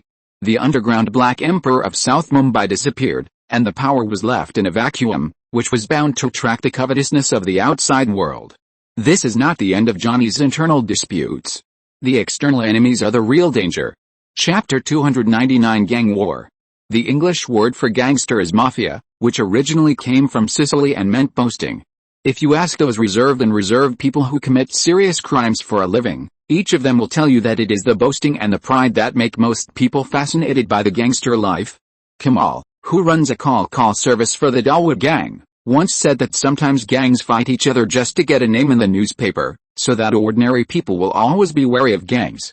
Warehouses store goods, and gangs store people's panic. Those little people and untouchables from the bottom of the society hold guns in their hands for the first time and see fear in the eyes of others for the first time. The madness that breaks out in their hearts is difficult to suppress. However, in South Mumbai, which was designed, steered and governed by Cad Khan, few people died on the streets, and gangsters did not easily use guns in public. He has been dead for several months, but his rules still govern the daily operations of the gangster association he founded. Cad Khan hated White Fen and would not allow anyone to do this business in the territory he controlled, except for hopeless street drug addicts. He also did not like call girls. In his hometown in Arabia, women only showed their eyes when they went out. The red light district would undoubtedly corrupt men and hurt women. His sphere of influence was concentrated in the southern part of Mumbai Island, and he controlled all the streets, parks and buildings in it. In this underground kingdom, men and women involved in the silver and pornographic book business could be punished at any time if they did not act low-key and did not avoid being seen. Not to mention those who sold White Fen, who would be beaten at the least and lose a few fingers at the worst. The situation remained the same under the new association chaired by Johnny. Most people were convinced and supported him, believing that those principles were worth following. In the area they controlled, hooligans and gang members were not insulting words. Locals knew that this gang was more effective than the police in preventing drugs and pornography from entering their area. Policemen are easily bribed, after all. In fact, Johnny's gang also bribes policemen, but their purposes are very specific. For example, they want policemen who have just received bribes from brothels and drug dealers to turn a blind eye so that they can catch disobedient dealers and pimps and slam them against the wall or hit the hands of vendors with sledgehammers. Old people in the slums of South Mumbai nod to each other and compare the relatively calm situation in their area with the chaos in other areas. Children look up at young gang members with admiration, sometimes treating them as local heroes. Restaurants, bars and other shops welcome Johnny's men, believing that their presence will prevent trouble and that they are guardians of higher moral standards. Similarly, the rate of informers in Johnny's territory, and the number of active tips to the police, is lower and less than in any other area of the vast and crowded Mumbai. They are proud and principled, and they think they are upright and respectable people. But there were still some complaints in the gangs, and several union meetings had heated but inconclusive debates about the future direction of the gangs. Other gangs in Mumbai were making a lot of money from selling White Fen, and many of them became newly minted millionaires. They showed off their imported cars, designer clothes and advanced electronic products in the most prestigious and luxurious occasions in the city. More importantly, they used the continuous income from White Fen to hire new thugs, paying high prices for those mercenaries who were desperate and unscrupulous in fighting. Gradually, after several gang wars, the territories of those gangs continued to expand. Some of the most fierce people died, and many were injured.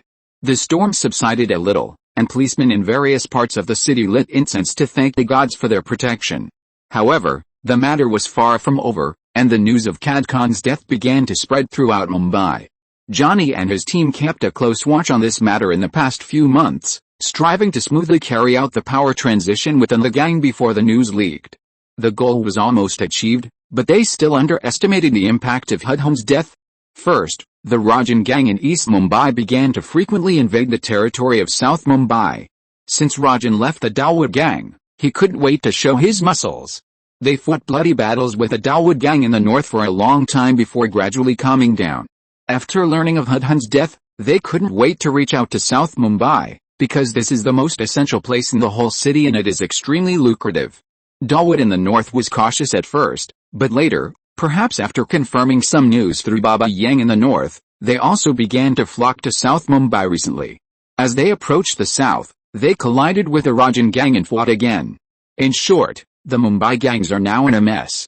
He beats you, I beat him, and he beats him again. It's completely unclear. In addition to these three major gangs, Mumbai has dozens of large and small gangs, and naturally they will not be at peace in the middle. After the complete chaos, Johnny and his team were under less pressure. Affected by the recent gang war, the union began to have disagreements again. If they couldn't sell the lucrative Bafin, then could they do another business? That is imported pornographic videotapes that emphasize nudity and close-up. This is an emerging market, and the demand is like a bottomless pit. The gangs that dared to seize the union's territory recently made a fortune from this business, and then got a batch of guns and increased their strength. Some people in the union were jealous of the wealth accumulated by those gangs, annoyed by their expanding territory, and worried about their growing power, so they urged Johnny to change his ways. A young man named Sanji was the most radical. You should go meet Chuha. He was just a small character, but now he's so arrogant. I've seen that bastard. Johnny sighed. When he came to seize a corner of our territory, I met with him to solve the problem. Every time our people fought with their people, they would beat them up. Now they have guns in their hands, and their appetite is much bigger than before. Now they even propose to merge the two unions, Sanji said indignantly. That's the problem. That guy is too ambitious. Johnny frowned. The leader of Chuha's gang was originally good friends with Hadhan, but he recently suffered a stroke and no longer cares about the affairs of the gang. Originally, their association did not do white wine and peach business. But after the ambitious Chuha took over the gang affairs, they became unrestrained. Their strength expanded rapidly and posed a great threat to Johnny's association. Times have changed, Johnny. You can't cling to the old traditions, Sanjay advised. You should go and see. Chuha has made tens of millions with a damn thing called red sand. Bro, the demand for that stuff among the hidden gentlemen will never be satisfied. The demand is so great that they have to use fucking trains to transport the stuff in. And that porn movie thing, bro, the demand is terrifying. I swear. That's a fucking profitable business, yar. They make 500 copies of each movie and sell each copy for 500 rupees, so they can make 250,000 rupees for a movie. If they can make that much money from killing people, India's population problem can be solved in a month. You have to change your mindset. Gangs can never survive without money. Especially the Dawood gang. They are more aggressive and they have too many guns. We have to make changes, otherwise there will be no place for us in South Mumbai. I don't like Chuha, Johnny said, and I don't trust him. Anyway, Bafin is not a good idea. That thing will bring us down and people here will no longer respect us. What about pornographic movies? They're harmless. We didn't steal or rob, and we solved the needs of Indian men, so they no longer have to go to the streets to cause trouble with the women. Several leaders of the Federation looked at each other, and to be honest, they were a little tempted. Instead of fighting and being watched by the police all the time, pornographic videos are much safer. The recent gang wars have put a lot of pressure on them, and the armed forces at hand are obviously a little stretched. Don't forget who is the leader of the Dawood gang this time? Satish, their number one killer, Sanjay warned. This name is well known in the underground Mumbai, and his legendary experience can be called the protagonist in gangster movies. Johnny's federation had a big fight with the other side and lost several people. The fight between the two sides was so fierce that the police were like frightened birds on the streets. Let me think about it. Johnny knew that many people in the gang were tempted. The Dawood gang and the Rajan gang were encroaching on their territory, and it was difficult to maintain the current situation without money. Of the industries left by Hadhan before, only the passport, foreign exchange and gold businesses were still running. However, the foreign exchange and gold business has a long payment cycle, which is basically the same as the visa of foreign workers, and most of them are settled in half a year or a year. In the past few months, the Federation has relied on the local black market and the passport business to survive. As the gang war intensified, expenses soared. When everyone was waiting for Johnny to make a decision, a younger brother suddenly came to report that there was a call for him. Johnny stood up to answer the phone. After only a few words, a smile appeared on his face. Who is it? Chuha? Sanji asked. No, a very important person. I think we should make a decision. Johnny felt inexplicably relieved. What do you mean? Everyone looked at him. The videotape business can be done. Someone will help us greet the police. Yes, as long as we don't put it in the store, no one will care. Everyone cheered. This is good news. Chuha and his friends sell videotapes like thieves, fearing that they will be directly shut down by some police station. According to Johnny, the Federation can sell it freely without restrictions. Who has such great power? Sanji was curious. A friend, not a gangster, you know. Johnny pointed to the sky. Everyone suddenly realized that there was only one person in Mumbai who could be called this. Why should he help us? Because we will help him too. Johnny looked puzzled. Recently we need to find out more about the whereabouts of the Dalwood gang and the Rajan gang leader. It will be useful. After learning about the Mumbai gang war, Ron immediately called Johnny. After chatting for a few words, he hung up the phone and prepared to go out. He was going to meet Thackeray, and he had to convince the other party to let go of something. Chapter 300, Regaining Power. Bal Thackeray is nearly 70 years old, with white hair and beard, and not as energetic as before. He has recently become addicted to cigars, often holding that thing in a trance. Perhaps it is because of his age that he always thinks of the past, when he was a child. His father is a teacher, and he is strict and harsh with him. But like most children who worship their fathers, Thackeray always keeps that respect in his heart. He thinks his father is a great social reformer, writer, and omnipotent. Thackeray's mother wanted her son to be a civil servant, which was a good job to bring honor to the family at that time. But his father said, "How can my son be a mere clerk? I want him to be an artist." In their family, the father's words are the imperial decree. When he gets angry, the children will wet their pants. His father bought Thackeray an Indian banjo, which is a stringed instrument played with both hands, but Thackeray obviously has no talent for music. He tried hard, and one hand was good, but the other hand was not good. After training the other hand, this one refused to obey.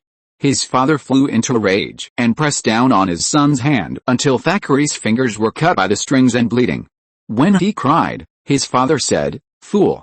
Get out." Later, when World War II broke out, Thackeray would read the Bunbury cartoons on the front page of the Times of India with great interest, while his father watched him from the side. He ordered his son to copy these cartoons every day, and he would check them one by one at night. Through copying, Thackeray gradually understood the political struggle in Bombay. The Gujaratis and Marathis in the city were arguing, both claiming that Bombay should belong to them. Thackeray's father actively responded to the call of the Marathi Solidarity movement and held secret meetings at his home in Dadar. Thackeray was influenced by his father, and within a few years, he began to draw political cartoons for the Daily Free Press. In the 1960s, he opened a weekly cartoon column to continue to speak out for the rights of the Marathi people. This column later became Sons of the Soil, the main battlefield of the Marathi Solidarity movement. The Marathi people defeated the Gujarati people and won the battle for Bombay.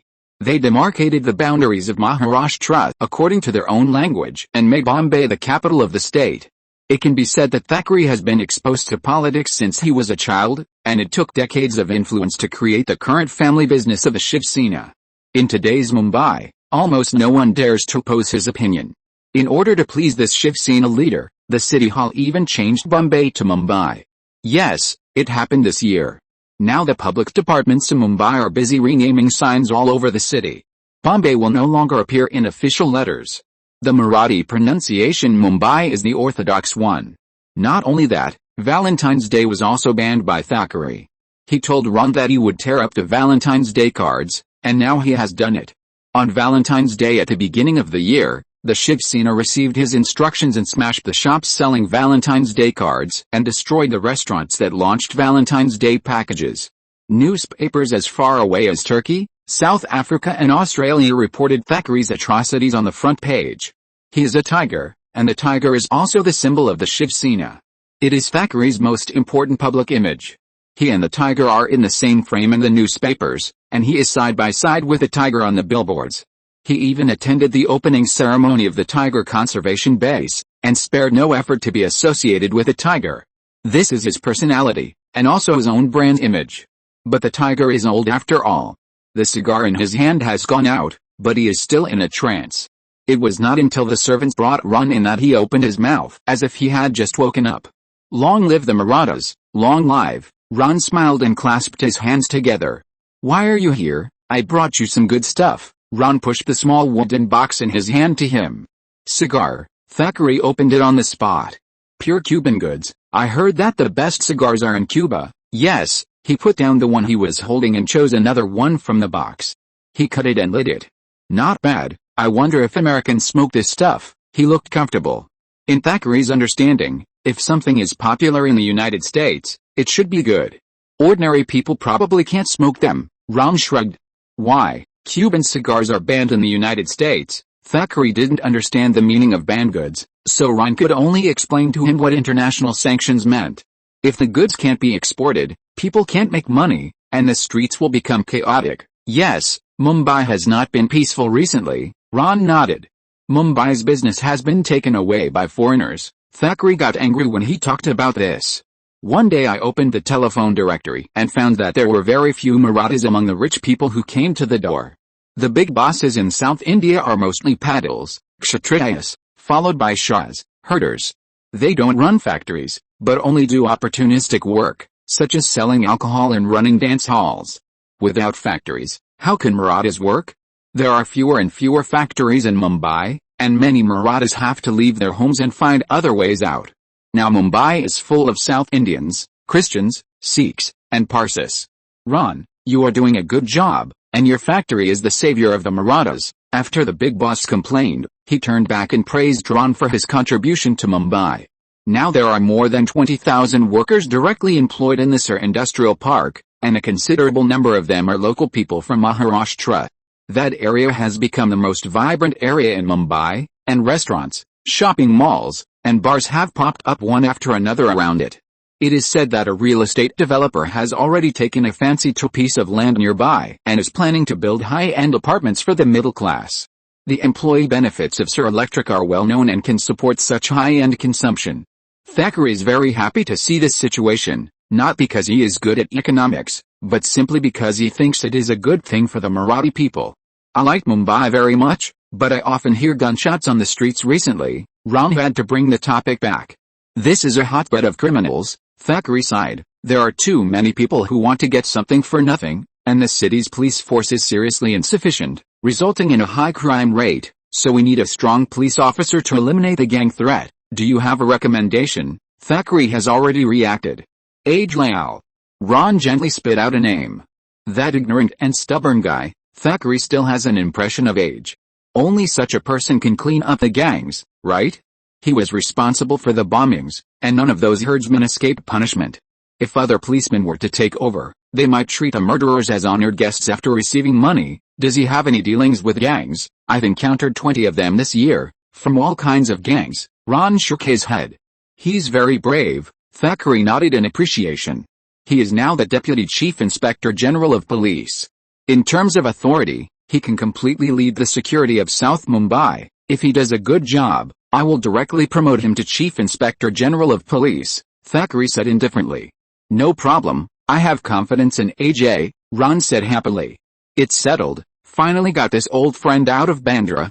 Ron came to Thackeray in a hurry, just to take advantage of the Mumbai gang war to help AJ back to the position. This is the best time for him to show his skills, and no one else dares to take on this job. Last year, he was marginalized because of Sanjay Dutt's incident, and Ron felt more or less guilty. Now, not only has he regained power, but he has also paved the way for future promotion. The chief inspector is the third highest position in the state police system, a real core senior official. At AJ's age, he has a lot to do in the future. Mumbai has too many people. Not only there are not enough police officers, but also firefighters. Can you imagine? There were very few rats in Mumbai before. No rats. Ron didn't believe it. Go to the streets now? The fat rats are about the same size as cats, and they are not afraid of people at all. Really, it was probably in the 1940s. Whenever we said we had rats, the people from the Municipal Environmental Sanitation Department would come. They brought fire hoses and connected the hoses to the fire hydrants on the roadside, then pointed them at the rat holes and turned on the taps. Some people stayed on standby with wooden sticks in their hands. When the taps were turned on, the water in the hoses rushed out and rushed into the rat holes. The rats would escape from other holes. If the water rushed in from this side, they would hide on the other side. Once they escaped from the hole, They would be served with the wooden sticks. At that time, we could kill more than a dozen rats at a time. Now there is a severe shortage of water, so we can't do that.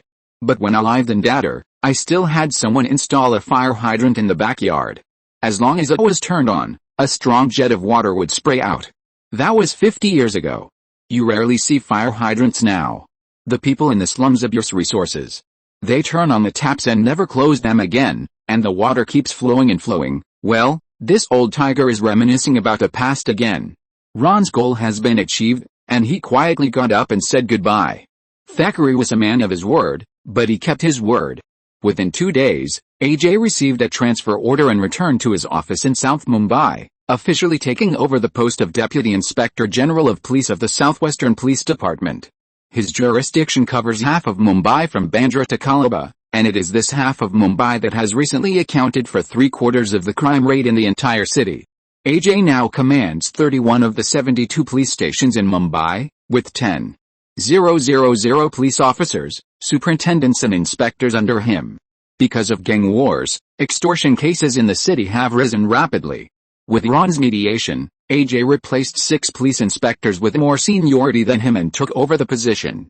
Ron visited his beautiful new office, with a beautiful view of the Arabian Sea outside the floor-to-ceiling windows. "How does it feel to be in power again?" he asked with a smile. "One word from you is worth 10 years of my hard work," AJ said unhappily. "People have to fight for themselves." Ron sat down on the sofa in a familiar manner. "Before I came, the boss told me that he hoped to resolve the chaos in South Mumbai within 2 months. They expect me to wave a magic wand and solve the problem after taking office. 2 months is not impossible, huh? Someone will cooperate with you," Ron chuckled. End of this chapter. Thank you very much for reaching the end. Don't forget to like. Looking for more exclusive content and immediate access? Subscribe to our Patreon. Remember, every like, subscription, or donation encourages us to continue. Thanks to everyone. See you in the next video.